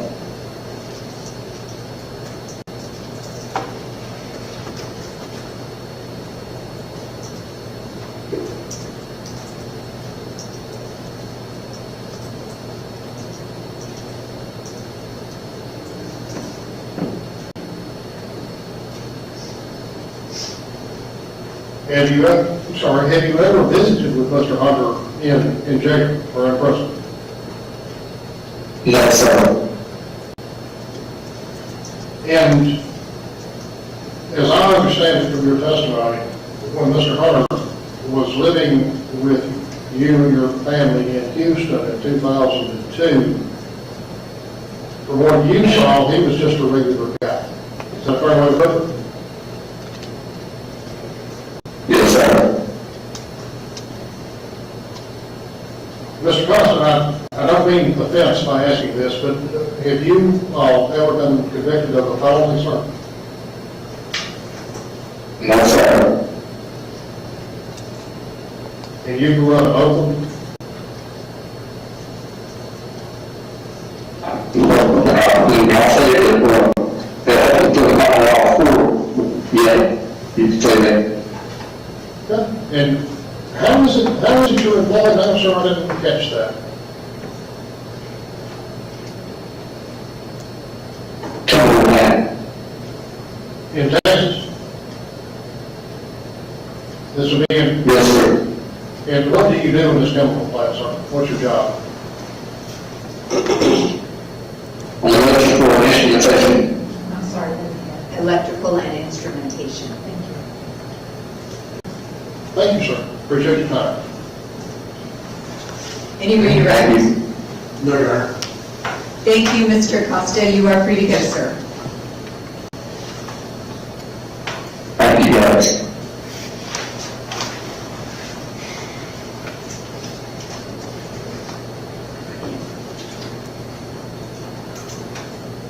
You may call your next witness. We call Siobhan Long. All right, Ms. Long, if you could, Ms. Siobhan Long, if you could unmute yourself, please, and raise your right hand to be sworn.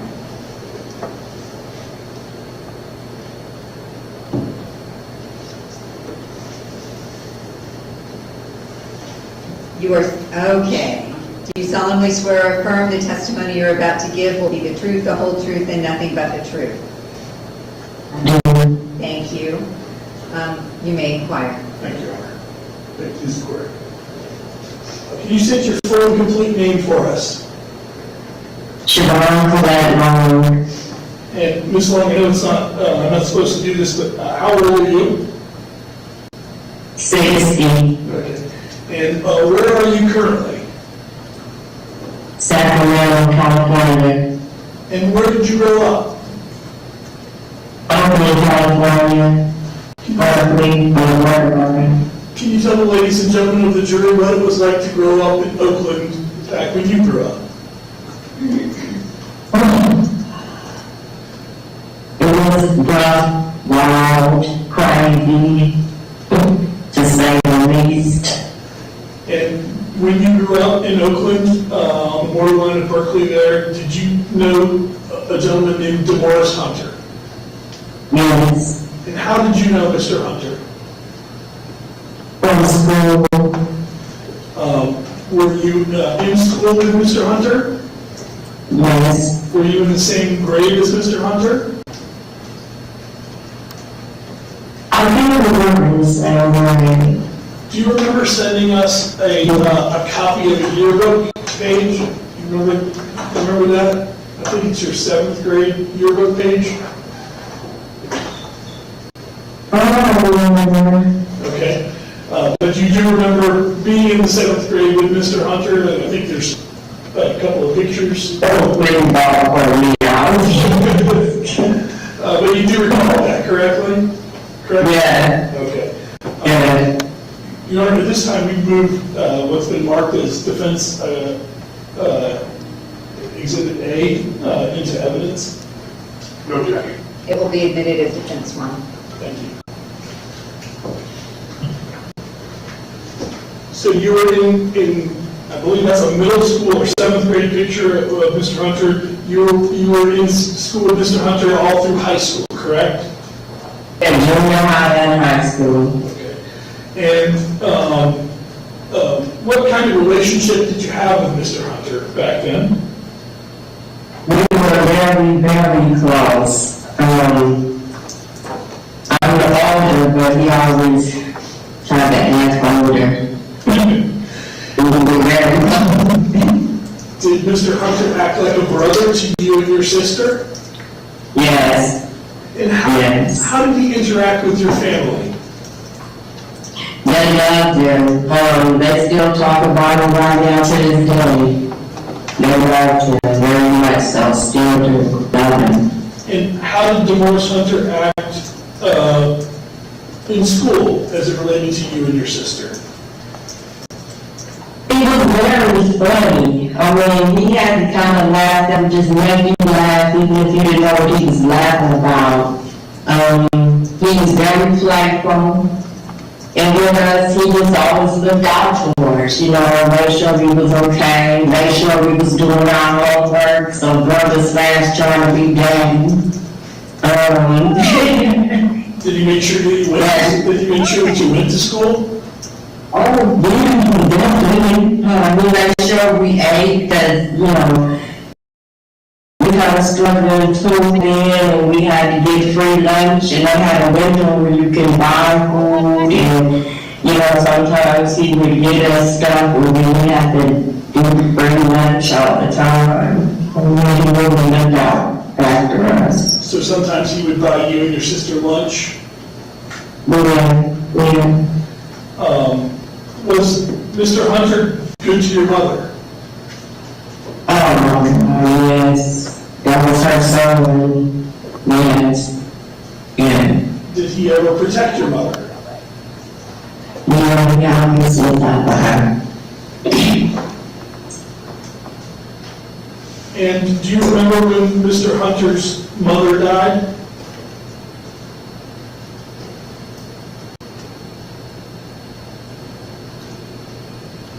I understand, Ms. Long, that this is emotional. Do you recall a time when Mr. Hunter's mother passed away? Yes. Yes. And how did Mr. Hunter handle that? He was a wild boy. He was hurt, you know, and Let's go back. just kind of. Let's see if they back from the, okay. Okay, they are back. Let me see. All right, we right live with this case here. 268, Thank you. Okay.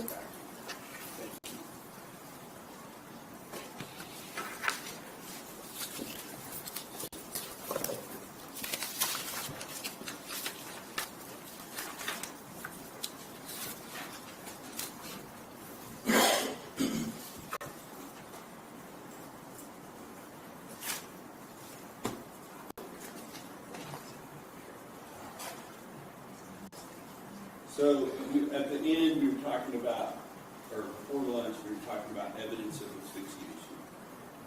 I believe we've already offered into evidence these different items that were gathered during the autopsy. Yes, sir. Then you have Oh, an boy. initial examination. You talk Yeah, about, that's right. This is right time. what do you call it? Welcome, everybody. Tissues around the neck. That's a specialized dissection, the anterior neck dissection, which was included in the description for evidence of injury. Okay. And then you talk about the head. Let me go on to the next page, which is page 5. Tell me about the findings related to the head, if there's any additional findings that are relevant. So conventionally, with my autopsy reports and how our office organizes them, all of the evidence of injury will be in a section called evidence of injury. For the internal examination, that will be everything outside of the injury, so what's normal essentially. And I'll refer in certain categories to the C evidence of injury section, but at this point, it's just all of the quote unquote normal findings. Gotcha. So those are not things that would indicate any additional injuries other than what you've already described in the earlier part of the autopsy? No, sir. So we're going on to page number 6. What are we looking at here, middle of page number 6? So during the autopsy, we will collect fluids for postmortem toxicology testing that is done in our laboratory at the Southwestern Institute of Forensic Sciences. I do not personally perform the tox analysis, but the results of their report will be incorporated into the autopsy report. And essentially, were there any findings? Negative for everything. Right. So going on to page number 7, is this where your findings are summarized? Yes, sir. Okay. Let's go through those. Regarding the blunt force injuries, would you just read the letter and then what the finding is into the record for the jury? So capital letter A, are numerous abrasions and contusions of the head, neck, trunk, and extremities, including patterned abrasions and abraded contusions across the midface, anterior neck, and upper chest. Then moving down to a capital B, focal lacerations of the lip and tongue mucosa, capital letter C, acute subscapular hemorrhages, capital letter D, acute intramuscular hemorrhages within the bilateral temporalis muscles. Before we go on to that, I want to talk about these subscapular hemorrhages. Was there any, when you're looking at somebody's head, how do you describe the front, the back, the sides? So we have whenever we're describing injuries in general, we follow what's called the standard anatomic position. So if you picture the standard anatomic position would be you facing me, hands at your side, arms at your side with your hands face forward. And that's how we determine direction in a standard process. So front of the head would be the forehead, back of the head is the back, and then right and left. But it would be the person's right, not your right as you're looking. That's correct. Was there any of those areas that did not have some type of subscapular hemorrhages? I would say that there was relative sparing of the right temporal scalp, which is this area. Otherwise, you had subscapular hemorrhages under the frontal scalp, the parietal scalps at the top of the head, and the occipital scalp is the back of the head. And did those come from one or more than one individual impact? That would be multiple impacts. Now, with regard to the evidence of smothering and strangulation, I think we've covered that pretty good so far. Is there anything additional regarding that you would bring to the attention of the jury? No, sir. And then you have this number 3. What is the number 3 one? So, again, by convention, we typically will include some circumstantial information to the case. That's usually how we kind of end our findings. And in this instance, I noted per report the decedent was found dead and naked in a river. Oh my goodness. And then as far as the ultimate conclusion, would you read that, please? Based on the case history and autopsy findings, it is my opinion that Athena Strand, a 7-year-old white female, died as a result of blunt force injuries with smothering and strangulation. And then regarding the manner of death? Homicide. And can you explain how homicide is different from other types of death? So I think it's easier to sometimes define what's cause and manner of death. Ultimately, the reason why I'm doing an autopsy is I'm trying to determine why this person is dead, and I'm going to make a conclusion about the cause and manner of death. Cause of death is the injury or the disease that resulted in the person's death. Manner of death tells you how that comes about. So cause of death is free text, it's more wordy typically. Manner of death, you only have 5 options: natural, accident, suicide, homicide, or undetermined. Based upon the injuries that you observed on Athena Strand, do you have an opinion as to whether or not she suffered pain and suffering as a result of these injuries? Actually, not be honest with her testimony. I'll let her answer. Honestly, yes, I think she did. Now I want to talk to you a little bit more about a specific picture, that one that we pulled out. Okay. And I'm going to show you some other photographs that have already been admitted into evidence.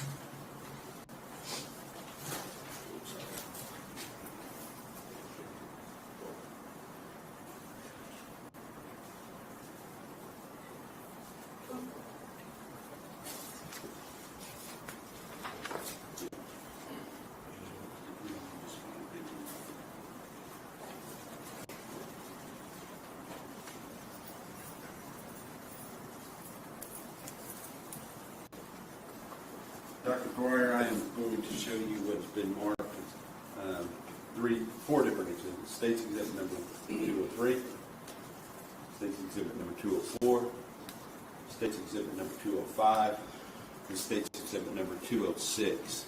Now, I want you... I'm sorry. Excuse me? Oh.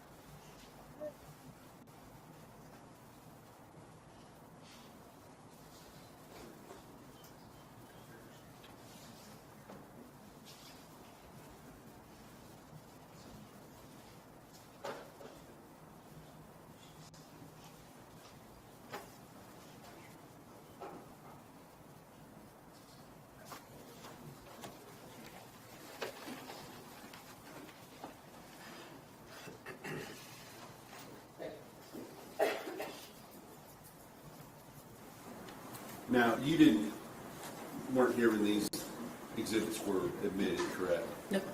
But was there some type of a photograph of a shoe that was submitted through to the Southwest Institute of Forensic Science? Yes. That was contained within the autopsy photos, even though it wasn't taken as part of the autopsy? That's correct. Okay. And did you have a chance to look at that compared to the potential injuries in the case? Yes. Okay. Now, I think we're going to just use number 206. Okay. And I want to just discreetly, if you would, just pull. Can she step down, Your Honor? Yes. All right. Mr. Cole, if you or Ms. Anderson need to move, you're welcome to go to the jury. Thank you. Well,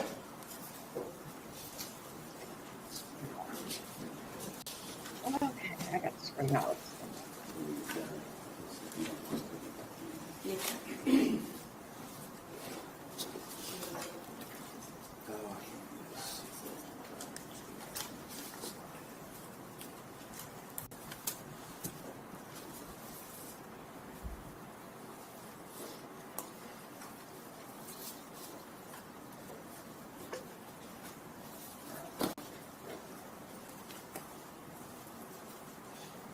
Dr. Dwyer, I asked you to identify of the photographs that were taken during the autopsy, which of the photographs that you felt best represented with scale the tread patterns. Is that correct? Yes, sir.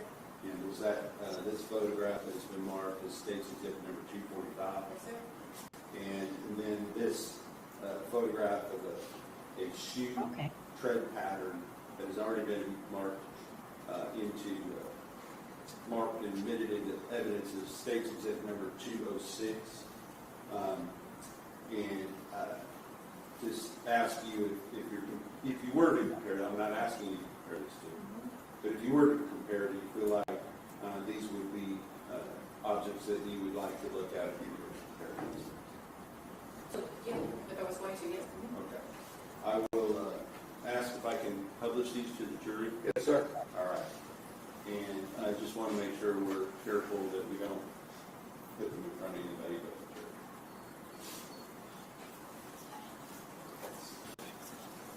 the jury. Thank you. You can read them.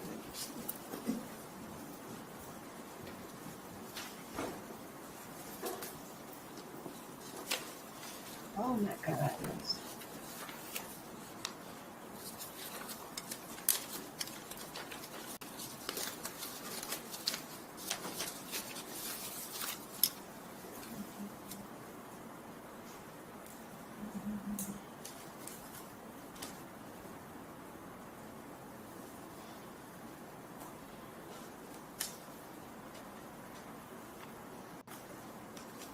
Okay.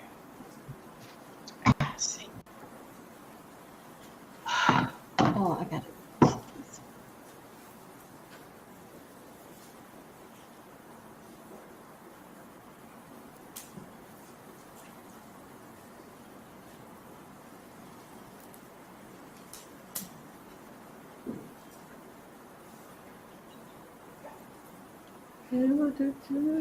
All right.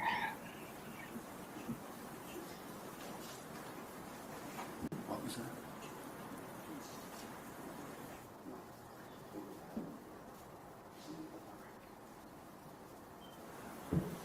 There was it. Just what you just 12 seconds.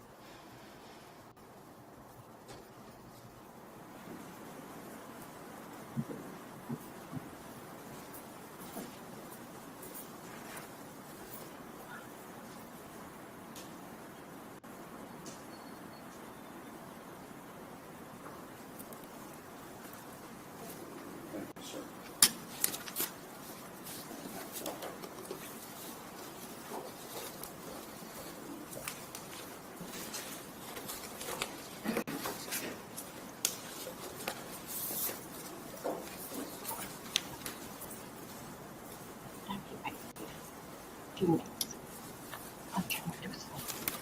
That published portion of State's Exhibit number 272. I'm sorry, 270 what? 272. Okay.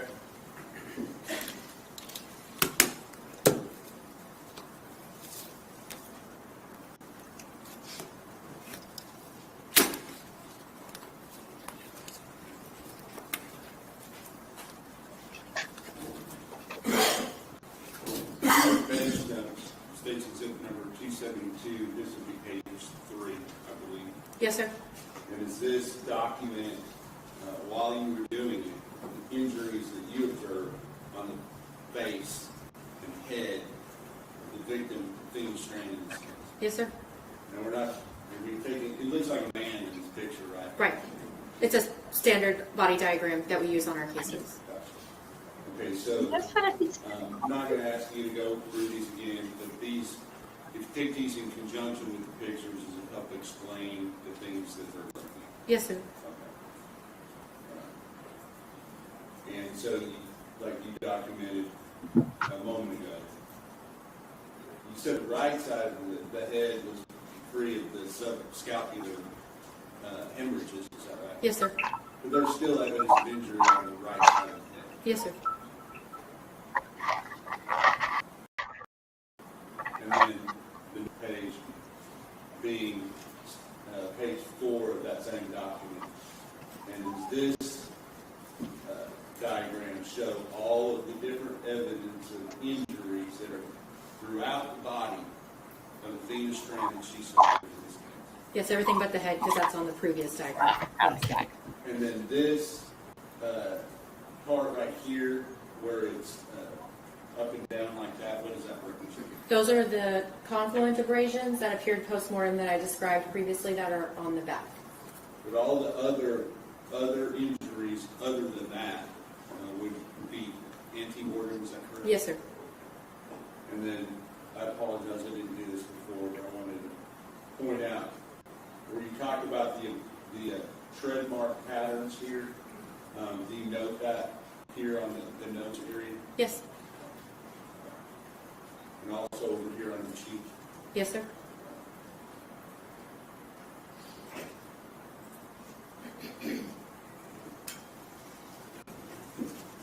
Absolutely.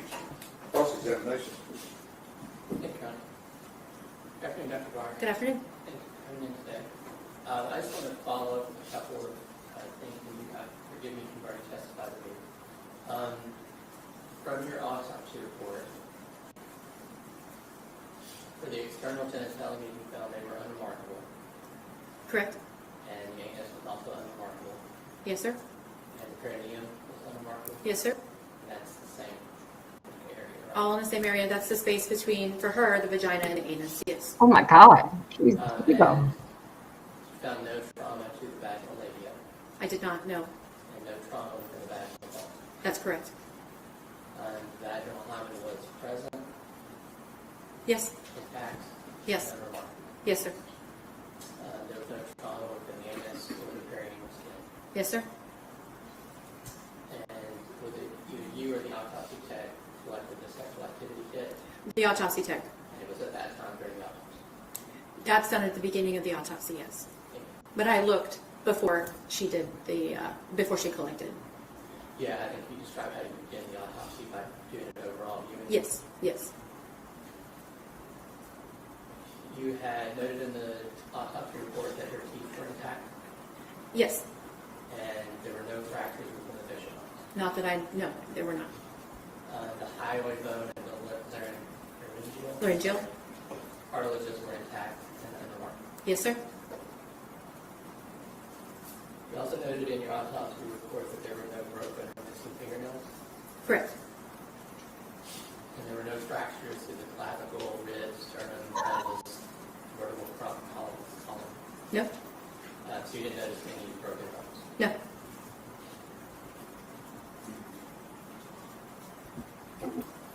And you are not a footwear expression analyst. No.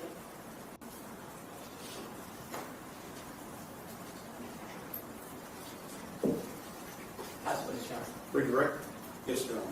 What, if any, effect would it have, or do you know, what, if any, effect it would have for a person who was sexually assaulted, if they were unconscious or even deceased, would the findings be different than they would be if they were conscious?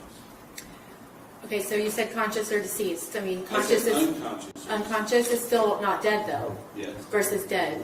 Again, it's kind of back to the same antemortem versus postmortem injuries, in that if you had an injury and there was a lack of vital reaction or inflammation or hemorrhage, you would presume that if it was there and didn't have those qualities, that it would be postmortem.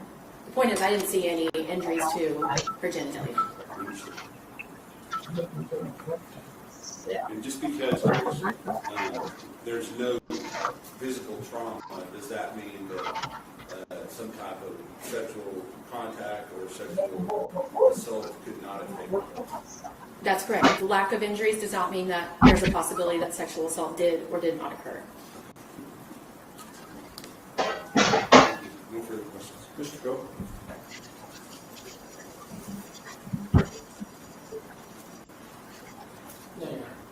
May this witness be accused, subject to any potential recall? Yes, sir. Any objection? No. Thank you. Thank you.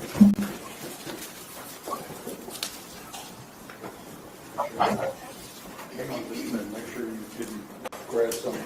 No, this is easy. Okay. Yes. Okay.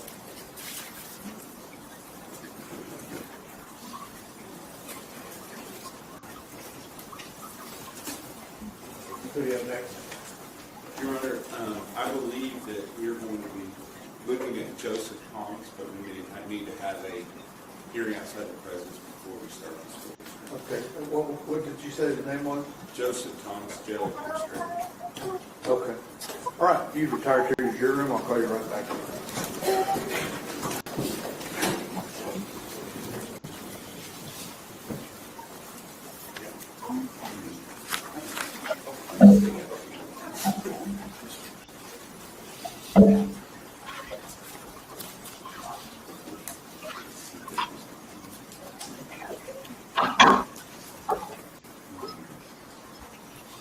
Everyone may be seated.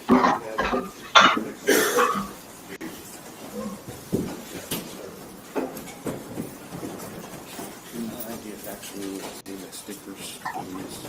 Okay, I'll title that now. 42, 44, 45. We marked them, but you give me exhibits, I put them on the transcripts, not on the actual.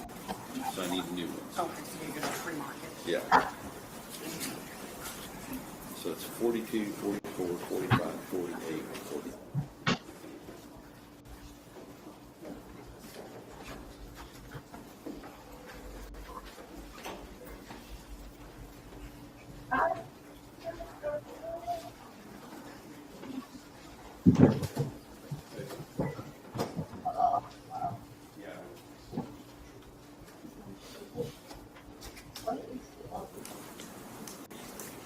Good afternoon.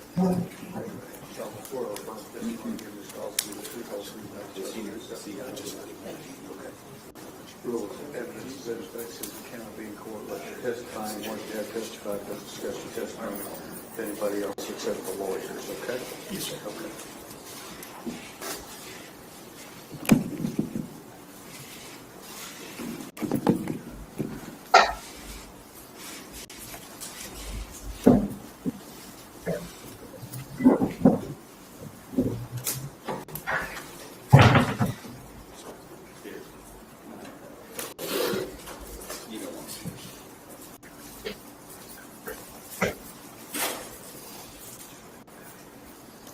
And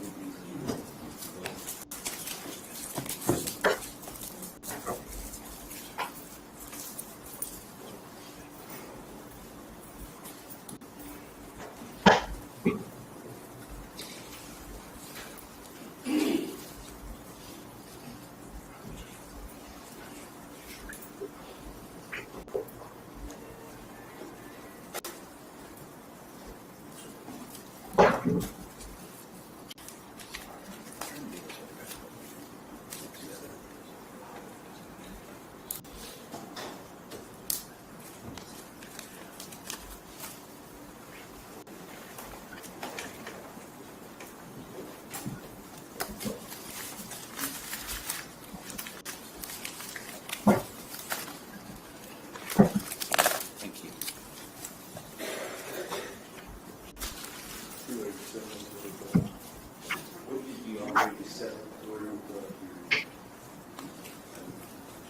We just remarked these. So what are they being? They're around the Okay, so you want to play the entire. Yeah, we can.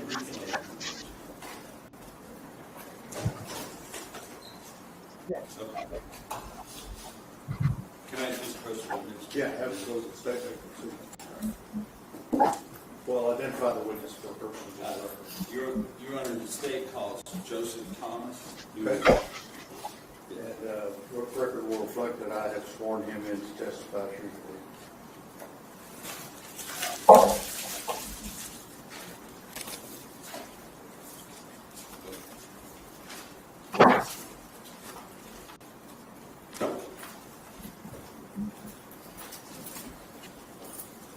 Mr. Thomas,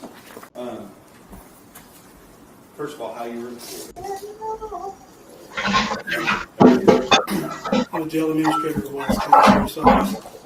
And as the jail administrator, are you also the custodian of records for all jail calls that are captured there at the Wise County Jail? When inmates call out, or if they have visitations, things like that? Yes, sir. And were you asked to go to look at 5 separate recordings that were to confirm whether or not they were calls, true and correct copies of calls that were recorded at the Wise County Jail on either calls or visitations related to the defendant, in this case, Tanner Lynn Horner? Yes, sir. Okay. And first I'm going to show you State's Exhibit number 42. Now, if we can get all the documentation together if we needed to, but as far as when those calls occurred, but if I when you went over those, did you have an opportunity to look at what the time it was and make sure that that was one of those calls? Yes, sir, I did. So with regard to State's Exhibit number 42, was that a call that was made on December the 3rd, 2022, which was the day after Tanner Horner was arrested in this case? Yes, sir. Okay. And so I'm going to identify by when they were made, and then I'll ask you one question a couple questions related to all of them. Then on State 44, is that a call that was made on December the 14th, 2022, I believe about 11:24 a.m.? Yes, sir. Okay. Number 45, State's Exhibit, is that a call that was made on December the 15th, 2022, approximately 8:31 p.m.? Yes, sir. And State's Exhibit number 48, is that a call that was made on March 15th, 2023, at approximately 12:06 p.m.? Yes, sir. And then finally, State's Exhibit number 49, is that a call that was made on April the 21st, 2023, at approximately 8:50 p.m.? Yes, sir. Okay. And are each of these calls, as a custodian of record, I think you can answer these questions, are each of these calls made in the regular course of business there at the Wise County Sheriff's Office? Correct. For all inmates? Yes, sir. I shouldn't say the Sheriff's Office, it's really the Wise County Jail we're talking about. Yes, sir.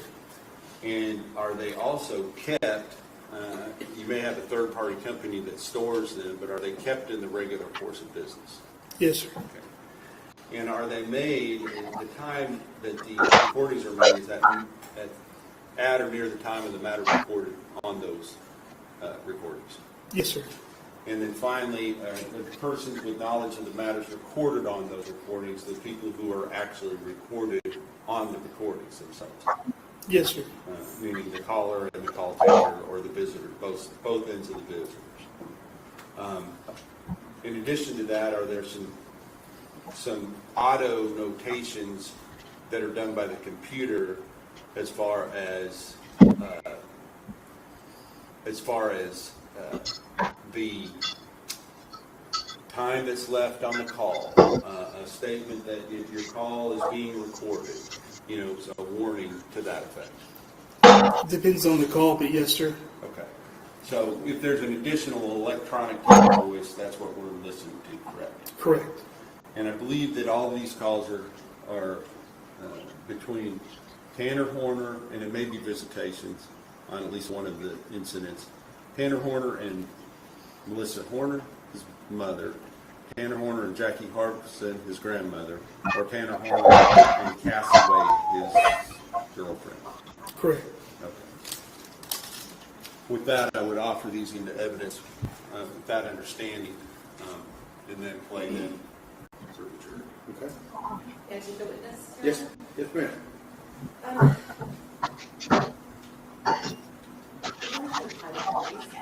Jail administrator? Okay, jail administrator, Mr. Thomas. So Yes, are you ma'am. a sheriff, or is Mr. Thomas okay? What's that? I want to make sure that I afford you the respect that you've earned, so are you? Oh, Mr. Thomas is fine, ma'am. Okay, thank you. Mr. Thomas, you were not able to identify the voices on that recording, are you? No, I can identify at least one of the voices on recording. But you can't identify the other voices, can you? No, ma'am. Hey! You were also, well, let me back up. Wise County Jail contracts with a third party in order to make jail calls available to the inmates. Is that correct? That is correct. And in Wise County's case, do they use Securus or do they use Correct Solutions? What is the third party? Correct Solutions. And so all of the recordings are on the Correct Solutions software or through their programs? I would assume they have a server placed somewhere that they keep the audio on. And so the person who makes the call pays not Wise County, but this third party, right? Correct. You mean tell me that it's hot in the courtroom? Oh my God, today. That has the actual raw data of those phone calls, correct? Correct. Which I have access to. Your Honor, at this time, we would object to these calls coming in on a number of grounds. Number one, he is not the proper custodian of records. For these calls, he stated that while he may have access to them, they actually are serviced by Securus, or in this case, Correct Solutions. So the custodian of records for these calls, in order to lay the proper foundation, would be Correct Solutions. Second of all, he said that while he might be able to identify one of the voices, he cannot identify the second voice on these calls, therefore making that hearsay. And again, just because even if it was to come in under a business records exception, the records themselves are subject to the rules of evidence. And in this case, it's hearsay. Those objections would be overruled, and if offered in the presence of the jury, I would admit states 42, 44, 45, 48, and 49. You may have a running objection if they're offered and admitted. Anything else we need to do outside the presence of the jury with this witness? Yes, Your Honor. I would also say that if he cannot identify parties, then I would ask that we have a motion in limine to prevent him from guessing who those third parties might be, and also ask that the state not inform him who those third parties might be. That's granted. If he can identify the second person, that's fine, but if not, don't give any additional information. Yes, sir. And lastly, when we were told that Mr. Thomas would be here, we had asked the state to ask Mr. Thomas to bring us any disciplinary write-ups that Mr. Horner may have had, and I just would like to inquire whether or not he brought those write-ups with him. He has not received any disciplinaries while in my custody. Okay. All right, we ready for the jury? Yes, sir. Okay, let's go.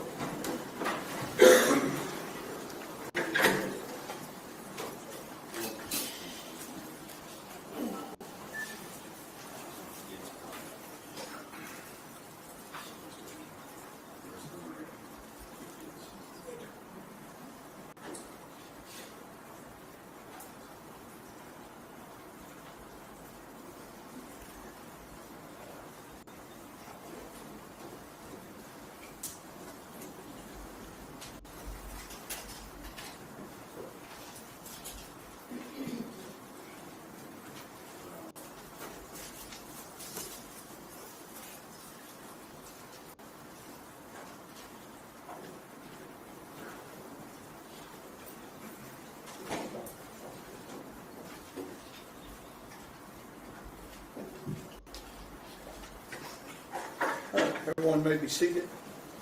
Ladies and gentlemen, this witness has been sworn to testify truthfully. Mr. Barrett. Thank you, Your Honor. May I approach the witness? Yes, sir. Yes.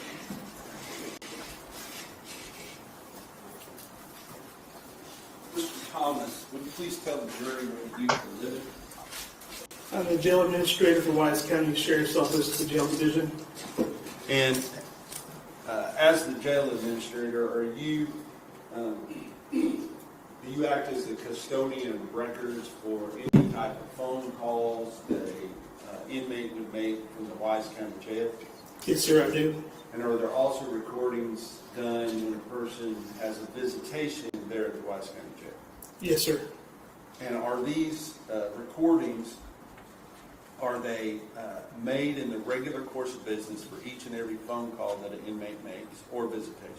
Yes, they are. And are they kept in the regular course of business through a third-party contractor there for the Wise County Jail? Yes, sir.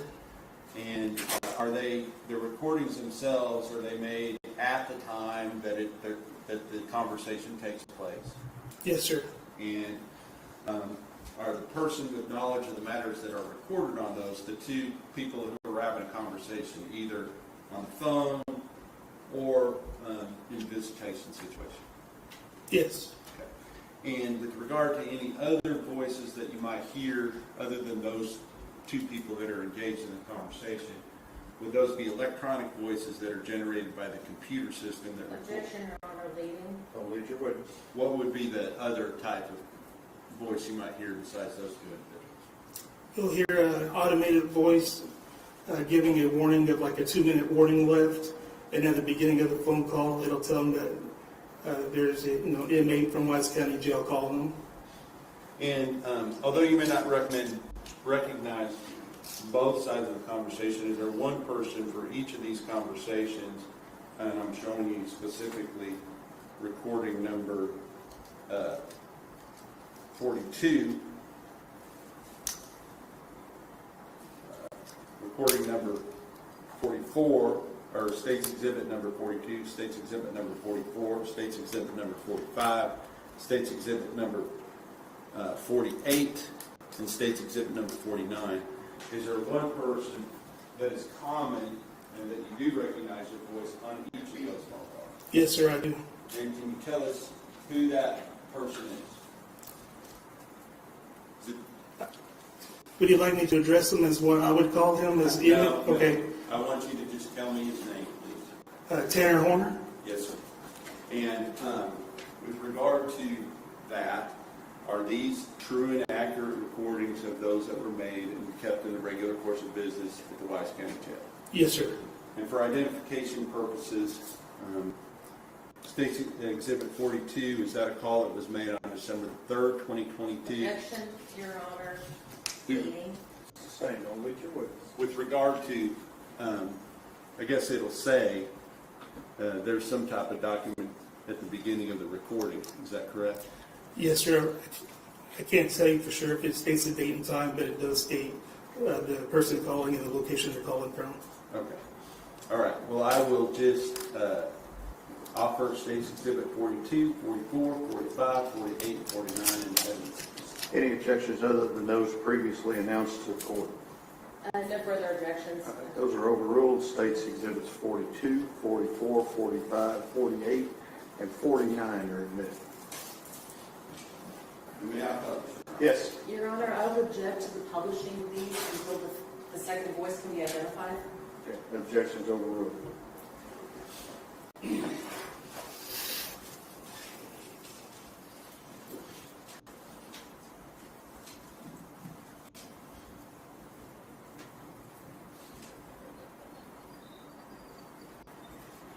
For purposes of the record, Your Honor, at this time I'm publishing State's Exhibit number 42.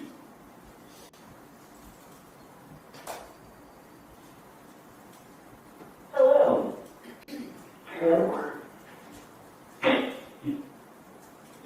Is calling you from Wise County. Press 1 for accepting the call. This call may be monitored or recorded.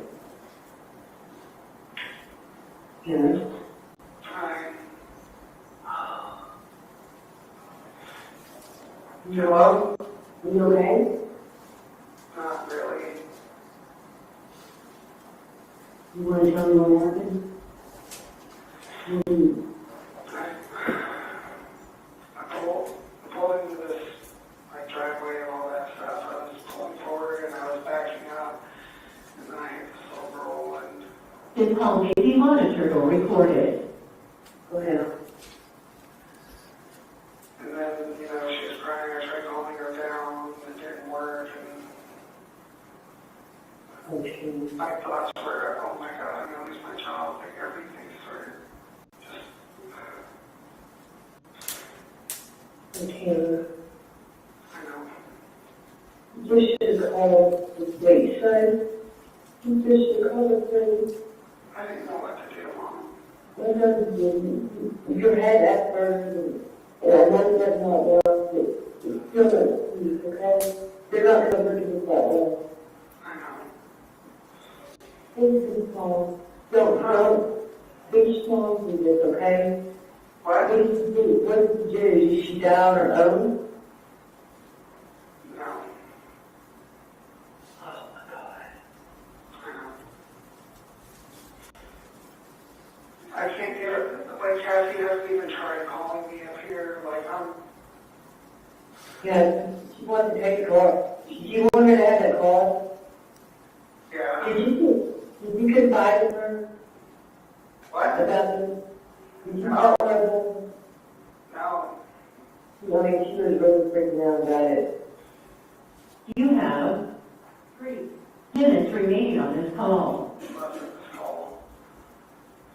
So was it you guys who tried calling bail or whatever it was called? Yeah. How much was it? 1.5 million. Are you kidding me? Oh, no. No. They're bad. And let me tell you something, that the task force, the FBI was here. They ransacked the house. They ransacked your place back there. They threw me and Nicholas down on the floor, and they almost threw me down. They fucked up everything. And Tanner, I just hope you didn't do nothing weird to that little girl. I didn't. Okay. Okay. I didn't think you did it. I just know it. I know how you did it. Well, honestly, with my medication, I barely even had looking evidence. Yeah. I mean, I didn't do anything like that. I didn't think so. I didn't think you were pervert. You know what happened to me with that little girl. I love you. I'm so sorry this happened. I'm so sorry you did that. That poor little girl. That poor baby. I know. I want you to pray for her and her family. I know, Mom. Can you get a hold of Cassie, please? You have her number. Just talk to her, tell her I would like to hear from her. Okay, I will. I just talked to her. This call may be monitored or recorded. She's been with her dad for a couple of weeks, so. Is she bringing the baby with her? I'm sure. Well, sure. And I'm so sorry. Your call will end in 1 minute. Were you listening to that music when you ran out of your little girl? Yeah. The music on full blast, and that truck doesn't have a backup camera. Well, it has a backup camera, but it doesn't work. It hasn't worked for like 2 months. Oh.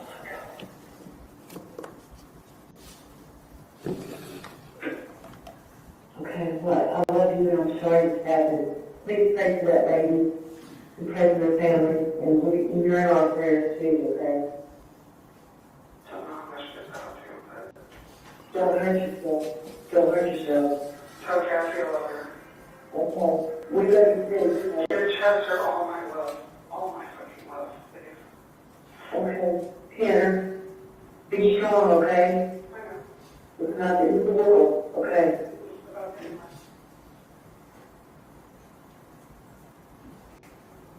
Now I'm going to publish, for purposes of the record, I'm publishing State's Exhibit number 44. Then I'm going to go to the 3 minutes and 16 seconds or 3 minutes and 15 seconds into the call to start where I'm going to start playing it at that point. This call. 44.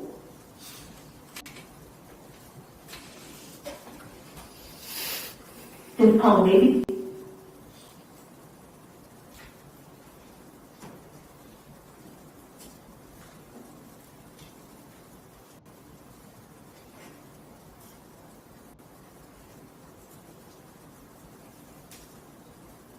Apparently they work in the same office, so there's that. Judge, I'm sorry, we would object on the rule of optional completeness. So you wish to have the entire phone call played? Let's see. One moment, let me just make sure I have it correct. Yes, Your Honor. Okay. Mr. Berry could play the entire phone call. Just let me know it's 26 minutes. All right.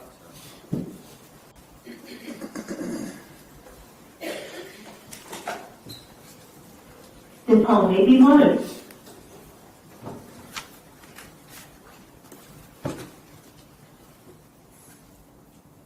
Or recorded.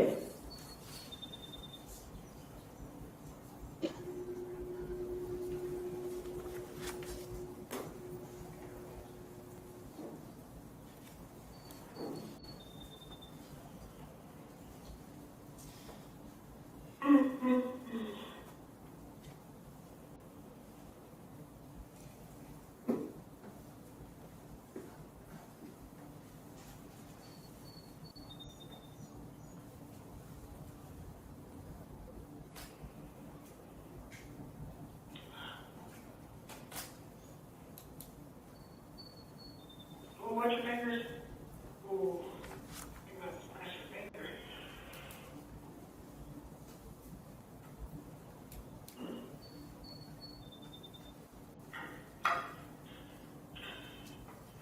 You know, you would think they would help you in here.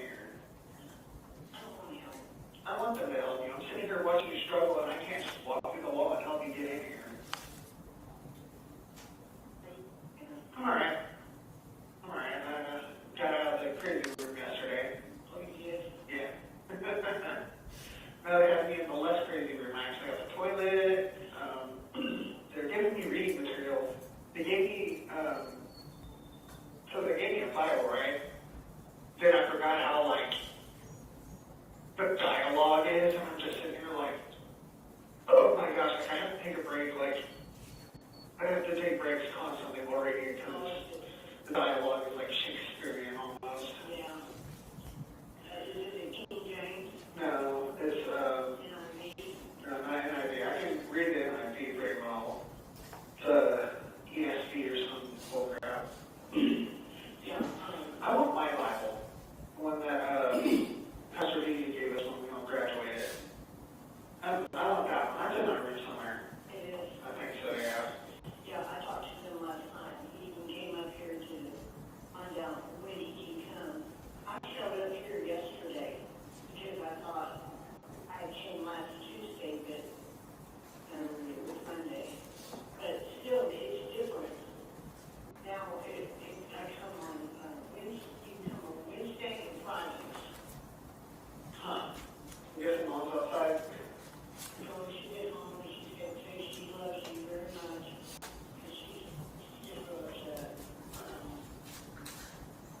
A lot of people are. Yeah. I can imagine. So, I have two lawyers. One's name is Bill Ray. That's the one that looks like Steve. Yeah. And then another guy whose name is Steve. Really? He even told me yesterday when I met the other guy. I was like, oh, that's cool. But yeah. Apparently they work in the same office, so there's that. You would not believe all the crazy letters I have received. We haven't seen nothing yet. I mean, it's the world, dude.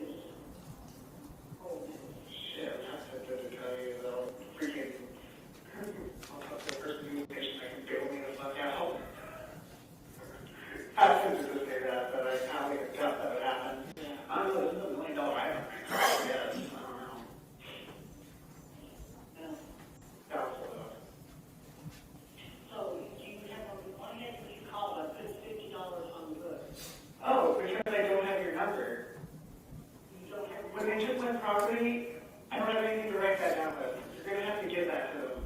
Be like, hey, give this to here, please, for the love of God. Otherwise, I would have been calling you. I know, it's a very frustrating thing. And I just saw this pen from Blanket to Best, that we're not supposed to have them, that I said I need to take some notes. That's a dumb little pen, isn't it? Yeah. It works, it's dramatic. Okay, how do you want Cassie at home? No. You're never gonna believe who sent me mail. So Nicole sent me a letter before Cassie does. How do you think that makes me feel? I just want to update on my freaking son, man. And nobody can tell me anything. He's okay. He's doing just fine. Is he with Cassie or is he with? He's with his grandma. Of course. What do you think you pay for? Because I had an ingrown hair the other day and like I started messing with it and they don't let me cut my fingernails, so it just kind of gets bad. Yeah.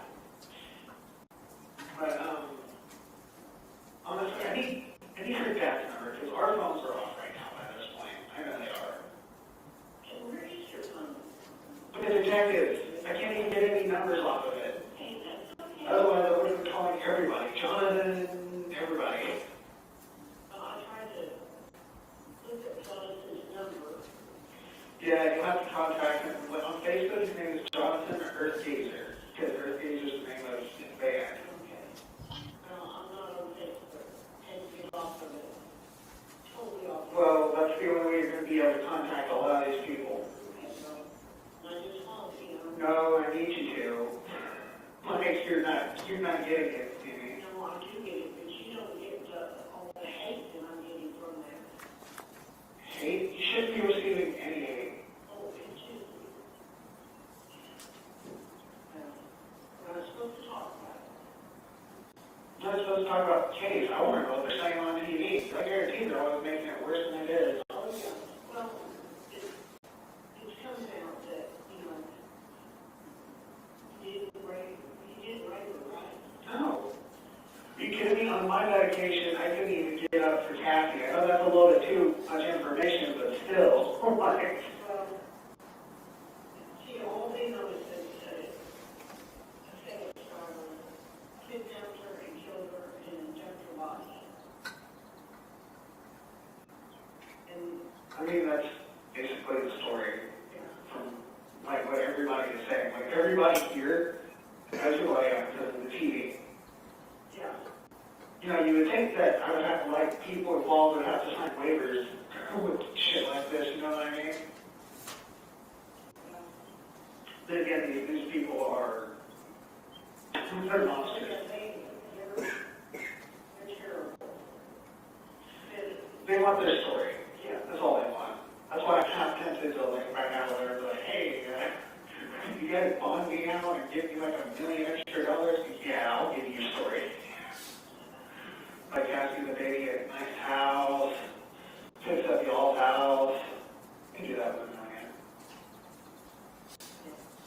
Get little leftovers to the family, that whole thing, but can I not be? Dude, they have not, I haven't been on my medication in almost 2 weeks. I'm feeling emotion. I broke it down the other day because I know that Chester's going to be looking around during Christmas. All his family members are going to be there. His best friend in the world is going to fucking be there. You know he's a daddy's boy. Yeah.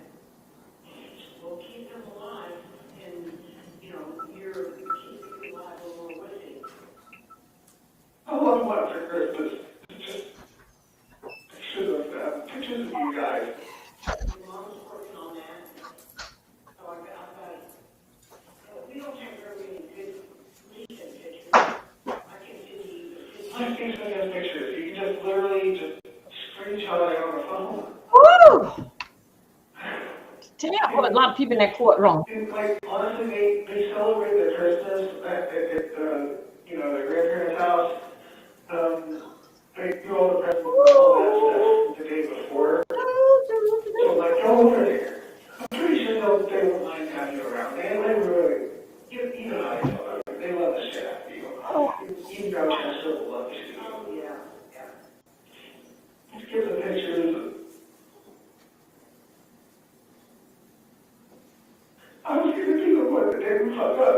God. Who's gonna be the one that gets fucked up? Well, the people know that because they know you don't have any kind of records. The people that know you and know you're not that kind of person.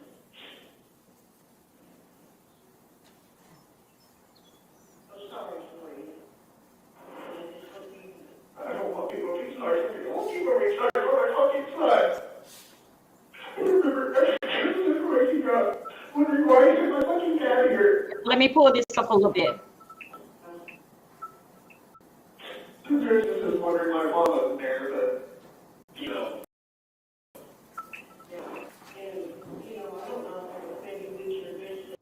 He has no remorse and his he have no shame. It has to be a parent or guardian, and that means it has to be That's what it is. Kathy, because I know for damn sure Carrie's not gonna bring him up here. So it has to be Kathy. How y'all doing? She won't even talk to anybody, apparently, so. Nicole is freaking giving me mail, and she's not. Okay, let me go right here.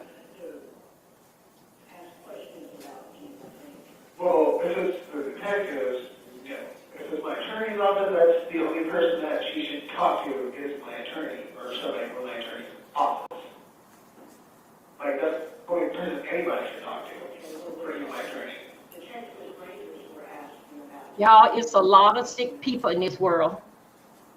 Then decline, because that sensitive information has to do with my attorney.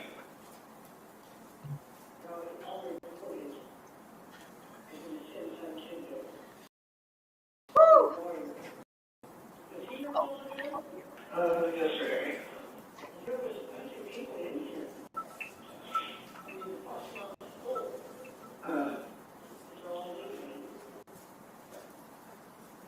But you need to write down Cassie's dad's number at least, because I know you have that.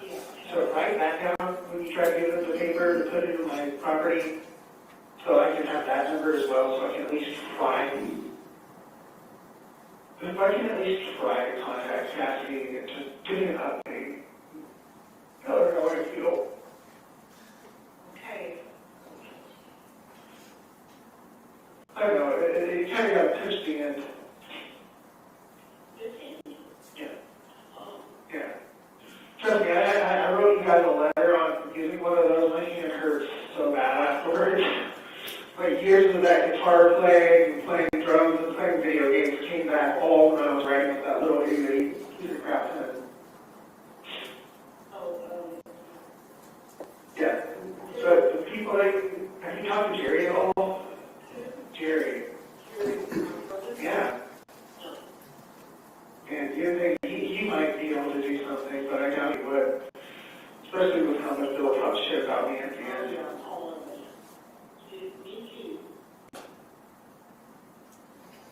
I love Pablo, but man, that was vindictive and uncalled for.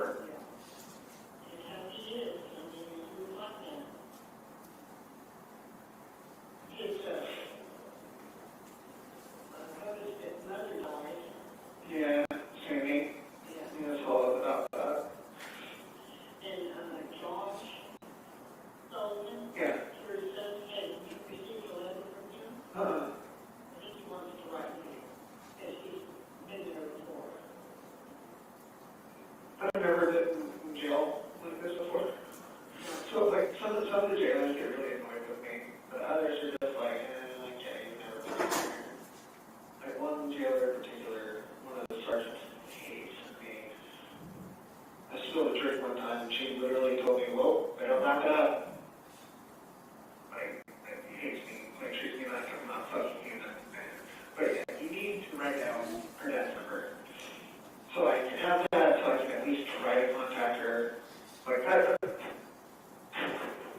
a lot of things will go a lot smoother as far as getting numbers and stuff like that when I can get a hold of Kathy, because Kathy knows how to get a hold of all the people I know. Like, I mean, okay, so I'll just tell her that. I mean, if I will text her, I'll call her first and see if she'll answer. well, just write down her dad's number.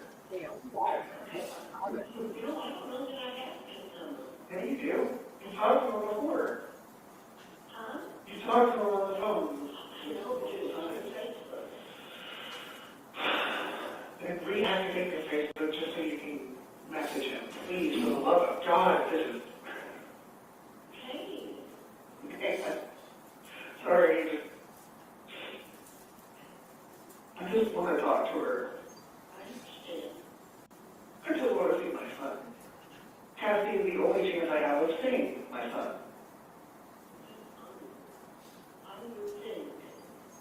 It has to be a parent or guardian. So it has to be Cassie or her mother. And trust me, I would rather not put Carrie on my list because she won't come up here anyway. Right. By the way, my attorney is officially interested in working with Tommy. Oh, yeah? Well, at least, talking to him. So Tommy's passed the bar. It's actually might be good for him. Get some experience in that whole thing. I don't know. And I don't know how it'll play out, though. And I can only imagine what Jonathan's going through right now, because his brother went to prison a few years ago. Yeah. Now his best friend, and it's...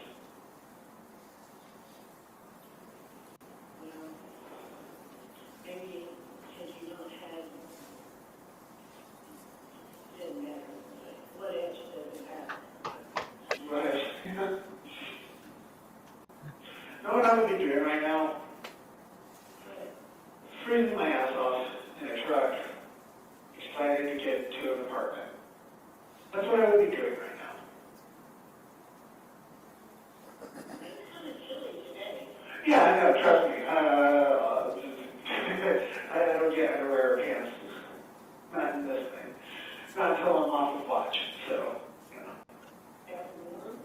No. Not in the least bit. My leg is made of the same material. Is it foam? No, it's essentially a blanket about that thick.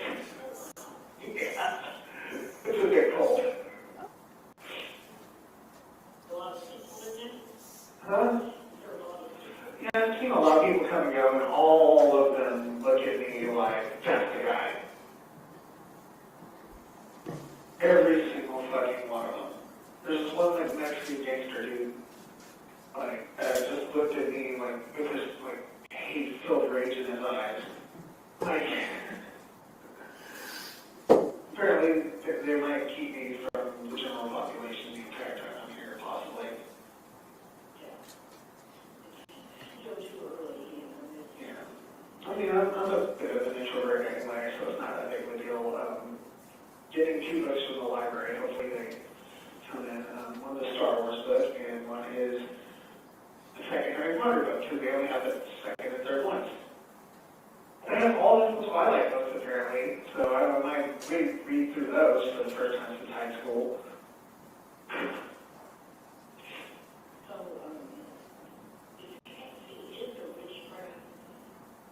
That was really random.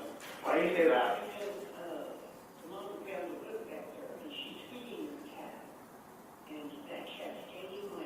Did she not take the cat with her? Did she take Draco? Yes. I never thought I'd say this. I kind of miss that bullshit. I miss this stupid happy little face when I walk in the door like, oh my god, here, oh my god. Oh my god, I got rid of George and Maya. I wrapped them up in a box and don't put them on the doorstep. Not really. Oh, it's not good. Your mom gave them to the nurse that the methadone to me. Oh, that's good. Yeah. That's good. I can't wait till I can get a razor. Just shave my face because, it looks terrible.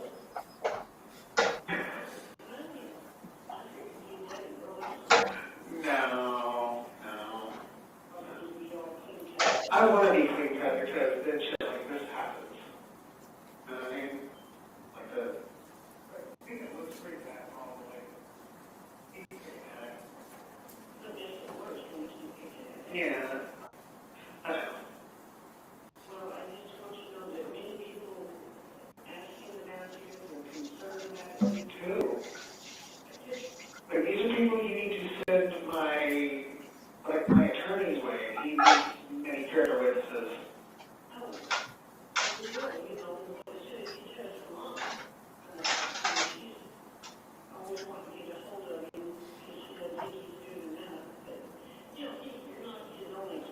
Yeah, I am not his only client. I'm actually his most high-profile client. He's actually working his ass off right now, as far as I'm concerned. Yeah, that's why I'm out of the cuckoo room. Some nights actually having a toilet. But hey, do not take toilets for granted. Do not. I even have a little water fountain. But yeah, you can ask me or even write down some names and stuff of, people that could be character witnesses. I have Kristen and Charlie down. I have,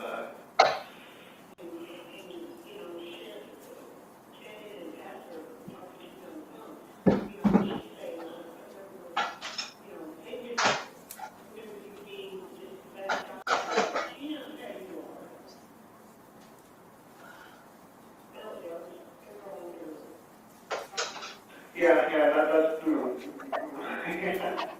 Yeah, trust me. It's one of the, quote, perks, unquote, of being autistic.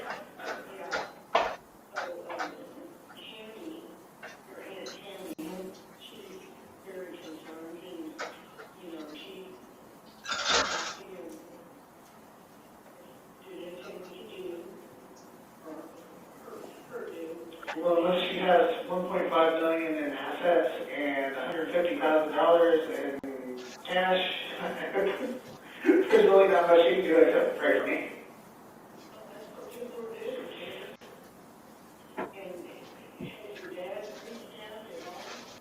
No, for all I know, he's messed out and hasn't even seen the phone or news in like 2 weeks. He probably doesn't even know. I see him on Facebook. I see him on Messenger, not Facebook.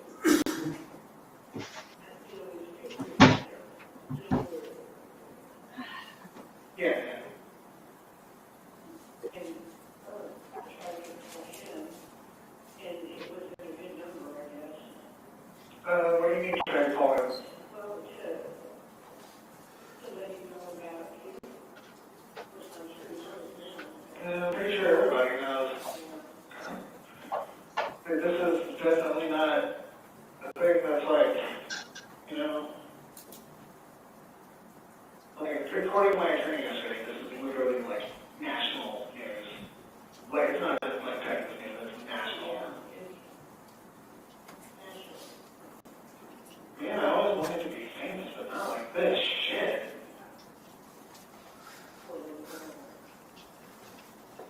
So bad for the family.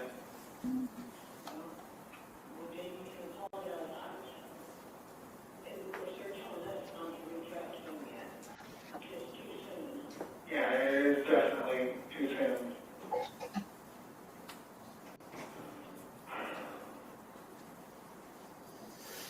I miss my son.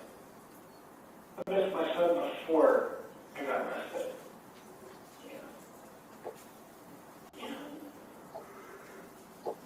But yeah, you need at least talk to Carrie and see how she's doing for me.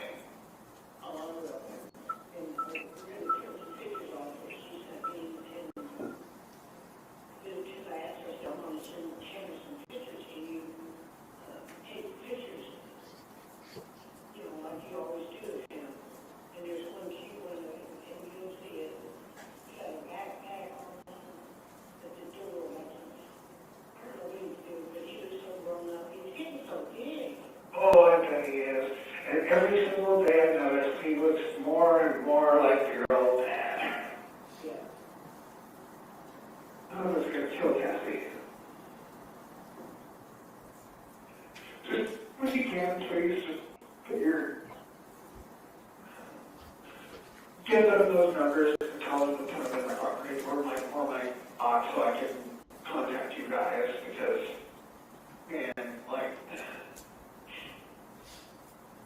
Get lonely. And I feel bad for every time that I always put off sending Mom a letter back because I do. I mean, then again, I'm not even in a regular show yet. I'm still on watch, so I was like the last week and a half I've been under like in a surveillance type situation. You know what I mean? Once I get a regular room, I'll actually apparently have TV and everything that's the thing. Took a little bit off of my last paycheck to put to buy stuff from commissary. Hopefully that'll come in. Hopefully my stuff will come out of the evidence room soon, and I can give you guys that order card so y'all can get Chester stuff, presents, diapers.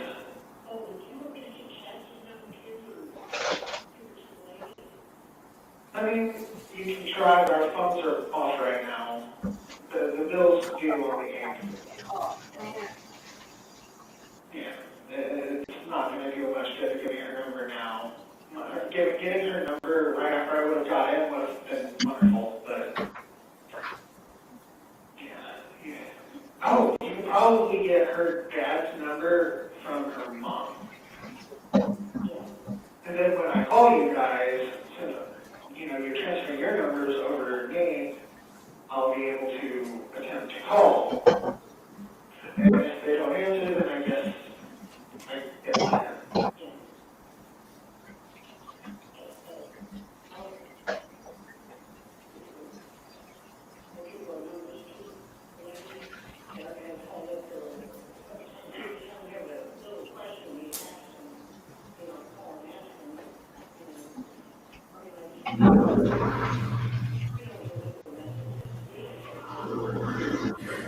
No, I remember who that was. That's the lady that hates me. Like, they can take messages. That's the lady that hates me. So if it was for me, that's why. They are allowed to take messages. She just literally hates me. I even talked to the NHMR lady about it. She said, we'll try to put a stop to that.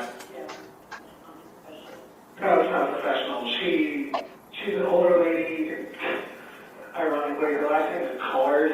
I tried collard greens for the first time I was here, by the way. Yeah.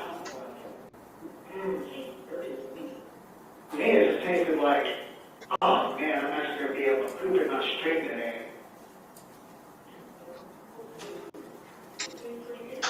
No. So, it's supposed to be on finger foods, according to MHMR, right? Do you know what they give me? Applesauce, biscuits and gravy. That was breakfast yesterday, okay? You know what I had to eat the applesauce with? They had a soup with a biscuit. Yeah, I know. I'm just glad I'm getting some reading material from the library, because holy crap, I need to put my head in a good fantasy book. I mean, I need to get myself detached from reality a little bit. But, yeah, as for the books that Mom's asking about, I just need, like, one on, like, chakra meditation and stuff. That way, I can... It helps when I'm having, like, an anxiety attack. Because, being stuck in a box, you're going to end up getting a little bit of anxiety. When I start getting that anxiety, I'll, like, sit down, meditate, try to block everything out, relax, it helps. But sometimes I have a little bit of trouble staying focused on that. So that's why I kind of want some books on it. That way I can learn how to be a little bit more focused on it. And this is going to sound very, very childish, but they should have box sets of the Dragon Ball Z manga. Manga is basically Japanese comic book. But like they have sets like chapters 1, 2, and 3, and then 3, 4, 5, stuff like that. That would be a lifesaver. Dragon Ball Z, not Dragon Ball, not Dragon Ball GT, not Dragon Ball Super, Dragon Ball Z. The Z is my ultimate favorite.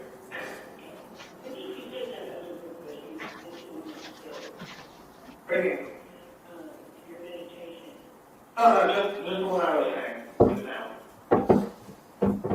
Just something on like chakra, meditation, stuff like that. Chakra. You have a pen, you have a paper.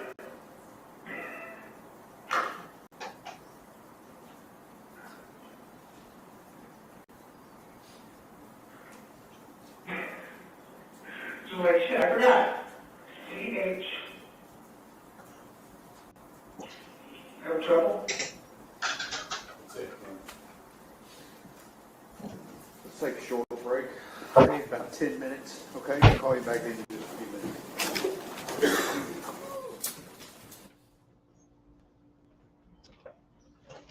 Oh boy. Oh boy. Hey, Dr. Sophie. Whew. I'm sorry, I'm in and out, but I'm doing my household chores, what I got to do around here. The case that what we is covering, what this guy FedEx did to a 7-year-old girl.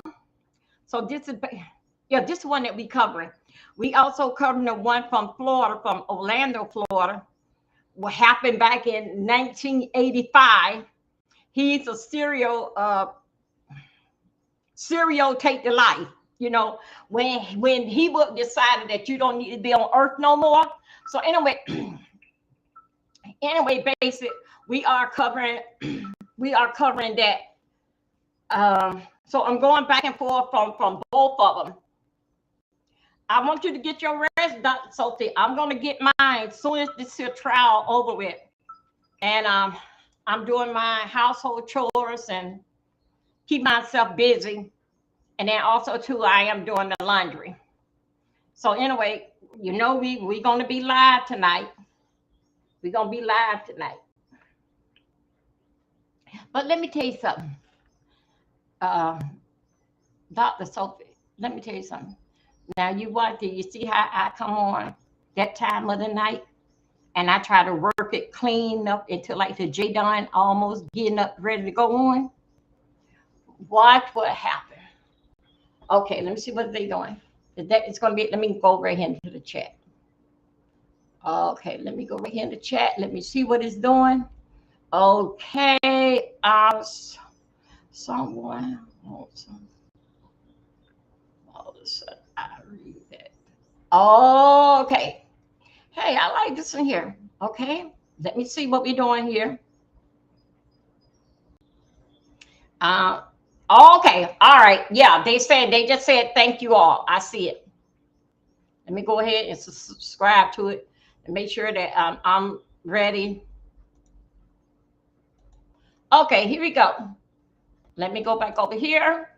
Let me close this here out.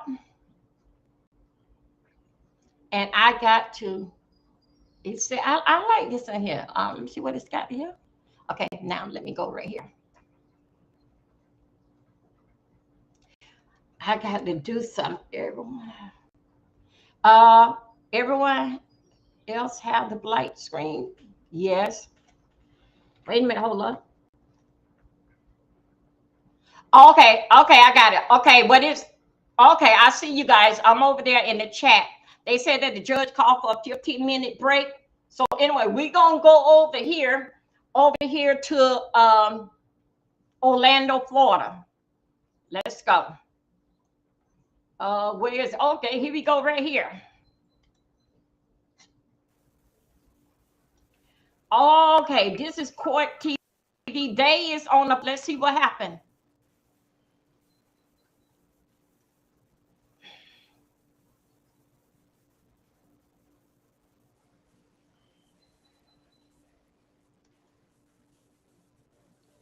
Okay, I'm running 2 of them. I need to go ahead and put them over here in this screen over here. So the red light, they taking a break. The other one that we was watching about the 7-year-old girl, they are taking they said the judge asked for a 15-minute break. Anyway, I'm excited. Let me tell you guys, don't forget, I will be going back and forth because we are covering covering the trial in Jacksonville, Florida with Julio Fulio. Yeah, we covering that. Right now, it just started last week, April 8th. They are picking the jury. They said that between 7 to 10 days, they should be finished picking the jury. And then When they do that, then that one we gonna come on. But I'm gonna be checking it. Checking Tampa News and everything, so we know how to hook up with the live stream. But Court TV will be in there streaming it, so we can be able to see the trial. Shout out to those that support my channel, and also to I want to let you try. Let me go right here. Wait a minute, you guys. Let me go. I can't put that right there. Those that support my channel, right? Let me see what I got here. And that I'm able to get in it because that, you know, these here court TV thing, but to get the transcript, what they reading, so I can break it down to my people in our town when we get together, I have to pay for that. I appreciate everybody showing the love and support. With Court TV, I had to pay for to get in there. Even though that you see it, but I'm basic. What was I'm paying? I'm on the second tier. That's so I can get their notes and I can come out and share it and you know, basically do my commentary on, because that you cannot get their notes when they don't win a deep dive, because you know this is a big thing. Court TV been around since the late 80s. And in order for you to get a transcript, you're gonna have to pay for it. So, but if you happen to become a member, you can basically go and look at that stuff free. And then they come and say, because when I came on, they were so pleasant. Hey, Dolby, hey, Dolby. And so anyway, with that, I like it. So anyway, I'm gonna with the support and love that y'all give me, I'm gonna try to stay in and get in fact with paying for the stuff. Now with Court TV, if Court TV have the situation, what's going on, Tasha K, and I can go and look for it, I'm able to read those transcripts and share it with you guys because I'm on the membership. So also too, I'm on the one for the get behind the scene with the judge and might get like a big group chat. That is the second tier. No, that is the third tier. I think the first tier $1.99. I'm on the second tier $4.99. I can be into the group chat and I can get information. They got one for $9.99. What they do, that just giving you basically like a smiling face and all this stuff here, interact with you. So anyway, I took the second one. So I'm with Court TV. Whatever information that pertaining to even down Court TV, y'all don't remember. You remember we did the Court TV dealing with we did Court TV with Julio case. You remember we worked very hard on that one there. Also too, you remember Diddy's trial? We did that with Court TV. So anyway, I went back and did renew my membership and followed through.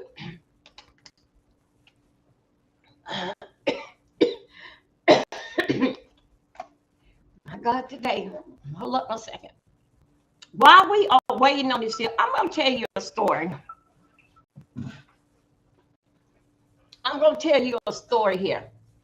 As I was trying to doze off early morning when we got off live, right? I got to watch that. Because I have to watch it. So when they get ready to come out, y'all, this is the case this one here is from Orlando, Florida. This is Florida. This is dealing from back for a serial killer that went going back from 1985. This is what's taking place right now. They caught his ass. I want to show y'all this here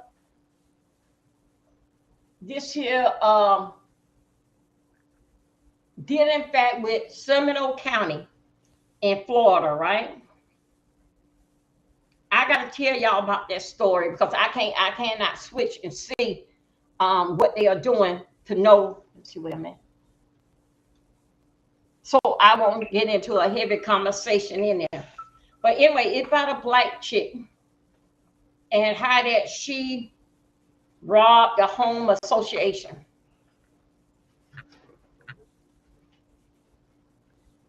Hold up for a second, you guys.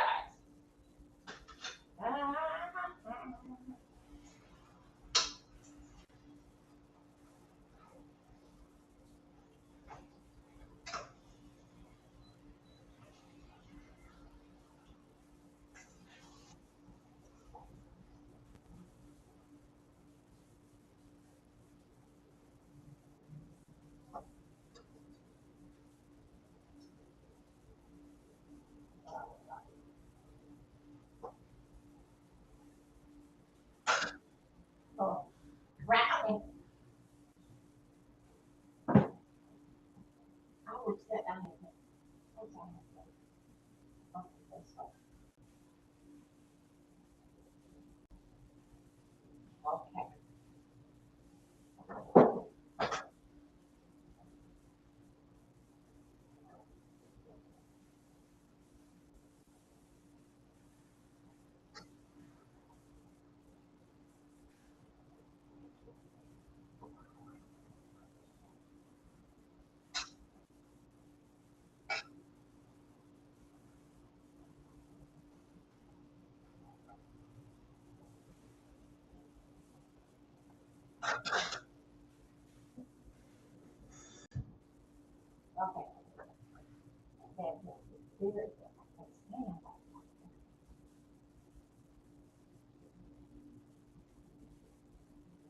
There. Oh.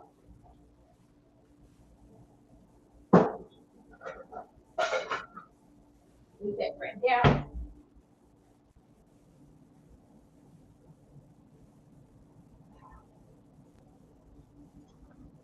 Okay. Let me see what the notes, what they are saying here. Let me go back in here and see what notes that they are saying. Oh. Good morning. All this sentence. Hold up a second.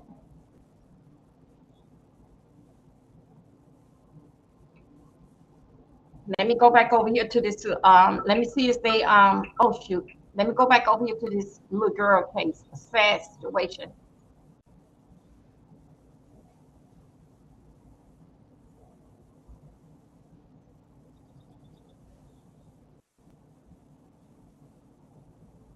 Okay, hold up a second. Okay, yeah, they still but we have a wall. Woohoo! Okay, okay.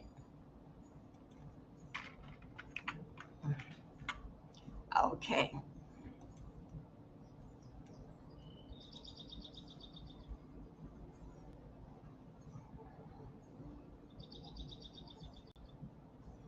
Oh my God.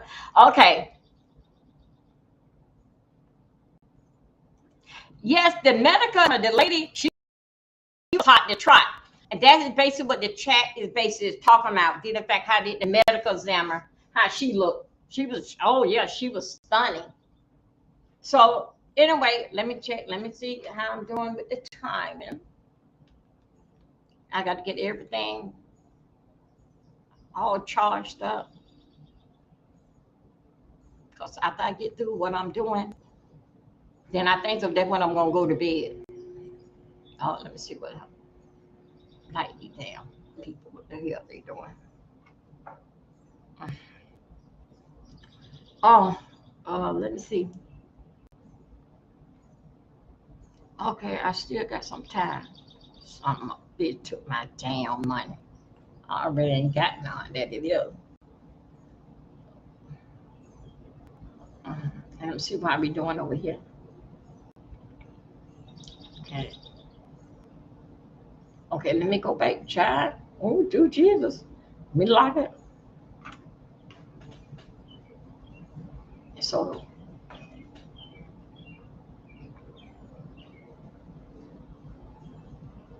okay. Boy, I don't like that shit. Thank you. Okay.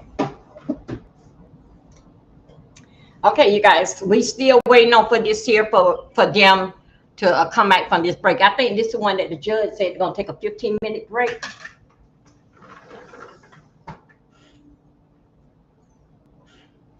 Why he taking a 15? Hey, Stacy. Hey girl, I'm covering this. I'm covering the trial. Then in fact with the FedEx guy, what he did with the 7-year-old little girl. So that's basically what I'm covering, and I'm covering the one from Florida. This here was a cold case from 1985. So I'm covering that one there. So I'm running 2 of them at the same time. But it's very much interesting, and also too, I'm doing household chores. How you been doing? I be like Stacy, I be looking at your pictures. You so pretty. And your granddaughter, boy, she is growing up very, very nice. Looking like a professor. Hey, she looked like, you remember Dr. Doolittle? That's what that based how that your granddaughter looked with that little girl that played on there with Eddie Murphy. That's basically what she looked like. But it's one of those things. But I'm glad to see you come over. Glad to see you come over.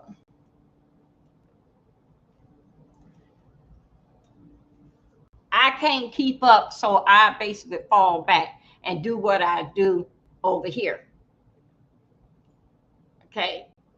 So a lot of people, you got to understand, y'all, we just waiting on for the camera, for the judges talking. They took a 15-minute break. A lot of people I get more out of myself than I do out of anything. And a lot of people, it's like that. They got to have an audience. Make sure that you know what you cannot. People with content, you have to attract your. I did not catch your replay. When? The other night? Then you came on the other night, one night with me?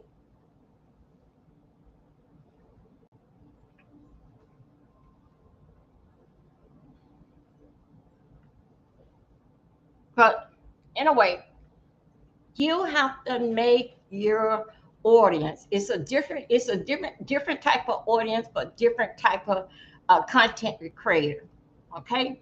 Some people like all the drama. Some people just like me. I like basic talking. And when I come on, majority of the time, I'm just talking just to put the people to sleep. And then I talk basic until I call, because with me, my days and nights is so mixed up, just like a newborn baby. They just can't get it right. So when I come on late night, it be so much that be on my mind, that be drilling all day, to I write down my notes like what I'm gonna talk about. And but when I start talking, the stories be so long. Okay, so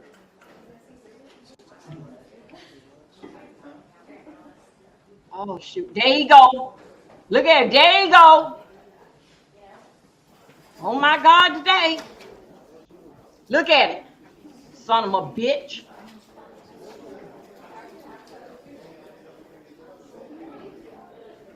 Welcome, Scooters. Please thumb up my video.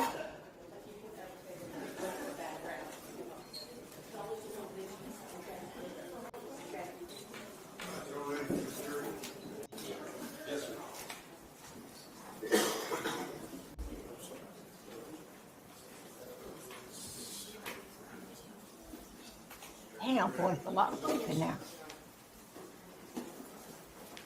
All rise. Oh my God. And those bench is made for you're not gonna be here long, so we ain't gonna make your behind comfortable. That's some hard wood. Remind me of them church chairs back in the day, church benches back in the day.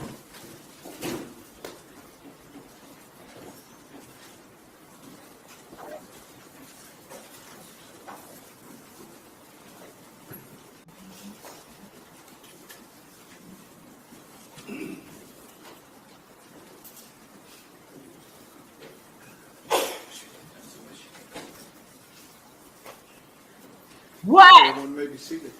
What happened? Where should I go in? What had to happen, Dr. Sophie? The pews. Okay, cross-examination. Oh, boy. I'm so glad don't change and don't put chairs in there with cushions. jail And then it records seemed like that you get, related to the old folk misdemeanors, used is to that say, correct? get the POW. I was asked to review the audio, correct? Well, you were also asked to bring with you any jail records that would reflect any disciplinary write-ups for Mr. Horner. Hold Is on. that correct? As I explained previously, there was no disciplinaries. So it's your testimony today that while Tanner Horner was in custody in Wise County Jail, he received no disciplinary write-ups? That's correct, ma'am. What? Nothing further, Your Honor. Redirect? No, Your Honor. May this witness be excused subject to any potential recall? Yes, Your Honor. And no questions, Your Honor. Thank you, sir. You may stay. Thank you, Your Honor.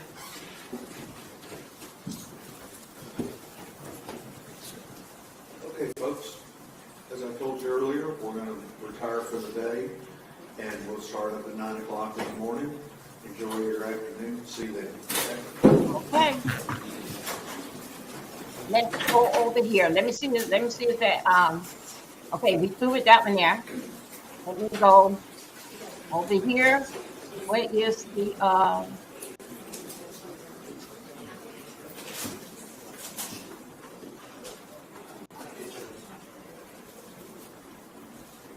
hold up a second. All right, we'll be in What? recess, everybody. Thank you. Yeah, man, I don't even like that. Let me just put this on pause a minute. This guy here, had Lolo had glitter on her panel, and she has now forgiven him. Oh my God. Let me tell you something. Let me get myself right up here.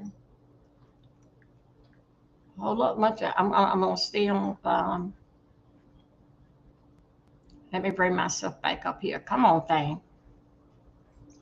Let me take that there off. Hold on a second. Let's go back in here. She forgiven it. Well, right now, this is time here. Wait a minute, you guys. I'm trying to get myself. Hell, I don't even know what. No, I don't want the full screen. I'm trying to get out of here. Let me end this here.